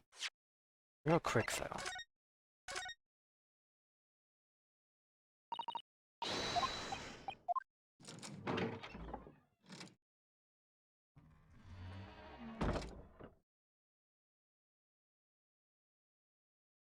Okay, just wanted to see if anything else changed since she did gas the judge.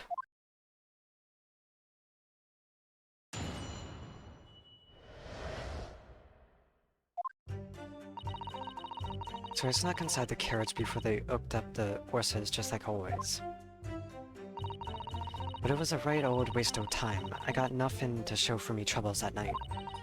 I'll tell ya, you can't see a blind thing in that hiding place. It's pitch in there.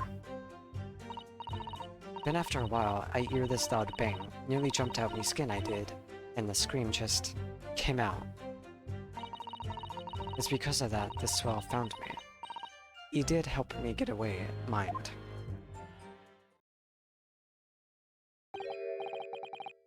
Yes, he let you go.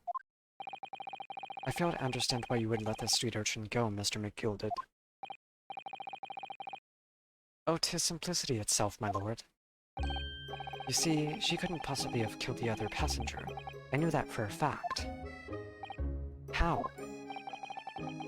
As I'm sure I said before, sir.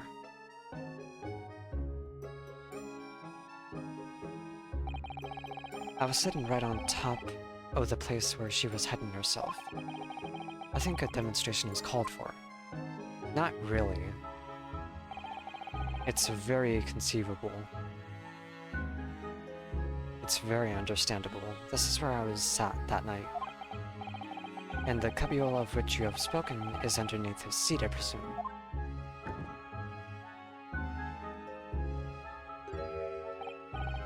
Yes. It does appear just large enough to accommodate someone of the girl's stature. Aye, but of course, the wee lass was stuck in there. Because I'd parked myself on the seat for the duration. So you see, that's why I let the lass bolt. I knew that if the police found her there, they'd automatically assume she'd done it. But I couldn't live with myself if a young life was ruined when all the time I knew she was innocent. Even though you must have realized your action would result in your own innocence being called into question?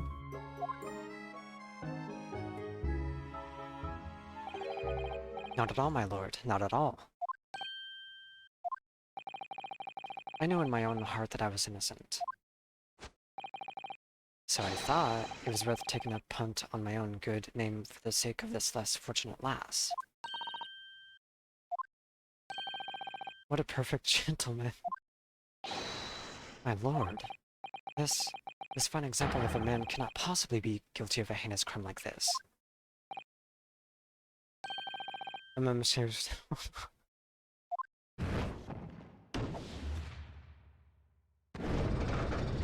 There's just one more left.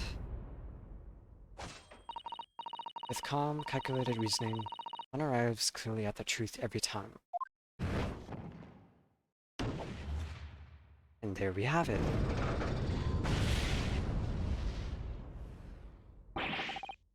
Saints alive! All 6 members of the jury consensual in their leaning to a verdict of not guilty? Mr. Naruhodo, this... well, it must mean... It must mean what? That we're victorious. I don't think it's that simple.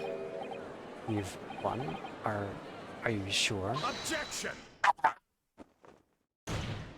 I'm sorry, why do you have to do that?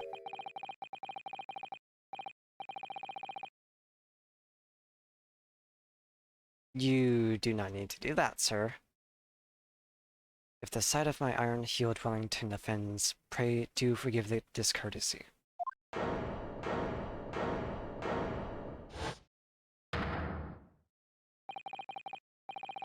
This really is a consummate example of the one monumental flaw in British judicial practices, where evidence and reasoning should be paramount, emotion rules the day. Emotion? The witness's latest statements give us a clear insight into his true nature. What do you mean, his true nature? Do you really think Scotland Yard would have made such a glaring omission? After the incident, the omnibus was comprehensively searched by officers of the police. Obviously, the interior of this cubbyhole, as the witness put it, was included in their investigation. The compartment under the posterior seat was full of the coachman's belongings. It's noted in black and white here in the police report. The evidence has been tampered with. It has. In order to corroborate Mr. McGilded's story, someone has unlawfully removed everything from under the seat.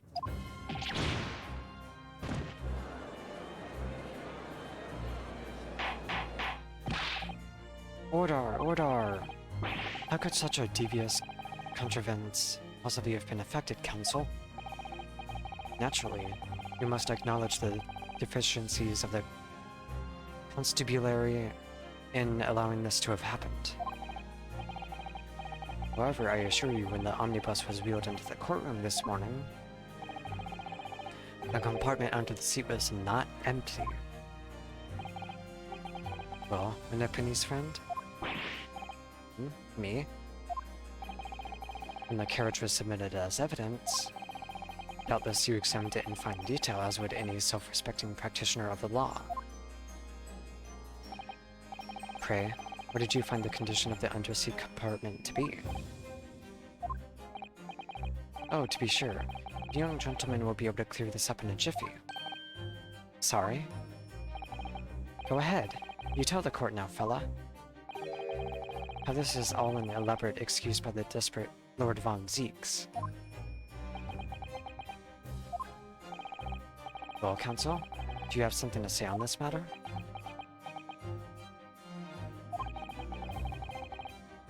What am I supposed to answer? What can I say about the state of that little compartment under the seat in the omnibus?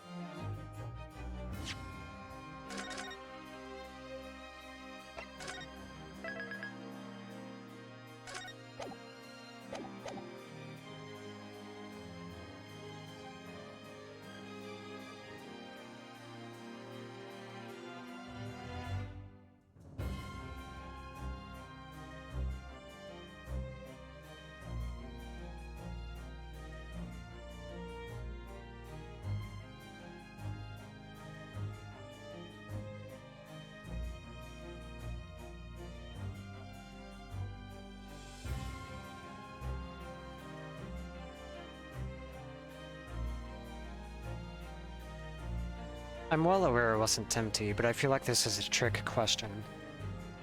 There was a similar one on the final episode of the first Ace Attorney game, where the true culprit of the crime was basically trying to urge you to admit that you do have evidence. And I'm thinking this is a similar case. But it's asking us directly about the compartment. If we say I didn't look, we're basically telling that we're inadequate as a practitioner of the law. If we say it was empty, we would be lying. If we say it wasn't empty, we'd be telling the truth, which is what we're trying to strive for, but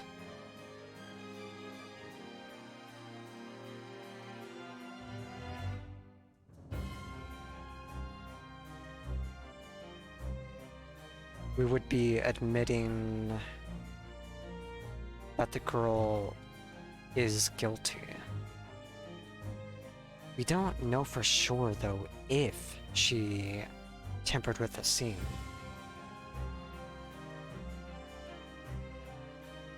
And going into what McGilded said,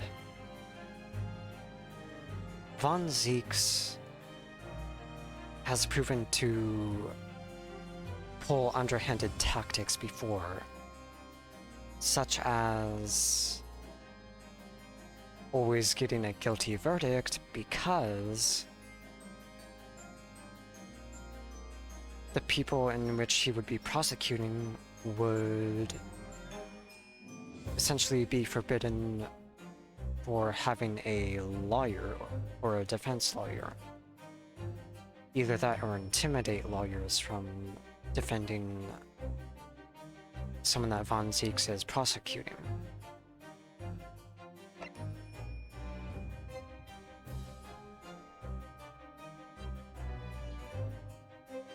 On the other hand, it's already been stated as such.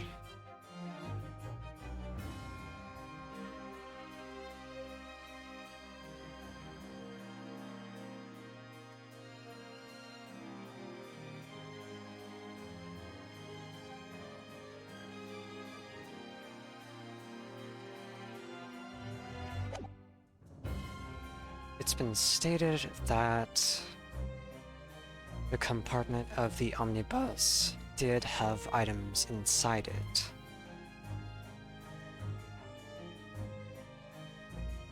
So it's really a matter of, do we lie and risk getting them in trouble?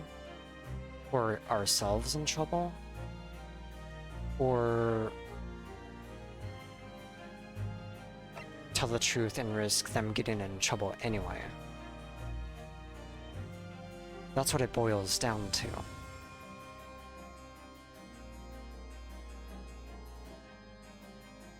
If we tell the truth, we're falling in line with Von Zeeks.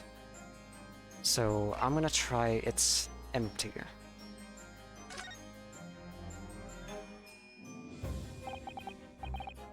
Yes, I'm fairly sure it was empty. But what else can I say? As I suspected. It seems, my lord, that this Eastern initiate has the scruples of a by-street wine merchant. Mr. Naruhodo. Perfect. 'Tis why the fellow's representing me, after all. He knows just what to say, does he not? Well now, it would seem the argument is moot. And the truth of the matter is there for yous all to see, after all. That their cubbyhole under the seat is as empty as the devil's heart, so it is. That we can be sure of, at least. Why? Why do I feel like something's not right here? I should like the jury to weigh in on this matter, I think. Let me get caught up on the chat.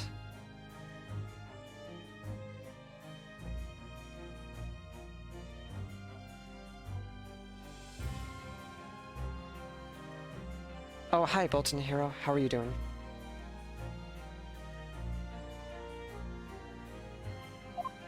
Ah, fuck. I didn't mean to...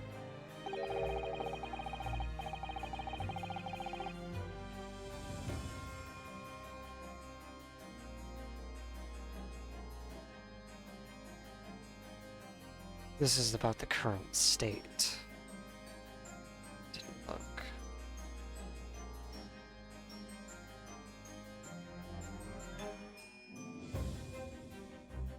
Hold on, let me actually...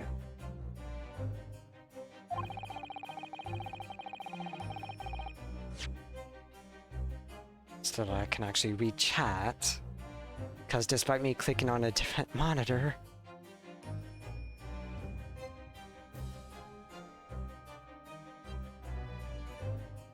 Maybe they didn't look would be the right choice if that was the case. It's gonna be the current state of... I am an honest noodle.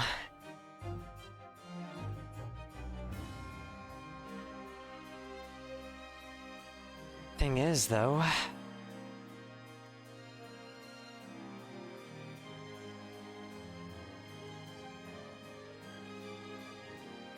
I don't know. It was honestly a very tricky choice to make.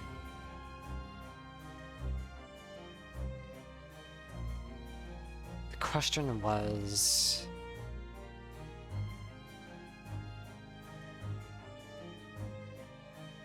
The question was whether or not it was empty.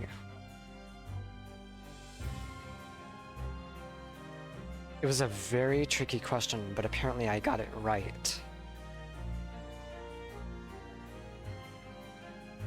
That compartment is designed to house. So it certainly wouldn't have been empty on the night in question if I wasn't that irresponsible.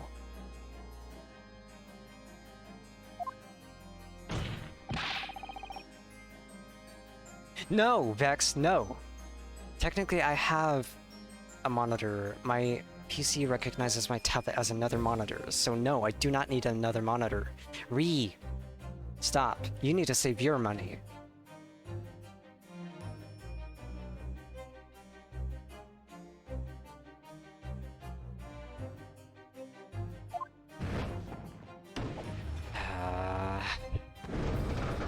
Okay, maybe I didn't make the right choice.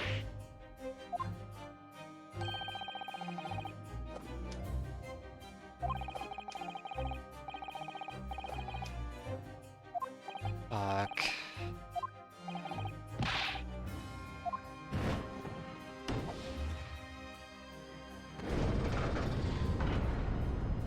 They're being logical, which is fair, because they're right, but...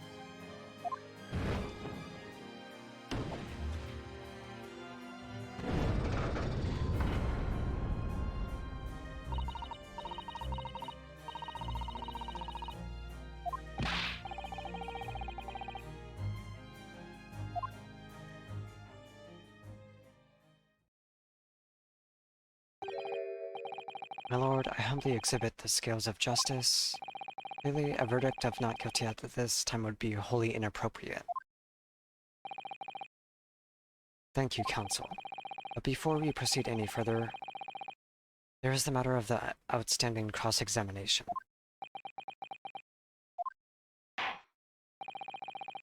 Counsel for the defense, begin your questioning of the witness, please. Yes, my lord. What just happened? The whole balance of the trial just shifted almost beyond recognition.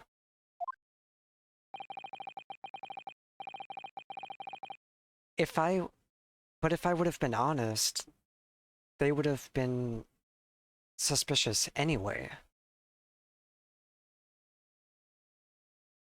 if I got the wrong answer, I would have gotten the strike, right?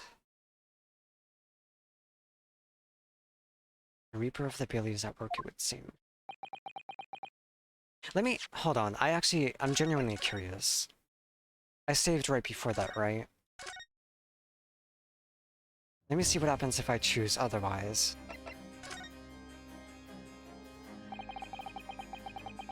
I really don't know if giving this answer is helping my case as counsel for the defense, but as far as I remember at least,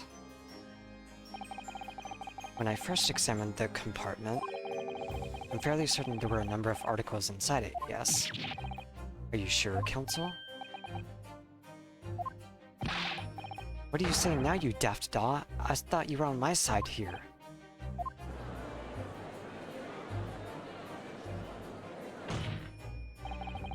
What game are you playing?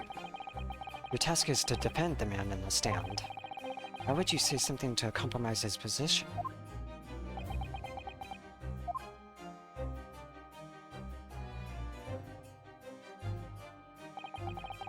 As the advocate for the defense in this trial, I confess I'm still not entirely sure where I stand. But it seems to me that I should state what facts I do know as clearly and honestly as possible. Interesting. Tis not altogether pleasing, fella. I'm simply telling the truth, Mr. McGilded. Well, don't forget that you're supposed to be representing my best interests here, lad. That's not what a defense lawyer is. A defense lawyer is supposed to seek out the truth. Now then, the fella's memory is a curious thing and not altogether reliable. No, the court must consider the facts. Whether under the cubbyhole seat is as empty as the devil's heart, so it is. Do you think perhaps it would be in your best interests now to admit that you might have been mistaken?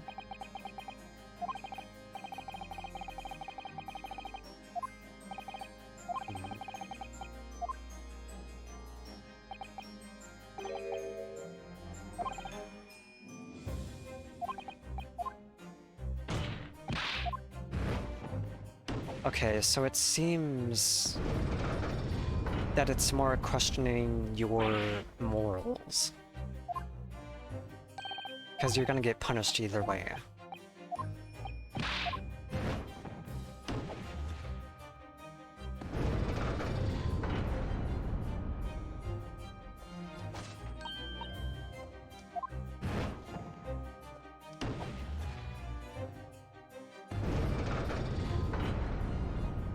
At the very least, Van Zieks does seem to be intrigued by you or admire you for seeking out the truth.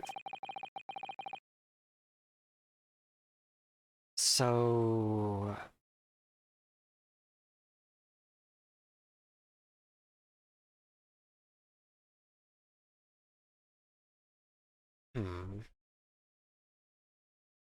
I kind of want to stick with my original answer, not that it matters, but...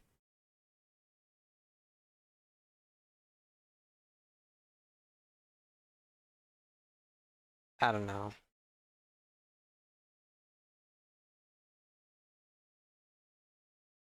I really did only reload the file to see what would happen if I told the truth. I'm gonna stick with my original answer, though. Maybe there's an alternate ending or something?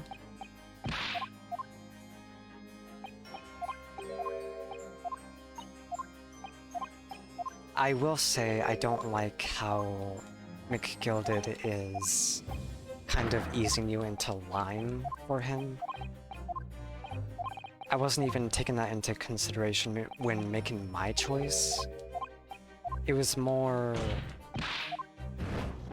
I feel like Van Zieks is playing us. So I want to lie in order to potentially call him out if he's the one who tampered with the crime scene.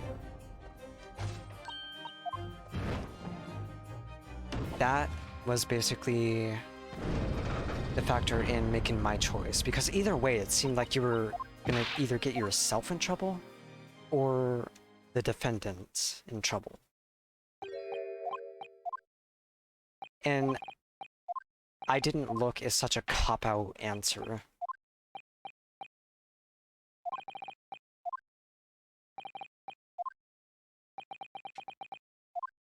And before I forget, let me go ahead and snack.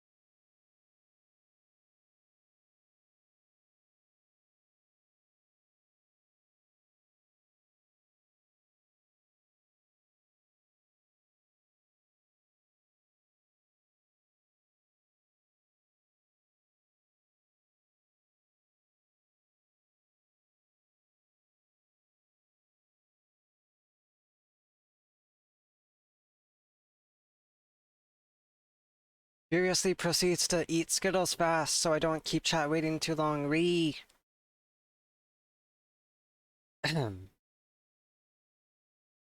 I don't watch movies really, awesomer. So I snuck inside the carriage before they hooked up the horses just like always. But it was a right old waste of time. I got enough— wait, I already read this before. I'm not gonna read it again. Hold it! So you were already in the omnibus before it even set off on its run? Oh yeah, I mean, what's the point of spending that joy to make a few bob, eh? That's a rum idea, isn't it? Oh my god. I suppose she means there's no point spending money to make money. It actually makes sense. Counsel, may I remind you that this girl is a petty thief? Finally refrain from entertaining her tenants. Well, that does clear up the little mystery of the fares and all. We're paying passengers at 5 pence apiece, making the 20 to which the cabman testified. And among a little scapegrace riding for free. The red conch of a driver always goes for some grub before it is last run, see? So that's when I slip into the carriage and get myself hidden under the seat. Nice and easy, right? But your hiding place is a storage compartment. Full of equipment for the coach, no?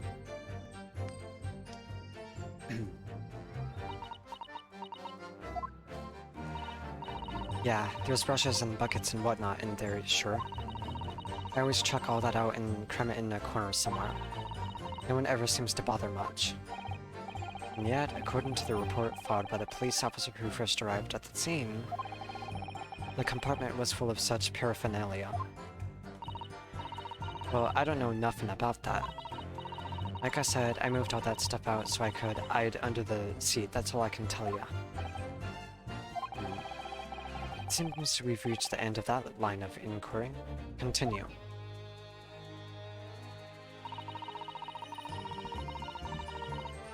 Hold it! A waste of time? Why is that? Well, most nights I'm on my own and the god permit at least some of the time. I beg your pardon, did you say god permit? Oh yeah, well that's what my kind call it. You'd say the omnibus, I suppose. The point is, any normal run, the carriage ain't got no one in it for a while. And that's when you come out of your hiding place and get away. That's it. Only that night. This cove was set on me seat from the start.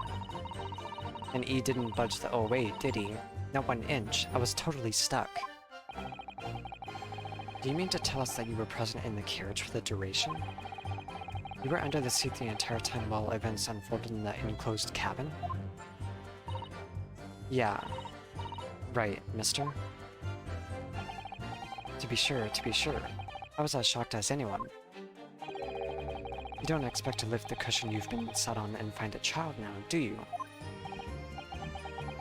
So this Miss Lestrade couldn't possibly be the culprit then.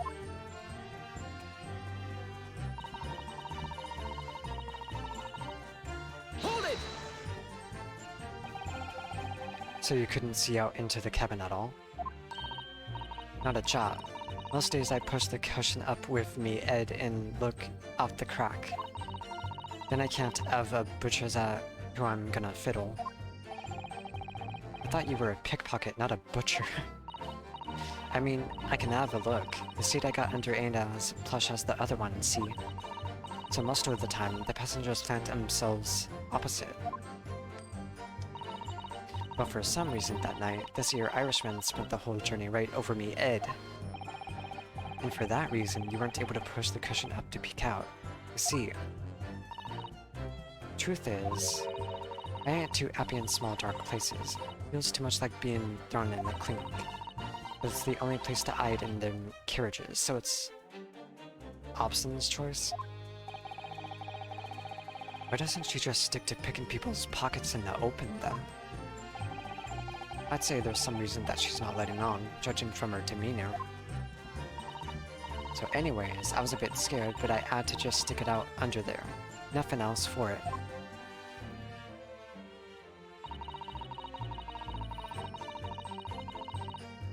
Hold it! When you say a loud bang, do you mean the noise of someone falling to the floor? Could have been, I suppose. I don't remember so well. Point is, it made me jump. And you let out a scream involuntarily? That's right. And then I felt the cushion over me head get lighter all of a sudden. Presumably when the defendant got up in order to help the victim, yes? Or not?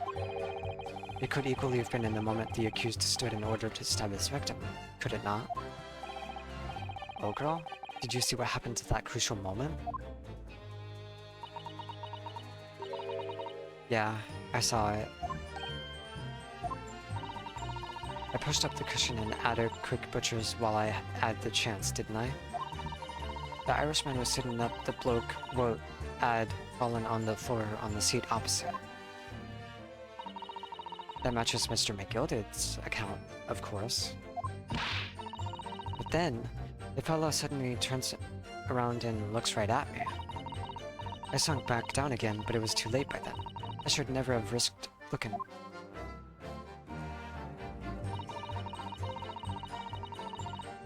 Hold it! And when Mr. McGilded discovered you, he pulled you out from over your hiding place. How scared stiff I was. He dragged me out and sat me down on the seat and all. Next to the victim, Mr. Mason? Yeah, the bloke had a knife in his guts. He was still bleeding. Then the carriage lurched a bit, and he ended up falling onto me. How awful. Both me ends got covered in blood. That's what they saw. It made me feel sick as a dog. Both their hands covered in blood. That must be what the rooftop passengers saw. After that, I believe you talked with Mr. McGilded for a while, is that correct? He asked me some stuff. Wanted to know me name and what I was up to and that. Then I heard something up from above. Someone screamed. Yes, Mr. First on the roof deck, one would presume. Well, I didn't want no one seeing me face, so I didn't look up. Then the horses were drawn up smartish, and this here Irishman says to me, "Get back under the seat. I'll see that you can get away later."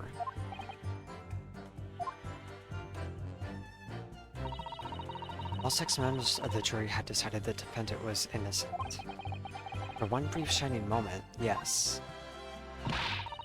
It's clear that they are all still very unsure.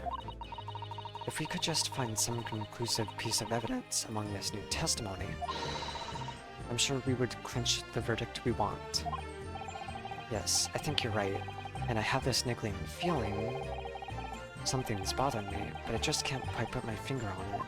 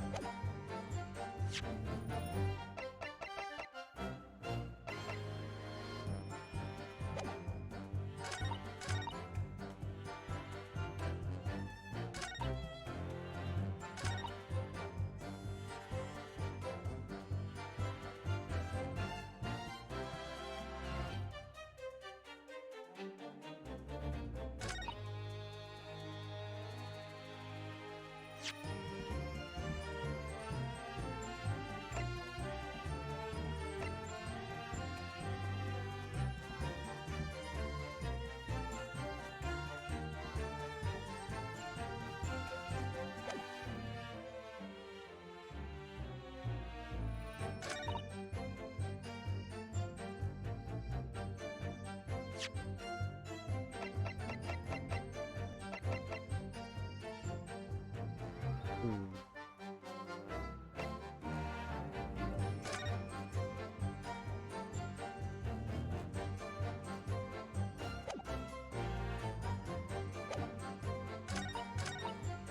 Hold it!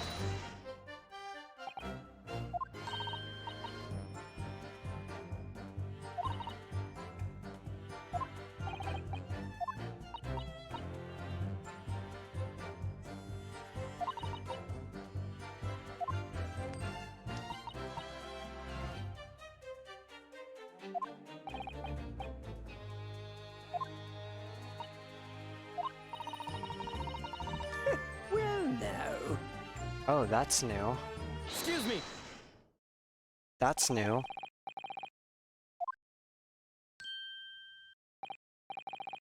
I do apologize. Was there something the matter, Council? I'm just wondering if Lestrade's last comment made something occur to you, perhaps. You seem to be thinking something to yourself. Oh, no. 'Twas nothing important. I was feeling bad for the poor lass is all. I remember feeling desperate myself as a young lad, shut up in the dark. 'Twas terrifying, so it was.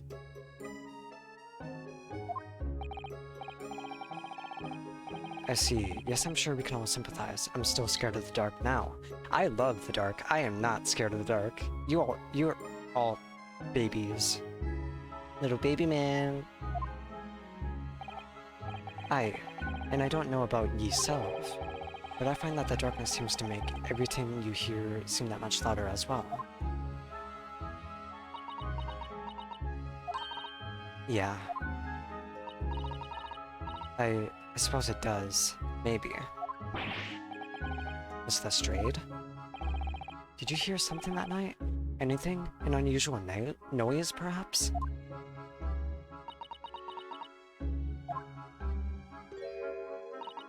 Nah, not really. All I could hear was the Irishman snoring. The whole world of me foibles, ye little scamp. What a pity. If only Miss Lestrade had heard something, it might have given us a vital new clue. What should we make of that last statement of hers? It's profoundly important. She seemed unsure. I feel like she's being manipulated by him. I believe the statement just made by the witness is profoundly important. Profoundly important? But all she said was that she heard nothing. Yes, which is the profoundly important part. I'm almost sure of it. I'm almost sure that I don't understand the inner workings of your Eastern mind, Counsel, nevertheless. Miss Gina Lestrade, you will supplement your formal testimony by repeating that last statement, please. Supermet? Supplement? What are you on about? Don't give me all your fancy talk. I know what you're trying to do. Well, it won't work on me. That's right. Insult the judge. Always a good move. I was straining my ears to work out what was going on, but I could hear a snore.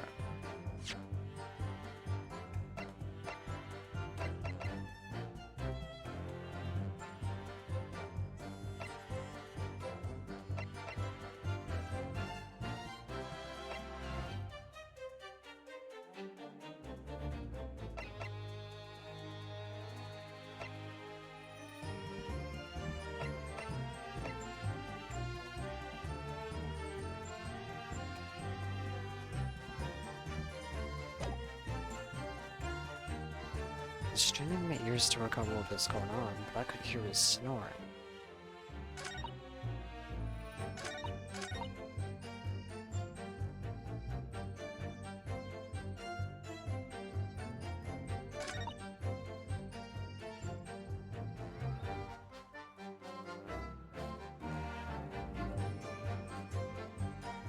For how long did you hear nothing?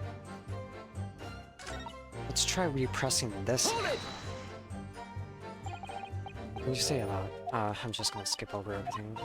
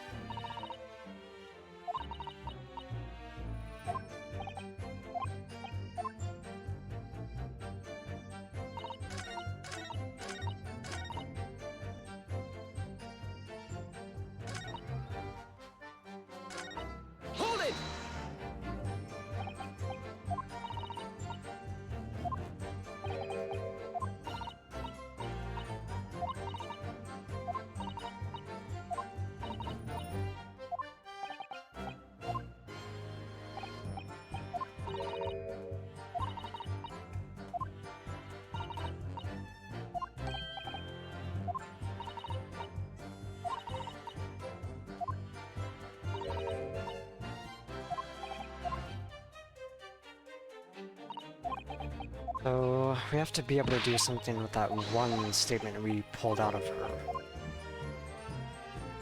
And see how it fits in with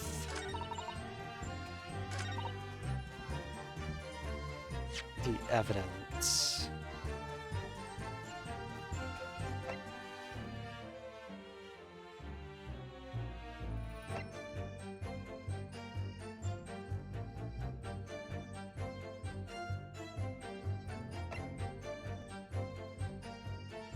Oh, I could hear...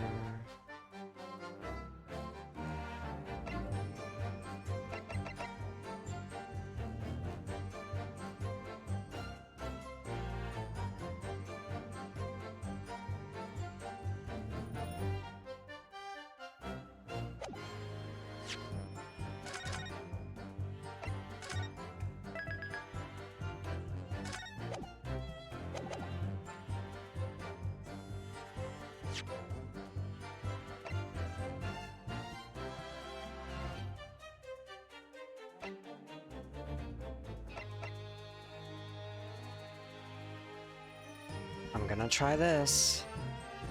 Because snoring was not the only thing that she could hear.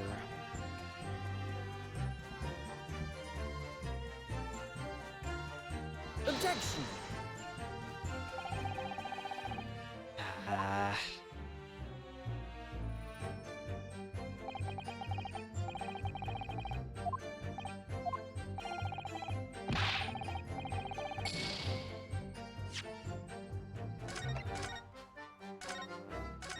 Of course that wouldn't be it. It's the only sound-related one I can think of, though.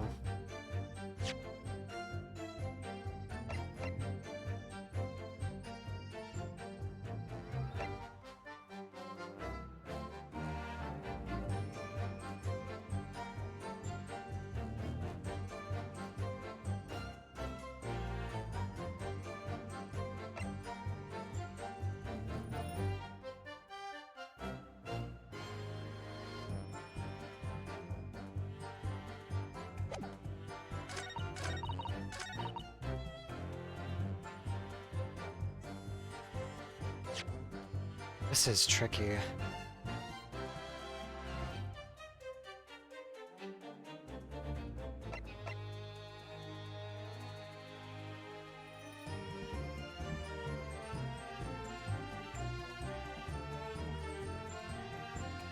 Alright, Arapama, good night.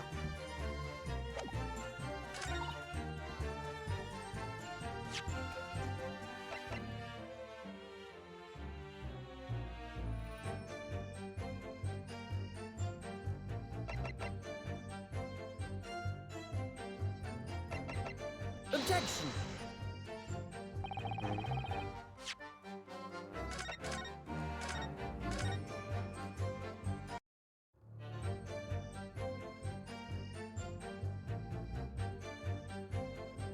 Okay, let's try pressing on this again.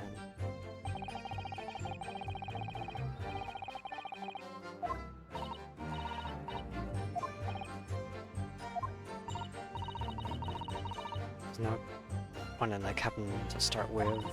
I could just push the cabin up and have a purchase to see what was what. But then, when I saw the swell getting on, I got me Ed down so E didn't notice me. And Mr. McGilded sat on the seat under which you were hiding, correct? Yeah. Would you Adam and Eve it? Eh? What a mug. So then all I could do was listen.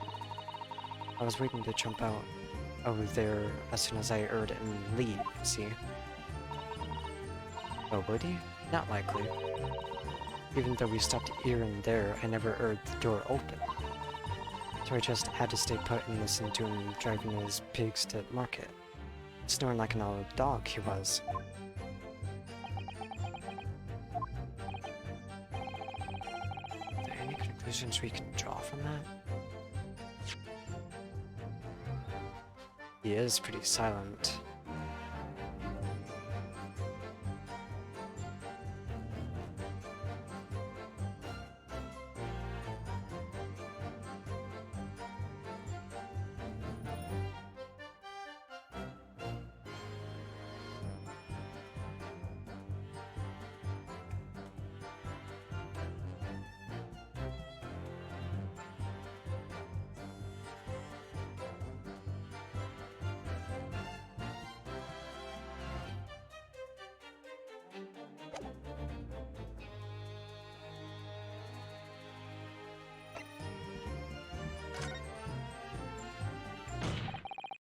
Miss Lestrade, what you have just told the court is clearly at odds with the facts.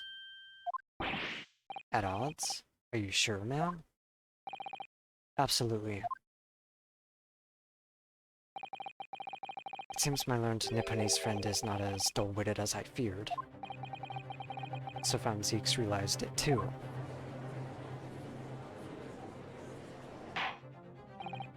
Counsel, I must insist that you bolster your claim with evidence, or some complicit party's name at the very least. Yes, my lord. I expect you to demonstrate this alleged contradiction to the court. According to Miss Lestrade, whilst she was hiding in the omnibus that night, she heard nothing but the sound of Mr. McGilbert snoring, but think, think. There's something else she should have heard.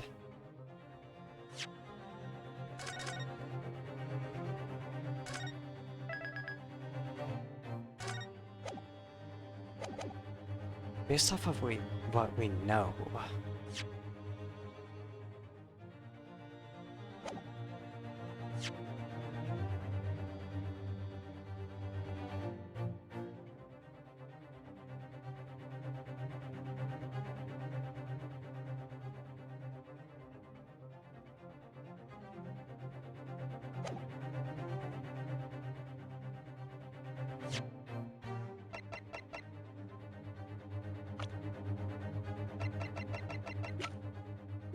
he was the one who screamed, correct?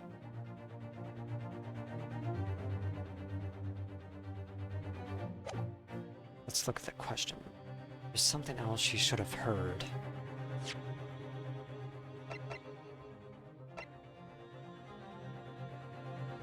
She screamed. There was a thud.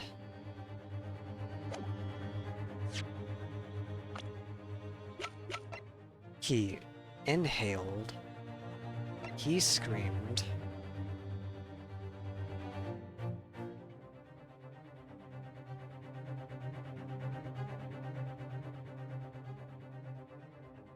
Is that correct?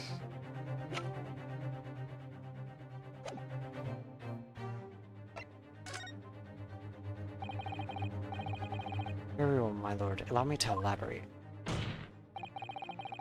On a particular sound that Miss Lestrade could not have failed to hear on the night in question. The sound, very clearly explained by the presence of... Oh, that's not what I meant to do.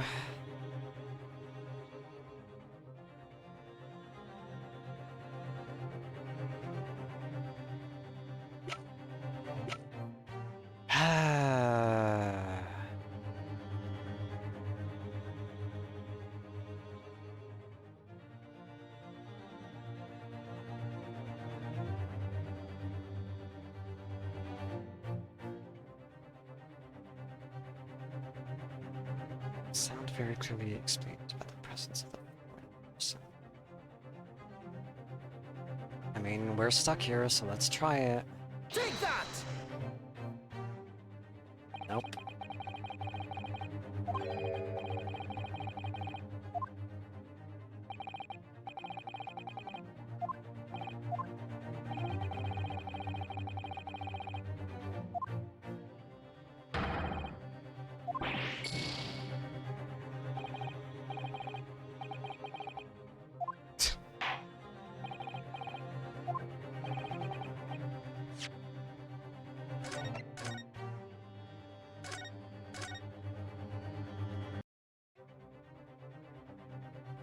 Alright.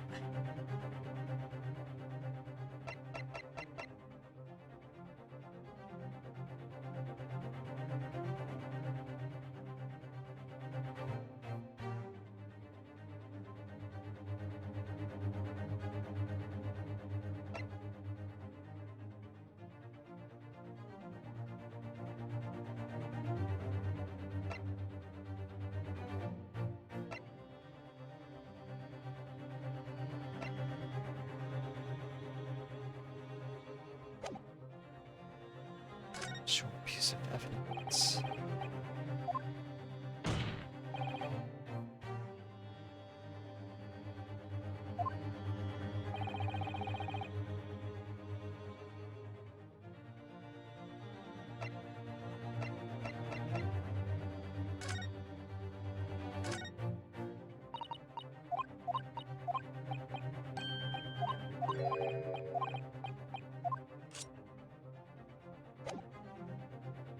Take that!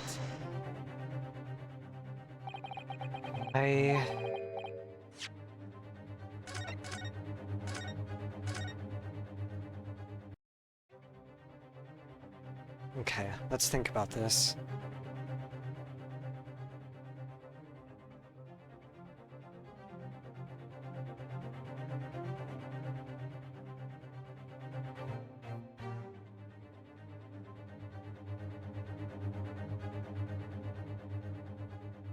It has to be one of those blatant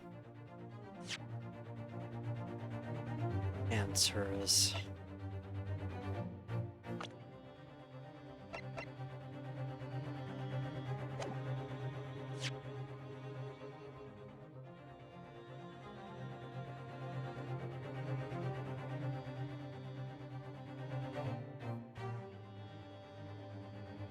Stay and put in drivers, pigs to markets, to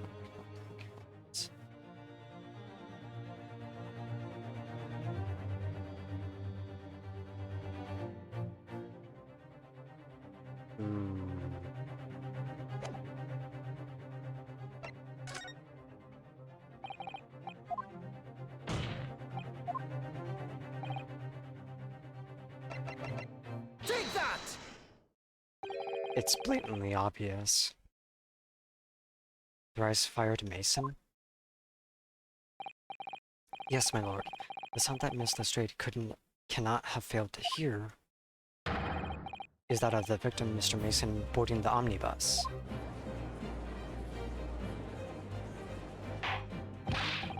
Order, order! Explain your reasoning, counsel. Miss Lestrade, allow me to confirm something. You claimed earlier that you were the first person on board the omnibus, is that correct? Yes, of course I was. I got on while the driver was in the pub, didn't I? And the next person aboard the omnibus was Mr. McGilded? That it was. Not a soul was in the cabin when I climbed aboard. At least, not in plain sight. So you were, to all intents and purposes, alone in an enclosed cabin of the omnibus at the time? Did I not just say as much? I wasn't traveling with anyone else, if that's what you mean. Yeah, I saw him get on, remember? With the crack under the seat cushion. He was on his own, for sure. And from what we've heard, the carriage made a number of stops after that on its onward journey. During which time, did you not hear the door opening or closing at all? Nah, I never heard it. That's exactly what I was listening for, weren't it? Waiting for this swell to leave. In which case, when and how did the victim end up in the carriage? We know that the victim collapsed inside the enclosed cabin of the omnibus. Therefore, Miss Lestrade's statement about what she did or did not hear is at odds with the facts.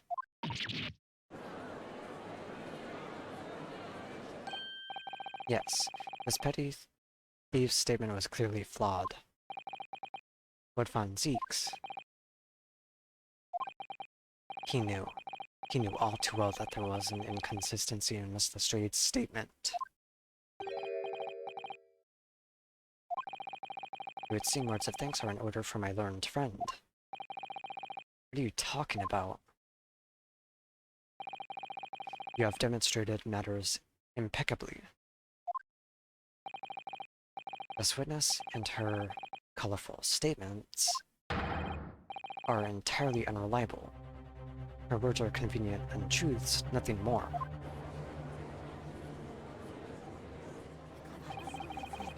He's dead, right?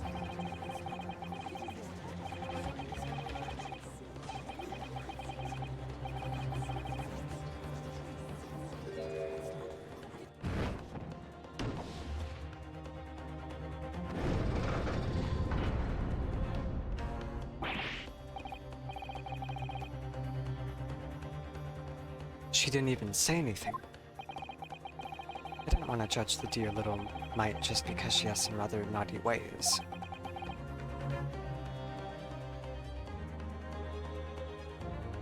But I must say, I can't abide liars.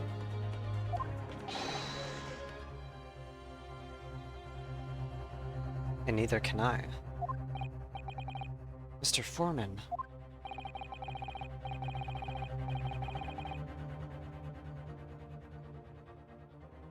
I didn't want to judge the girl just because she has some less than salubrious ways. But I must say, I cannot abide liars.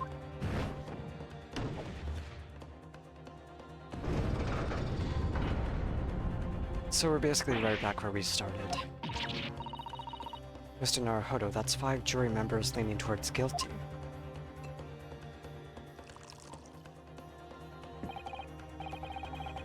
Well, your consideration for others is refreshing, my Nipponese friend.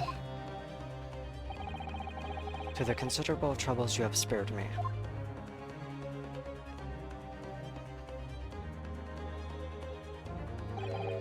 Yes, very refreshing.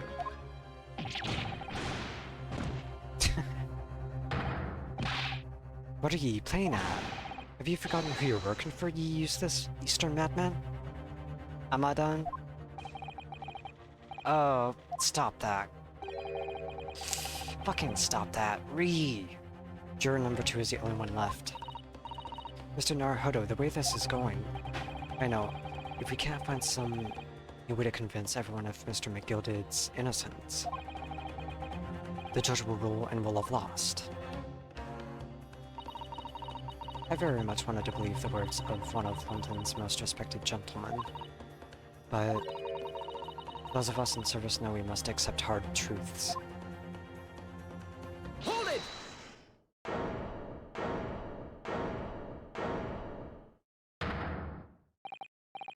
Yes, the witness's last statement seemed to have revealed a critical inconsistency to her story.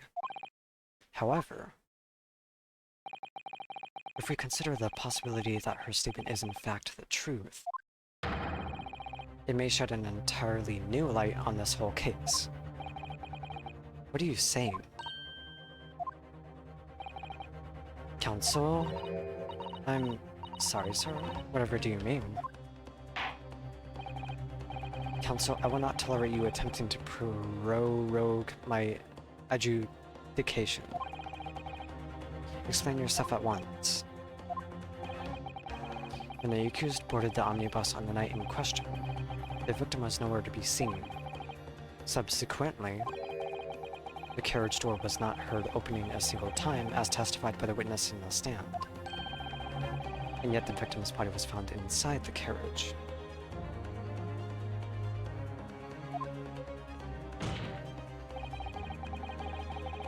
If this petty thief's words are to be believed, how do you explain the victim's miraculous appearance inside the cabin of the omnibus?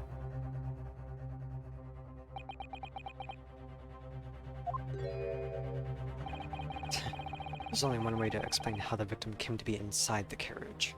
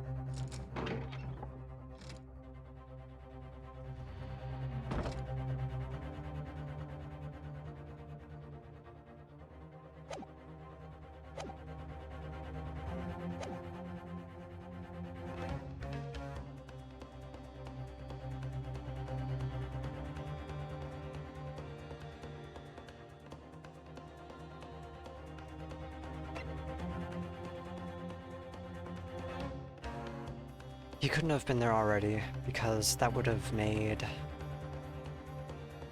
her getting in impossible. She was already the first one in there.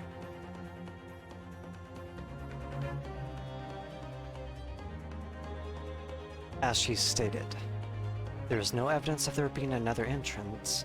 He had to have been put there after he died.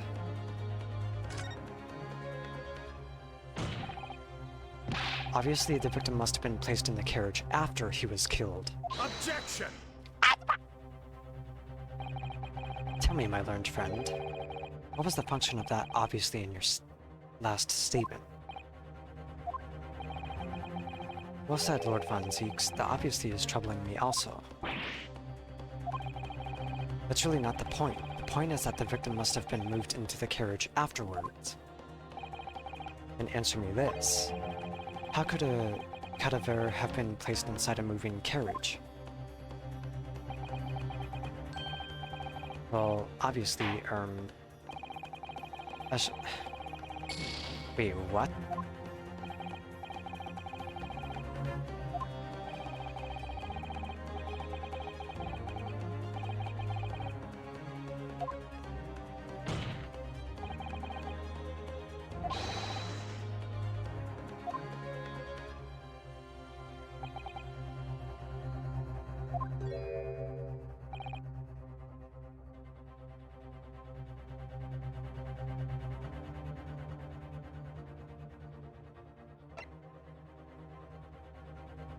Right, let's try this.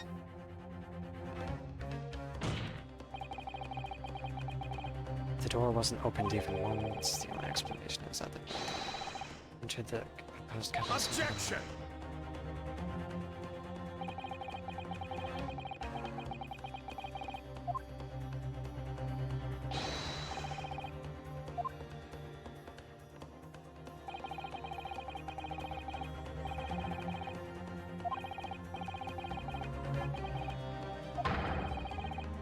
Objection! Wait, is this actually the right answer? But there could be. There's one possibility you haven't considered. Oh, really? Yes, one other way inside that isn't the door. Another opening, the use of which allowed the victim to appear inside the enclosed cabin. Wait, what was that? Vex is bullying me. How could you?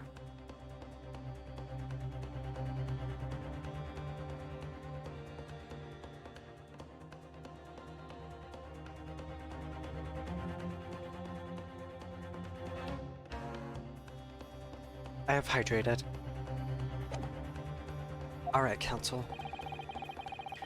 The defense will identify the location for the court. Here's the omnibus on which the incident occurred. Where north is this entrance by which you propose the victim entered the cabin?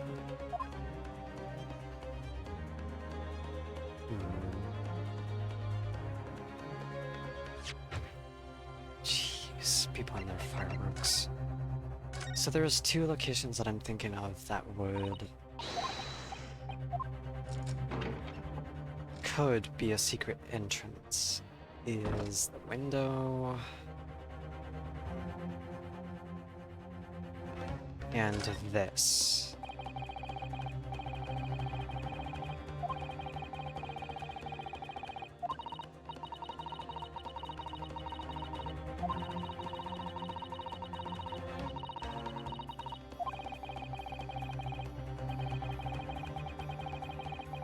This is new dialogue, but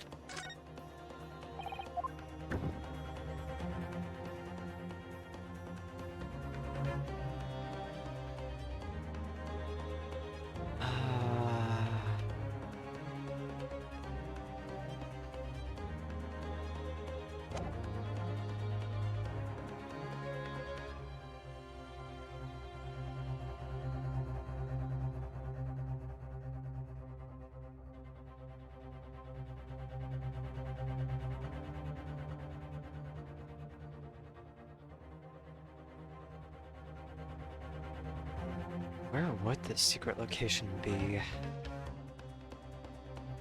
Secret entrance. There's no evidence to back that up. Wait. There's a latch.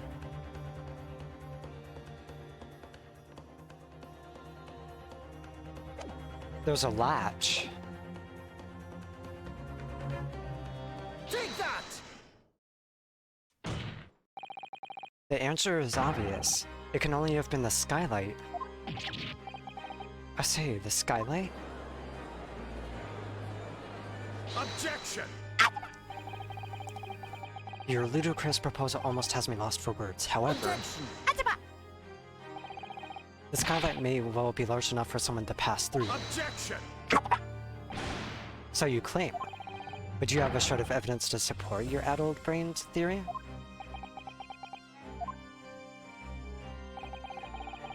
Both Mr. McGilded and Miss Lestrade said the same in their testimonies.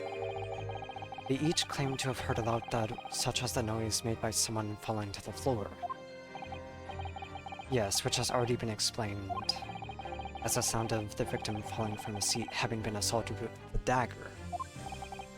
Yes, it has, but would a man slipping from the seat onto the floor really have made such a loud noise as a witness described?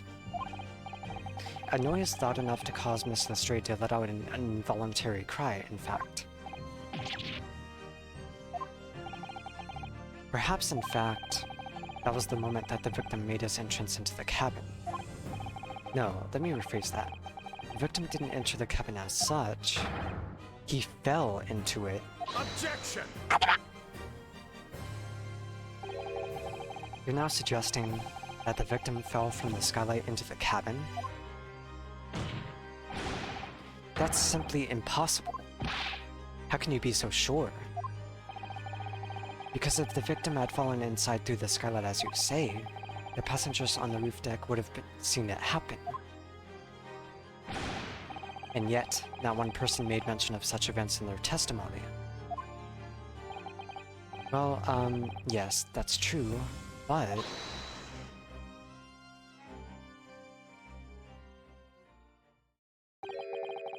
might a humble fella make a wee comment here? Mr. McGild did? To be sure now, the two fellows who were sat on the roof that testified before said nothing of the victim falling through the skylight. But it seems to me, my lord, that 'tis not so much a case of them not saying, but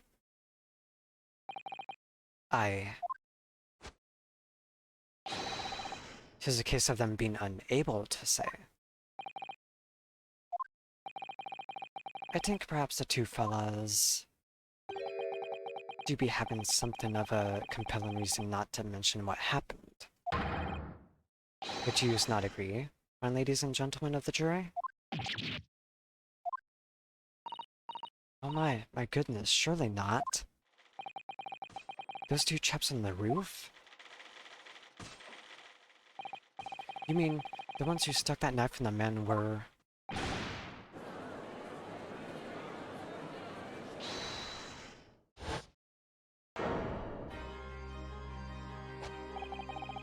Just what exactly are you insinuating here, you blitherer? You... What the fuck are you doing, sir?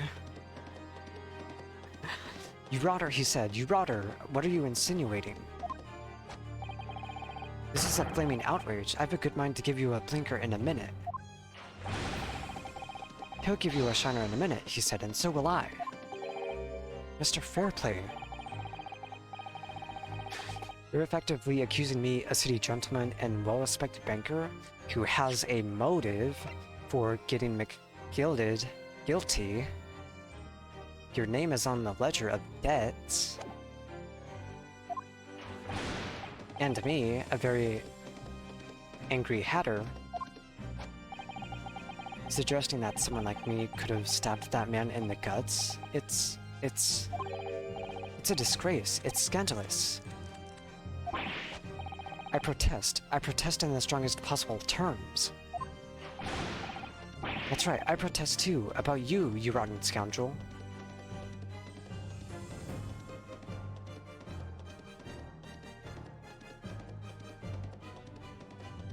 I hate that my overlay is blocking, and you know what, in fact, temporarily. Look at this. Look at this.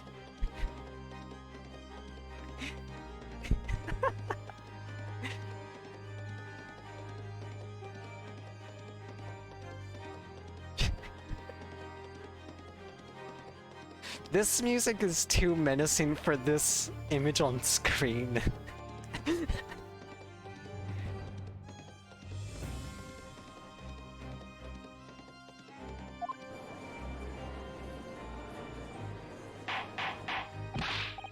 Order, order, order. This is not the time, witnesses.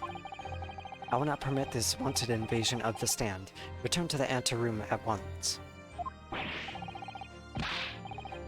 But this is beyond reason, my lord. It's outrageous. It's very hurtful, you know. Not as hurtful as someone with a knife in their stomach. My lord, if I may comment? Go ahead, Lord Von Zeeks. It was the defense that incited this outburst from the witnesses. My learned friend has seen fit to abandon all protocol and accuse the witnesses without proof. Accuse? I never intended to. It seems, young Nipponese, that your command of the English tongue is wanting. You proposed to this court that the victim fell through the skylight from the roof deck of the omnibus. That hypothesis could not possibly stand without the rooftop passengers being aware of the events. You have branded these gentlemen liars. You have intimidated their criminal guilt.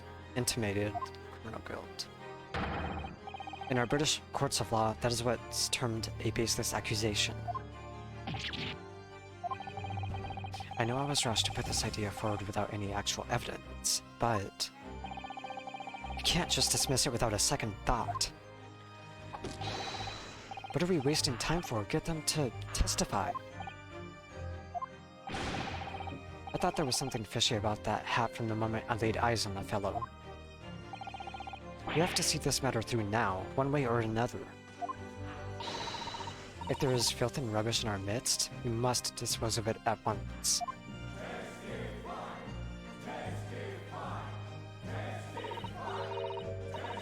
What's happening, Mr. Naruhodo?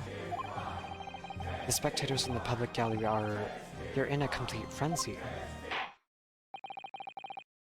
Mr. Fairplay and Mr. First.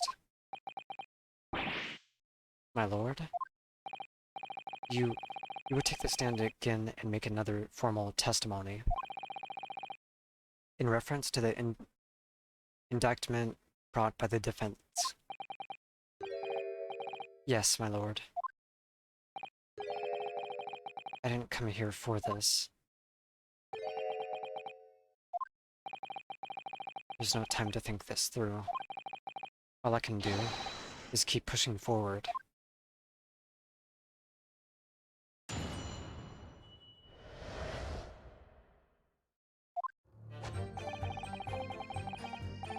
We were the only two people up on that roof deck, dead or alive. I can swear to that. If anything had happened to where we were sitting, don't you think one or the other would have noticed? In any case, neither of us know the first thing about the victim. We had no reason to kill the man. The skylight was shut the entire time, I tell you. We couldn't possibly have opened it. If you're so sure the victim fell through the skylight, where's your proof?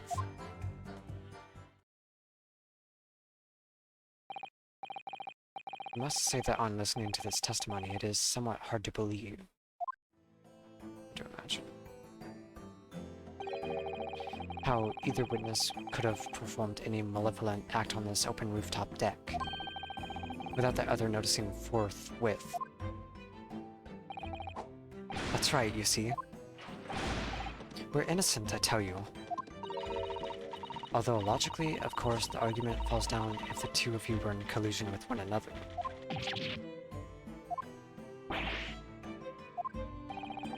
According to investigations by Scotland Yard, the two witnesses share no common dealings.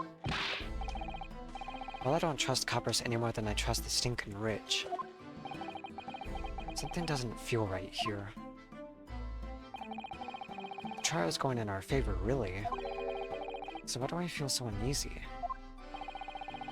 Counsel for the defense, over to you. Your cross-examination, please. Yeah. Oh, yes, my lord. Agreeable, Grand.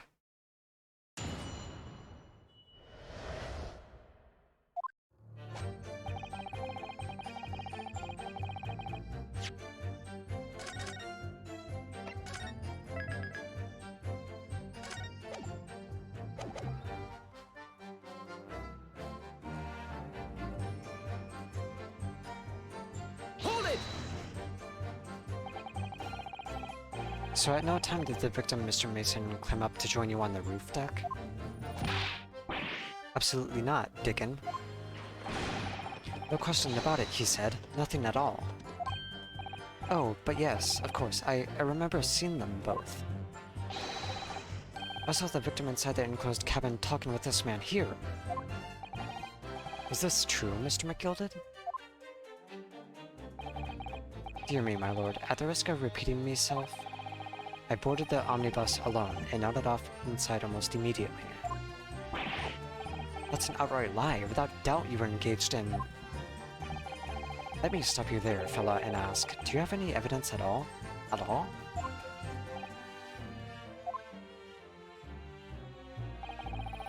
Tis all about evidence in the courts these days, so it is. You'd do well to remember that. I saw you with my own eyes. This is going so well.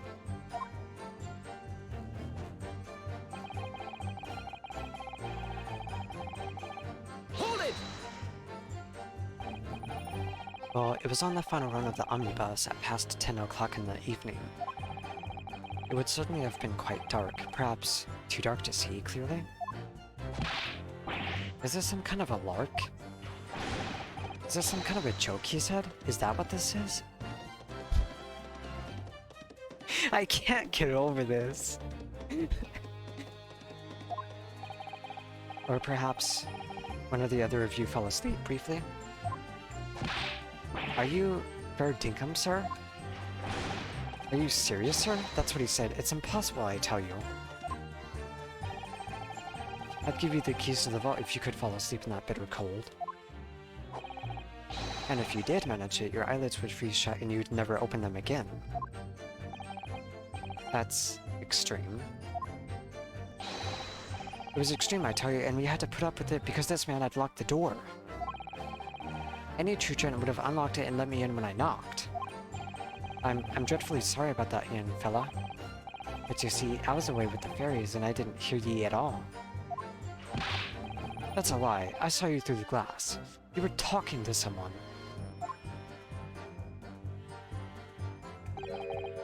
Now, 'twas a cold night, so it was. People do be seeing things that aren't real in the cold. 'Tis hardly surprising. Yeah, at the point of... Okay, so here's the order of which things happened. The order is...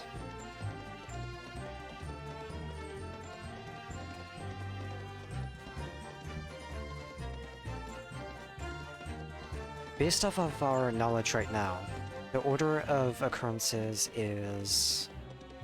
The victim was brought in after already having been dead. If I'm remembering correctly, I might be misremembering that. However, the girl was the very first one who ever entered. After that, he came in and had locked the door. So these two were first to go onto the roof of the carriage. And we discovered, through close analyzing, that there's a latch here. And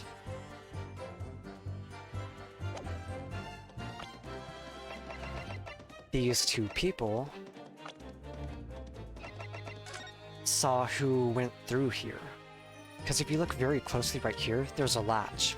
There's another entrance aside from this door.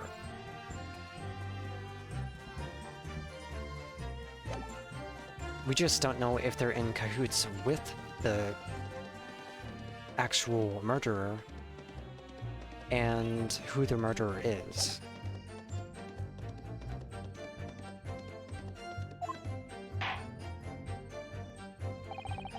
I believe we have reached an impasse here on this particular point. Look, you... Don't take it personally now, lad. If I'm a suspect in this case, Tinta is only fair that you and the other fiend are too. Open and free competition is what a capitalist society is all about. This isn't a competition I should like to be involved in, really.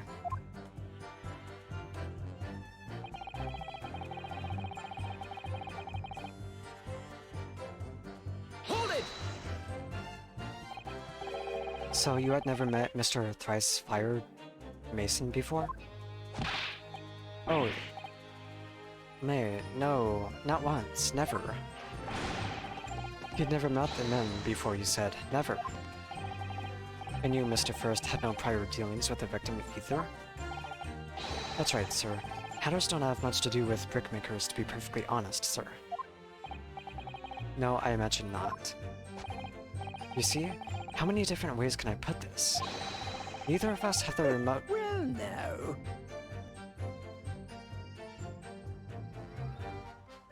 Excuse me. Mr. McGilded? Yes, counsel? What can I be doing you for? Did the witness's last statement give you pause for thought somehow? Not the remoteness connection. Is that right now, I wonder?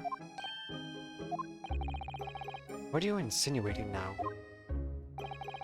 Ah, Mr. Fairblade. It has been too long, so it has. Eh? If I'm not very much mistaken, I believe 'tis fast approaching, is it not? Your payment date.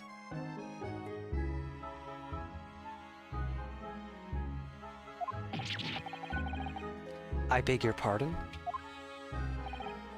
Heh. You borrowed 20 guineas from me, sir. Ah, I didn't unconscionable rate of interest. You tricked me. It's extortion. Well now, is that a touch of begrudgery, is it? Sort of begrudgery that might motivate a fella to pass his crimes off on another.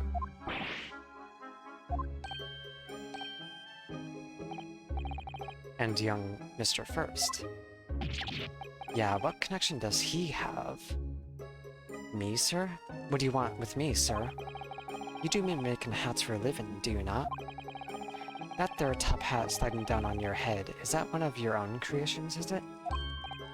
Oh, well, I'm still just an apprentice, you understand? I'm learning to find the perfect fit for whatever fine gent walks through the door. The perfect fit, is it? Well, 'tis a very distinctive design, so it is. Many customers like it, I tell you. They like a distinctive touch. Customers. Such as Rice-Fired Mason. There was a photographic print of the victim submitted as evidence afore, my lord. Seems like his design, yeah?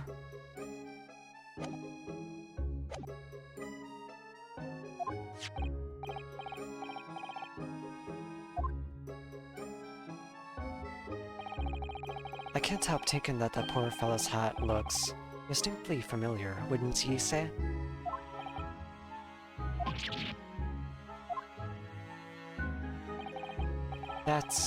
That's one of my hats.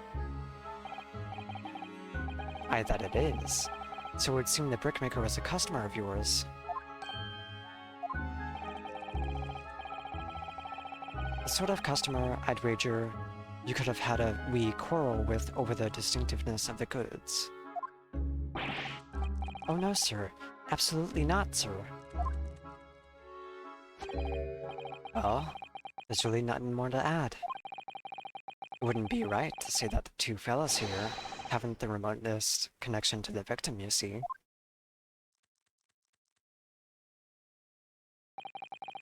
I rest my case. You little weasel. He's better at this than I am. I have no idea at this point. There's so many people. I don't know who's running the court. Mr. McGilded has certainly been thorough in his research, hasn't he? Please, don't let me, little interruption, hold up the proceedings. And I got an achievement called Hat Hunter.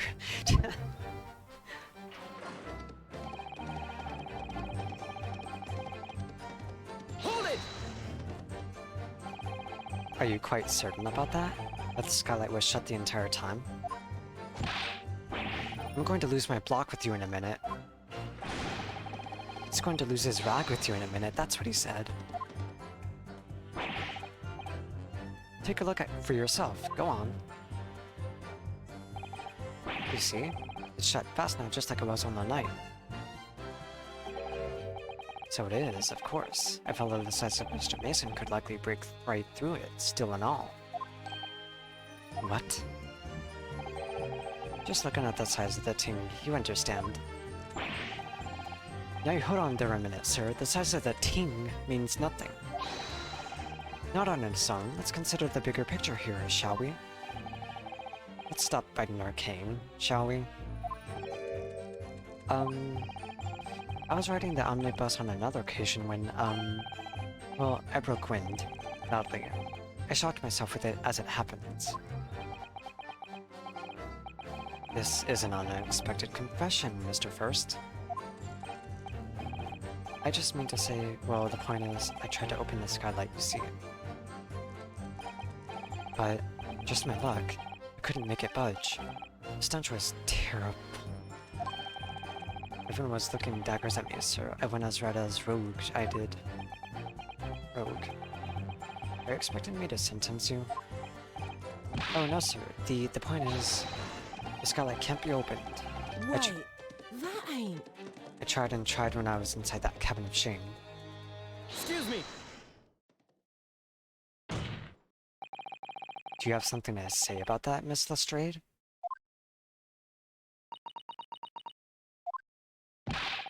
Miss Lestrade.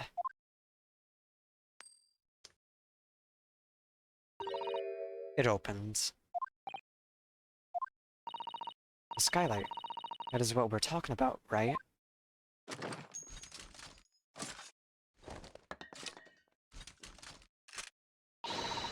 All them skylights open, dead easy. More easily than you can load that weapon. That's a lie, I tell you. Otherwise, when I broke wind, You can't do it from inside, you mug.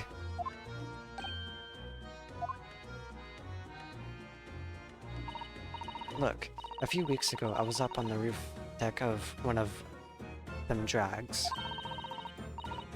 And I had a great haul. I mean, I had persons come out with me. Ears. Miss Lestrade, this is not the forum to be eulogizing on the subject of your criminal activities. But anyway, I had a bit of a scare. When I lifted the last bloke's purse, he got wise to me. All four of them surrounded me, so I couldn't hop off the bus and leg it. So what I did was, I used the skylight, opened the catch, and jumped right through. What? Yeah, the catch for them skylights is on the top side. That's why you can't open them from the cabin. The skylight opens from the roof deck? Climb up onto the roof of the omnibus at once and verify this witness's claim. I mean, we already figured it out.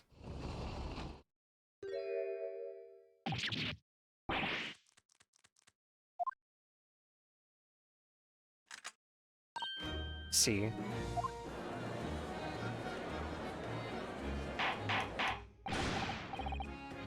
Order, order, order! So, it appears that the street girl's statement is quite true. I don't believe it. The skylight opens, and from the roof deck... Mr. Naruhodo. This could be the clue we've been looking for. Well, counsel for the defense, please continue with your cross-examination. Yes, my lord. So the skylight opens. Perhaps I should investigate for myself.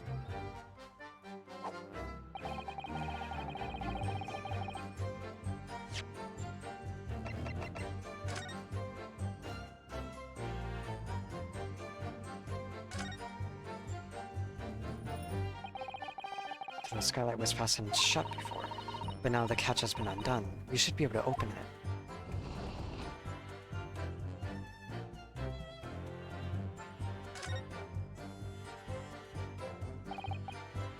You can certainly see inside the carriage through this opening, that's for sure.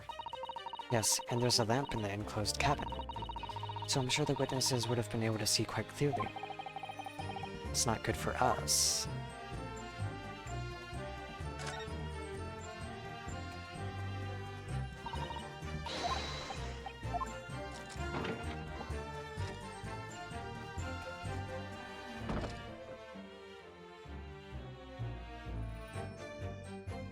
There's blood on the top. Yes, it does open very wide, doesn't it? Wide enough to kick someone like you through, certainly, Mr. Naruhodo. Why someone like me? Ah! What is it? Look, just there. Look, this. That's without question. It's blood. Why would there be a bloodstain there? Surely it can't be unrelated to the case, can it? Scene of the crime. There is a bloodstain visible on the frame of the skylight when it's open.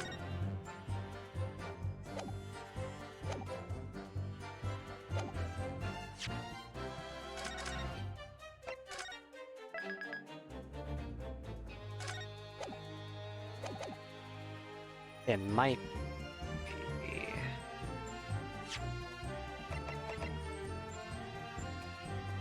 Objection! On the night in question, the victim was fatally stabbed in the stomach. And immediately afterwards, the victim's body was pushed through the skylight into the cabin below. Those are the facts, and the irrefutable proof remains clearly visible in the omnibus that stands before us today in this very courtroom. That's utter humbug. You can't possibly have any evidence. No, you can't. I mean, you didn't do it, I tell you. It's impossible. Irrefutable proof? Here in this courtroom? Counsel. My lord. I believe everyone would appreciate a little clarification here, Where exactly within the omnibus is this evidence to which you allude? You will point out what it is that proves the victim fell from the roof deck through the skylight. Got it! By Jupiter, is that... blood? This bloodstain proves two things. Firstly, when the incident occurred, the skylight of the omnibus was open. And secondly, the victim was already bleeding when he fell through the opening. So I did remember right, he was already dead by the time they entered the omnibus. I'm not gonna lie, this case is actually kinda dragging on forever for me. Both in a good and bad way. And so it follows that Mr. McGilded, who was inside the enclosed cabin himself at the time, cannot possibly be guilty of this crime.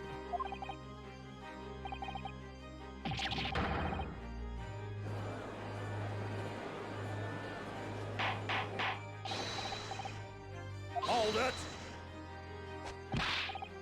But the blood could have sprayed up... Hardly. Hardly. You are grasping at straws with that excuse. But the blood could have sprayed up there when the fellow was stabbed inside the cabin. Hardly.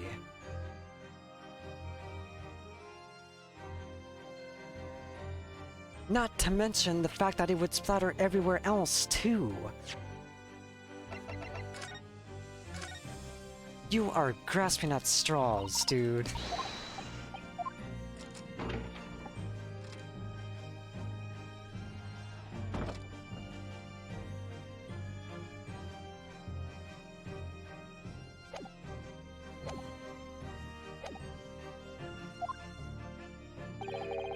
And only found its way to that one particular spot on the skylight?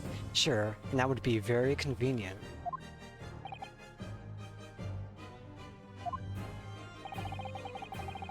And let's keep it in mind that the skylight couch can only be unfastened from the roof deck. I myself wouldn't have been able to open it now, would I? There's no way to know for certain, is there? If the gent really fell through the skylight, I mean? Why don't you have a good look at the floor of the cabin between the two seats, Mr. First? 'Tis all too plain, if ye see. There's the aftermath that shows the poor fellow dropped from a fair height right there, so it is. What? No. But it can't be. It's all lies. My fellow jury members, I think we can all agree that this is clear proof of the defendant's innocence, can't we? I believe we can, yes, sir. It's clear to me now where the filthy rubbish can be found in this courtroom. So, they thought they could pull the wool over my eyes, did they?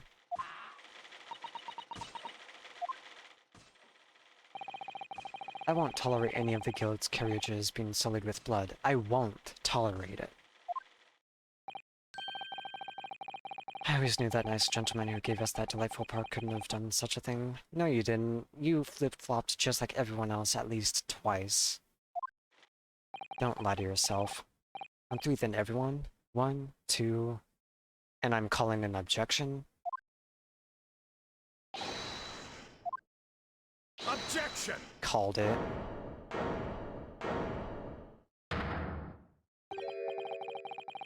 Chilling performance, Mr. McGilded. Oh, and what would ye be referring to there now?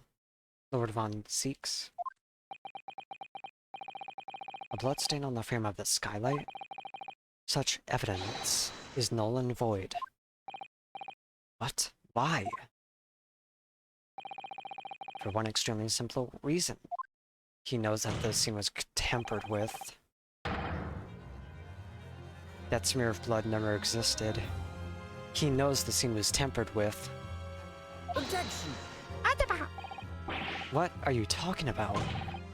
It's there for all to see, and it's clearly blood. Objection! I personally attend Scotland Yard's investigation of the omnibus. The officers involved went over the carriage with a fine-tooth comb. So he knew the scene was tampered with. Because he plays underhanded tactics, Grand. But I tell you, it's the prosecutor's job to supply any and all evidence to any crime. So he should be outright fired, so I can stay with absolute surety. No such smear of blood existed in the carriage. At least, not until this trial began. Are you suggesting, Lord Von Zeeks, that this stain of blood was fabricated, my lord? Yes, and while this court has been in session...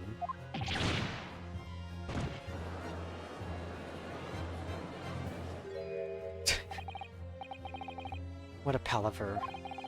I must say I didn't expect such crude reasoning from a prosecutor of your standing, Lord Von Zeeks.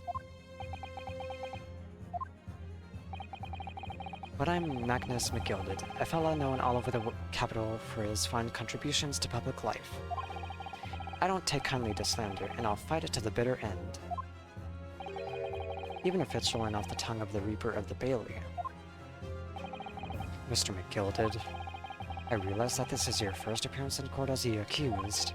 However, I am well aware of your involvement behind the scenes in a great many affairs of dubious nature. You're very adept when it comes to avoiding getting your own hands dirty. And each time it happens that a case you're involved in is investigated, you adapt the facts. Adapt the facts? What does that even mean? When you wield a fortune the size of Mr. McGilded's, however ill-gotten it may be, nothing is impossible. Tampering with evidence, manipulating the scene of a crime, bribing witnesses... I toast your ability to concoct the most convenient of stories, sir. Tut-tut, Lord Alban seeks. This will not do, to be sure. Will it now, Counsel? Oh no. I think it's fair to say, this does all sound like a rather far-fetched excuse by a desperate man. The blood on the skylight didn't exist, you say? But if you will all cast your minds back, is it not true that the omnibus there has been in the courtroom the entire time? How could anyone possibly have put a smear of blood in it without the world and his wife seeing? Isn't that right now, Counsel? It's true. The omnibus has been in full view the entire time the court has been in session. My learned friend. What does learned even mean? Can anyone elaborate for me what that means? Here's to hearing your opinion on this matter in your own words. As you wish. Could someone have tampered with the omnibus during the trial? If you're asking me, I think...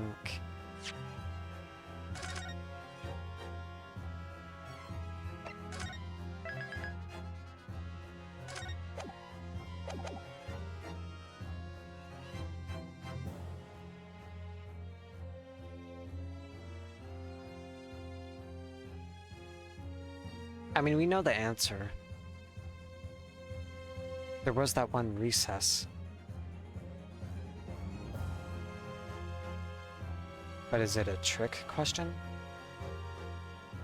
And he says to answer with our own words. So he's given us the opportunity to be honest.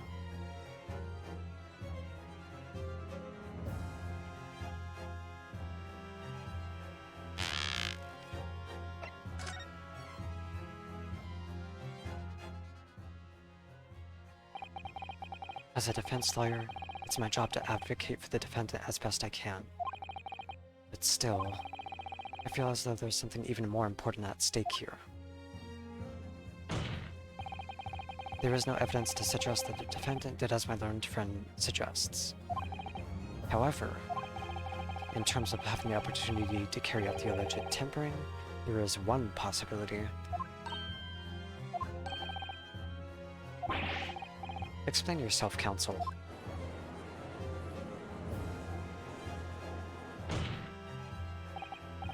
Yes, there is. It seems my learned Nipponese friends has no intention of running from this deceit. Deceit? I'm sure everyone still remembers clearly the recess that we were forced to take.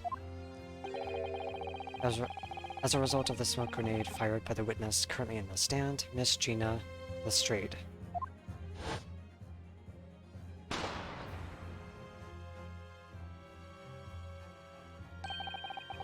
What is going on? Be careful. I'm not gonna repeat that.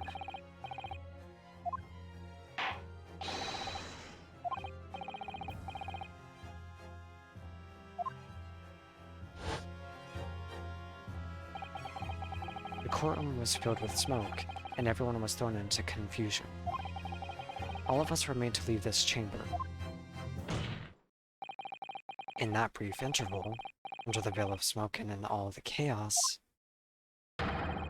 it could have been possible to steal inside the omnibus.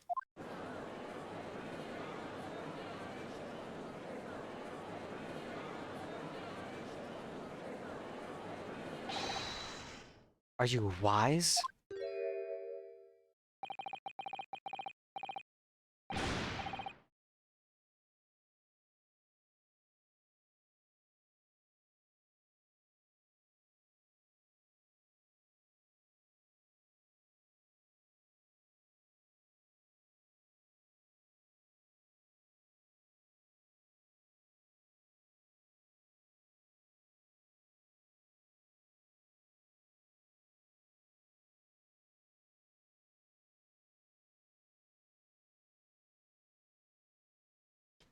Sorry, I was muted while refilling my drink and taking a drink, but holy fuck, feckless? Holy shit.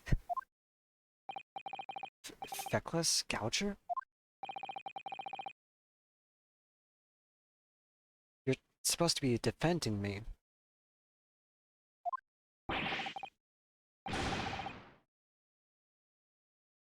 Tis a wicked plot. Tis a plot to undermine me, so it is. Objection! Whatever you think this is, it changes nothing. The facts are the same. After this courtroom was evacuated earlier as a result of the smoke grenade, a number of inconsistencies materialized in relation to the omnibus. Inconsistencies such as... To start with, the storage compartment underneath the rear passenger seat. When the police investigated the omnibus, this compartment was full of the driver's items. Secondly, we have this mirror float on the edge of the skylight. As I have said, that was not present at the start of the trial this morning.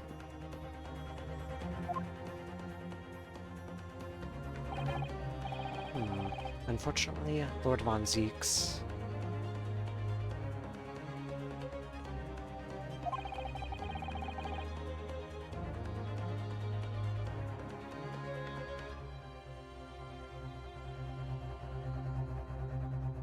Wait.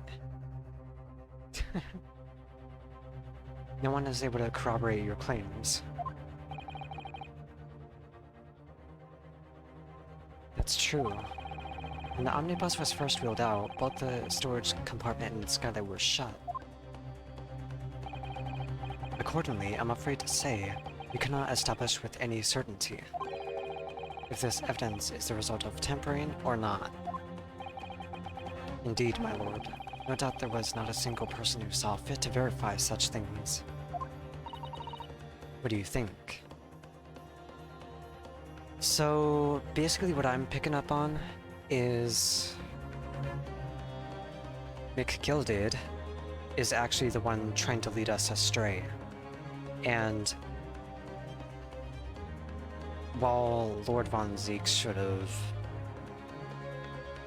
clarified the fact that the tampering of evidence was made evident much sooner,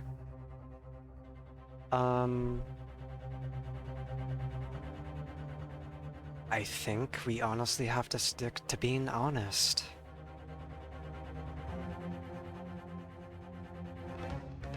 What do you think? Sorry? About the omnibus. Is there anything else unusual about the omnibus?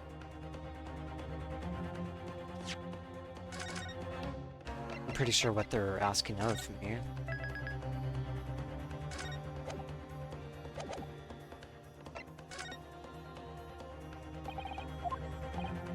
Yes, Counsel? There is one further inconsistency. A mark that surely could not have been present at the start of the trial. What in the devil's name are you going to say now? If you dare to betray me, you little maggot, you'd better start watching your back. Objection! Yeah, because McGilded is also starting to show his true colors, and that Von Zeeks is actually right about him. Silence, McGilded. Defense lawyer or not, you can't deny the truth that something funny is going on. The court awaits the defense's clarification. This trial keeps swinging one way and then the other. I have no idea what's the truth and what's deception. What am I supposed to believe here? I shall have to ask you to elaborate, Counsel.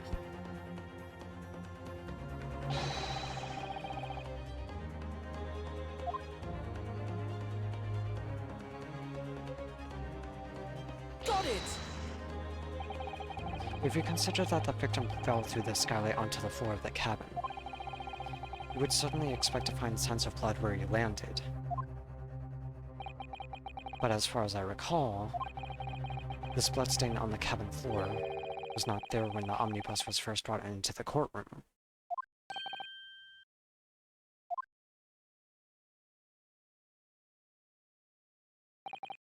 Yes, I do believe you're correct, counsel. Well said. Although, as advocate for the defense, one might say that was a very careless slip of the tongue.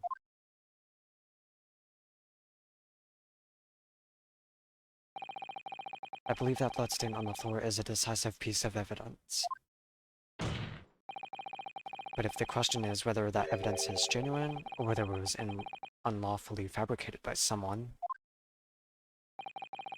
I feel compelled to admit that there is at least a possibility that the evidence is fake.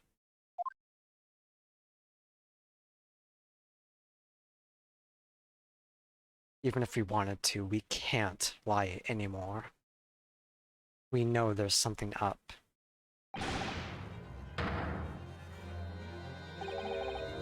This trial is over. Mr. McGilded? I've done everything I possibly can to cooperate with the court, but 'tis all over now. But you're the defendant. 'Tis over, I tell ye.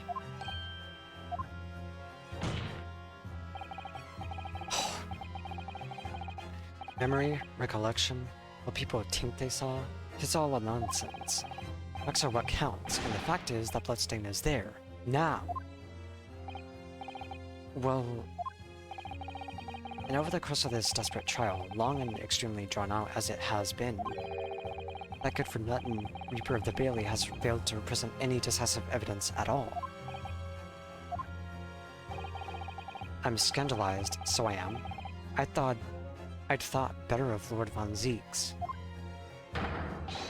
Well, my lord? I must concur with the defendant, but unaffirmed recollections of an individual cannot stand as evidence. At this moment in time, the particular bloodstain in question is very much in existence, and in the absence of any credible method by which to prove its alleged previous non-existence, I regret to say that it would be improper for this trial to continue. Your lordship can't be serious. Lord Von Zeeks, what is your position? The prosecution, my lord. Let me go on ahead and do all those things first.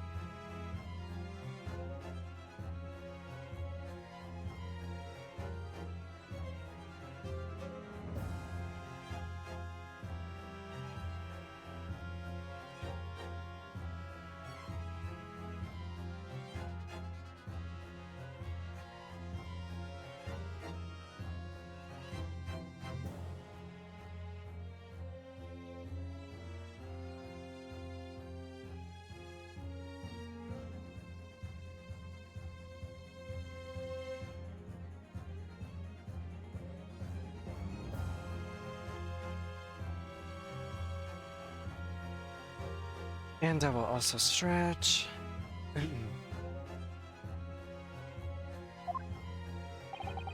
Has no further witnesses or evidence to present. Very well. In that case, as I believe we have explored every possible avenue in this matter, I shall proceed to my adjudication. As a formality, I am, of course, obliged to confirm with the defense first. What formality? As things stand at the moment, it would seem Mr. McGilded would be found not guilty. Yes. Which would mean we've won. Is that really the right outcome here? Is it really alright for the trial to come to an end now with all these unexplained inconsistencies? Counsel for the defense.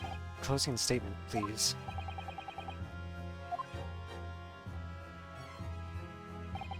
Yes, my lord. The defense believes...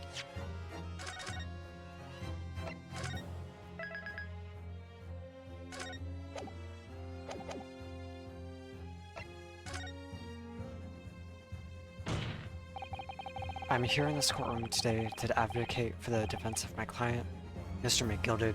However, at this moment in time, I cannot in all good conscience, attest fully to the defendant's innocence. What are you saying, ma'am? Without any question, there is no conclusive evidence to prove that the defendant is guilty.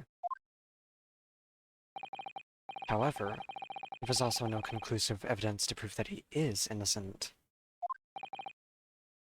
Good gracious me. Order, order! This is unprecedented behavior, counsel. Defense lawyer calling the accused's innocence into question? Are you of sound mind?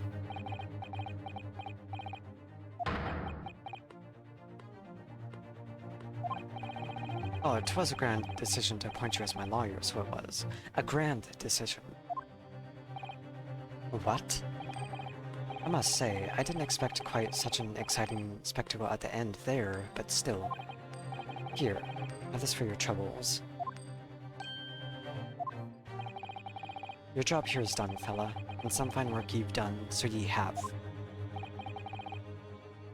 What do you mean? 'Tis just as the right honorable gentleman so sucks... What? Sufficiently put it afore. Stop it, Kata! The trial can't go on anymore. In your closing statement, there was... How did he put it? Nothing more than a formality.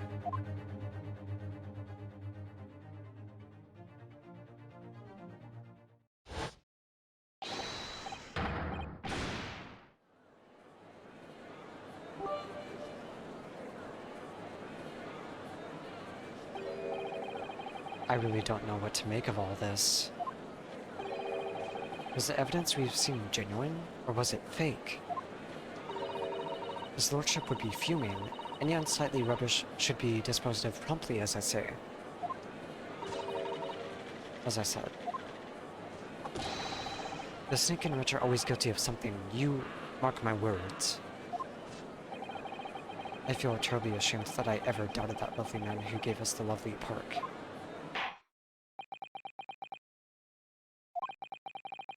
Now that proceedings have unfolded in this way, I am compelled to declare a premature end to this trial. Furthermore, the court must accept the defendant's plea.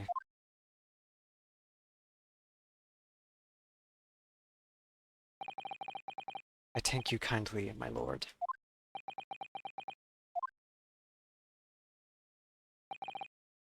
I hereby pronounce the verdict of this court. Objection! But we still haven't determined if the bloodstain in the omnibus is genuine or not. We don't know if these witnesses are telling the truth or a pack of lies. We have no idea about the truth. Lord von Zieks, my lord, the case made by the prosecution was flawed, plain and simple. If indeed the omnibus presented as evidence was tampered with, the prosecution is at fault for allowing such a disgraceful perversion of justice to take place. My sincerest apologies, my lord. Objection! But wait. When we were evacuated from the courtroom, Lord von Zieks ordered the evidence to be secured. I'm afraid the prosecution cannot shun responsibility in this matter. That's so unfair. The culpability of the defendant has not, at the present time, been established by this court. Consequently, the jury will not be required to proffer judgment. What? Well, Lord Von Zeeks, it's been a pleasure, so it has. And as for you, my dear fellow, I couldn't have asked for a better defense. Do you mean to tell me this has all been a grand waste of time? 'Tis the law of the land, my good man. If you'd like to pursue this matter further, you can always go ahead and try to change the law. Magnus McGilded. Good grief, you've more to say to me, have you? Just one thing. A warning. This is far from over. Hold on a minute. I'm very invested in this. Hydrate and stretch. Give me a minute.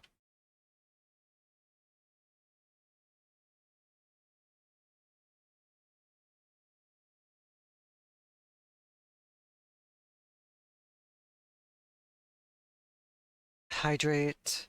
And then there's the stretch. Kata, stop.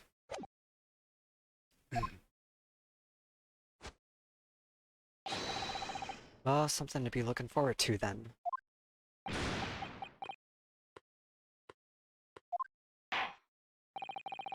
I hereby pronounce the defendant, Mr. Magnus McGilded,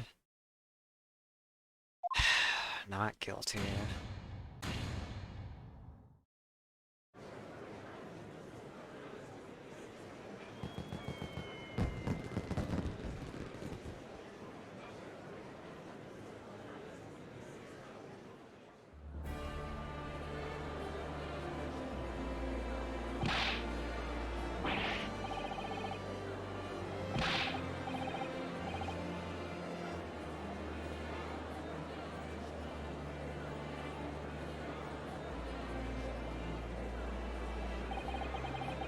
The courtroom in pandemonium for the second time that day, the judge delivered his verdict, and my first ever trial in Great Britain came to an abrupt end, with the defendant being found not guilty, ostensibly a victory for us.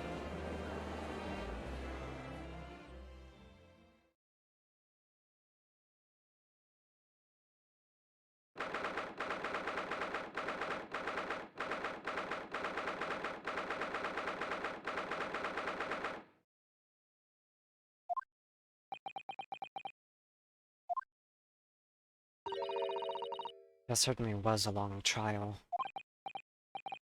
Yes, it was. Your first ever trial on foreign soil and your first victory. It was a wonderful performance. My heartfelt congratulations. And to you, Miss Susato, thank you for your assistance. I suppose we should be happy. The trouble is, we're still completely in the dark about what actually happened. Well, we didn't have enough time. But isn't it wrong? I mean, who's actually responsible for Mr. Mason's death? We don't even know that. The sole aim of the defense is to obtain a verdict that exonerates the defendant. You carried out your duty to perfection. Aye, that you did. Mr. McGilded. Ah, and that girl is with him too.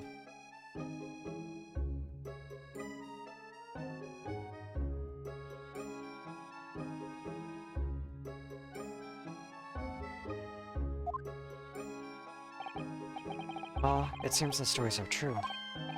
Oh? What stories? I bet those 6 enormous fireworks they do be letting off when there's a verdict of not guilty. I'm sure you must have seen them now. Spectacular, wouldn't you say? Yes, definitely. I'd heard it was a sight to behold, and to be sure, it was. And I viewed a tank, I suppose, rather than an opportunity to see it. Oh, I don't know about that. I'm not sure I really did anything. What on earth are you saying, fella? How did I walk out of here a free man, then? I don't think it was so much thanks to me as down to your planning. You're a straight-talking fella, aren't ye? I must say, ye had me astray in the head there once or twice. But you're young and headstrong. Ah, 'tis water under the bridge. Congratulations, Mr. McGilded, on having your name cleared. But nothing's resolved. There's only one thing that matters to me. Oh. They've all seen that I didn't do that odious and obstinate deed. 'Tis grand, is it not? I suppose it is. Now the fine fellows of Scotland Yard can take matters in hand and sort out any wee details. They'll see it for what it is. They'll get to the truth. I have absolute faith in them, so I have, after all. I do be providing a good number of their wages with all the taxes I pay.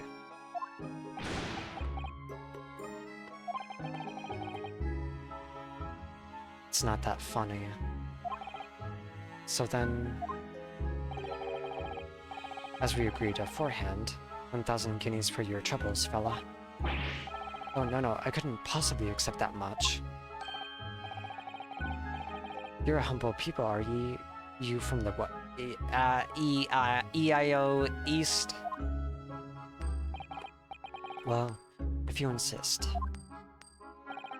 But have this, still in all. You deserve a reward. Mr. Magnus McGillid. Everything is ready, sir. If you'd like to follow me into the courtroom. Into the courtroom? What's this, officer? 'Tis sooner than I was led to believe. I hope it's not inconvenient, sir. There were some changes to the schedule. Well, I must be making tracks now. 'Tis time for the inspection. Sorry, what inspection? We're going to examine the omnibus again, so I'm told. I asked if I could be present for it myself. We're going to examine it again? Now? Naturally, I'm under no obligation to take part in any more of this matter now. But as an upstanding member of London society, I do be doing my best to help where I can. 'Tis a gentleman's duty, so it is.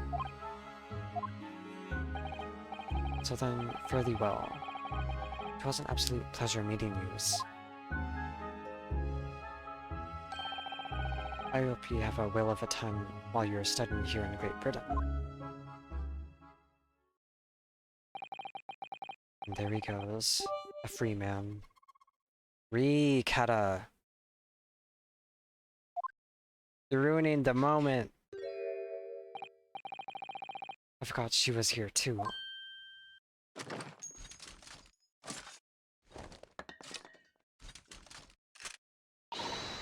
Don't move! Or as I want to say, get a move on. She really does take forever to load that thing. Miss Lestrade, would you mind putting that thing down? You're a grown-up. Sorry. And I hate all grown-ups. There you are. Huh? Naughty naughty, running off like that. Is this some kind of picnic? Who's this little girl now? And taking that with you as well. I was looking forward to the trial run of my experimental smoke grenade launcher.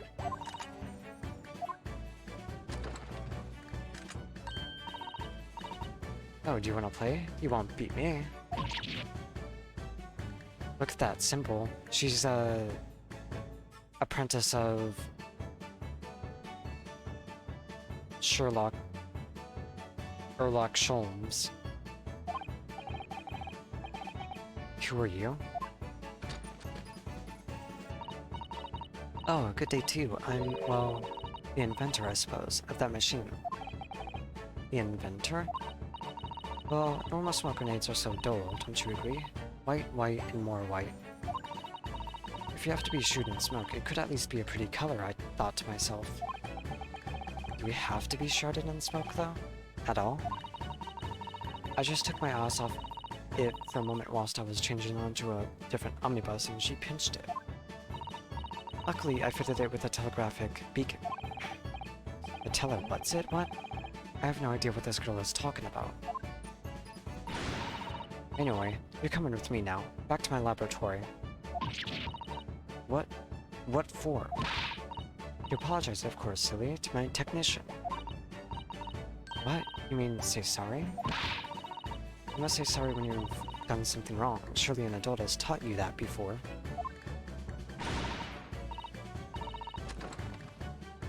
An adult? Oof. I don't listen to no adults. Come along then.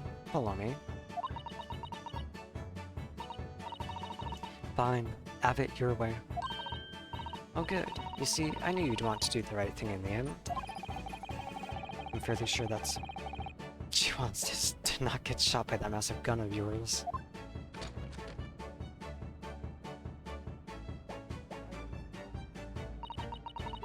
We'll be leaving now then. Bye-bye. I'm so sorry for all the fuss. She was a lively one.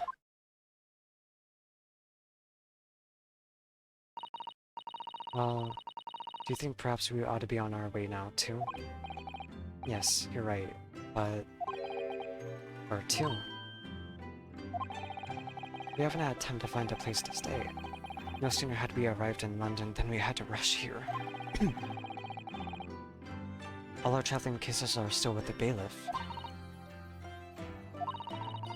I was originally planning to spend today in search of lodgings, but at this late hour in the day, I'm afraid we may be out of luck.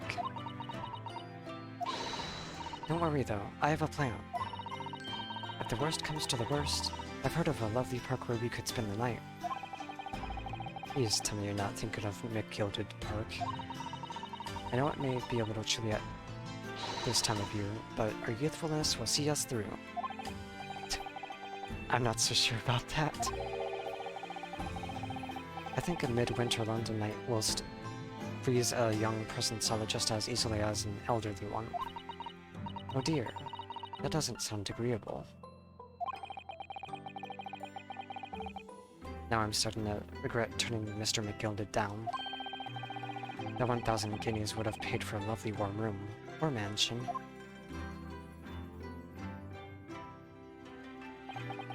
And so... the trial to determine my worthiness for the study tour was over by the end of our first day in London. However, as we were soon to learn, there were more trying times ahead. Just as the Reaper of the Bailey had warned, the case was far from over.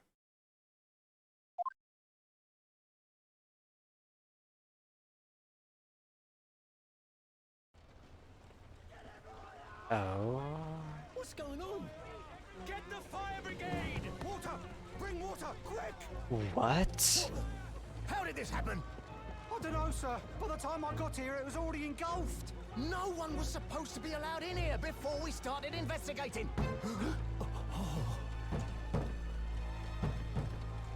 Wha- No. Oh, good God. There's someone in there.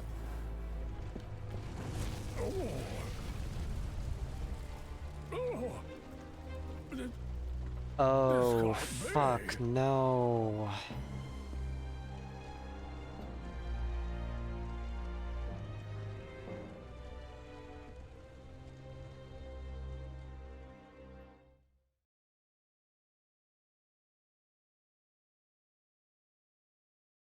No, you can't end like that. No.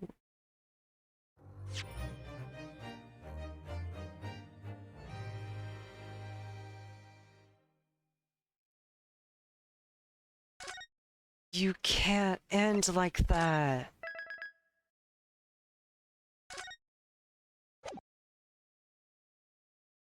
I want to see what happens if we, if there's an alternate ending.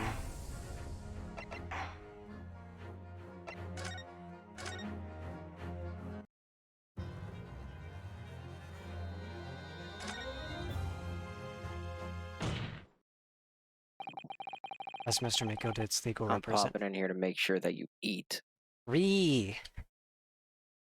Why? There's a snack redeem.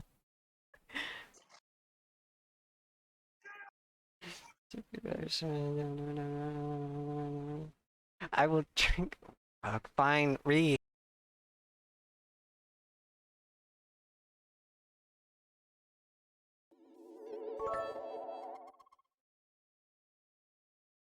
Kata, stop that, As Mr. McGilded's legal representative.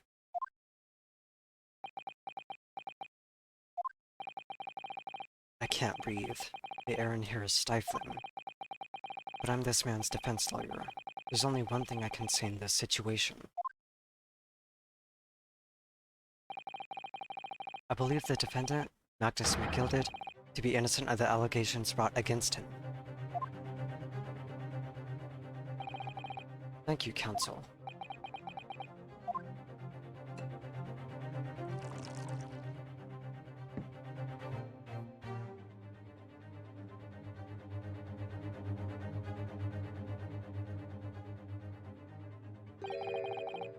Here's to you, my Nipponese friend.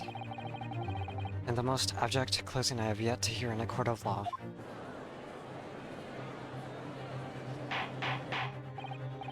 Order, order!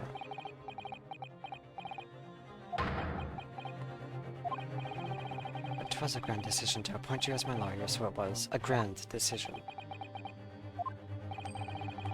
You saved one of London's most influential gentlemen, fella. You should be proud of yourself. Okay, so this is kinda, sorta starting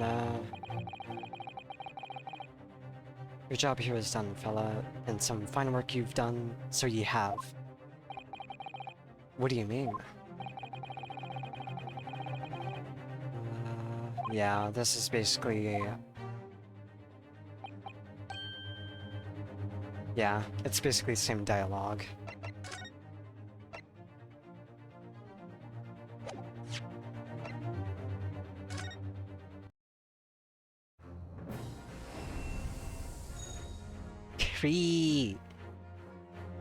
I'm gonna end now, since the trial's done.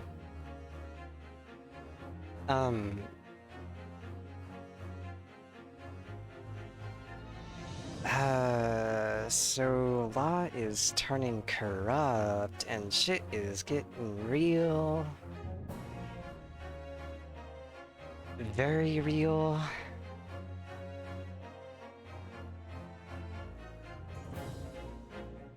Man, oh man. I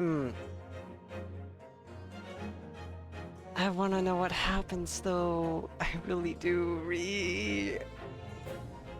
I might do more tomorrow, I don't want to rush through this game, but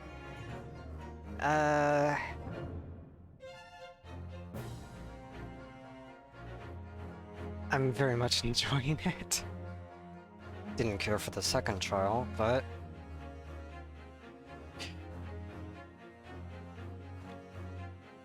I'm fixing to end. I'll snack after. Vex is getting on me to eat anyway. This was the third episode for the Great Ace Attorney Chronicles.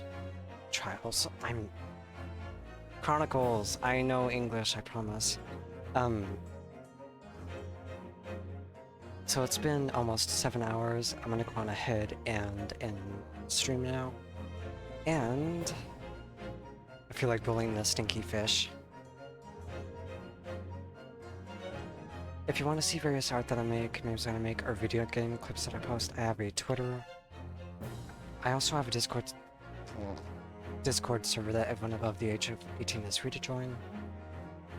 And with that, we are going to raid Stinky Fish Boy. 'Cause yes. Thank you all for joining me tonight, and I'll see you all next time. Bye.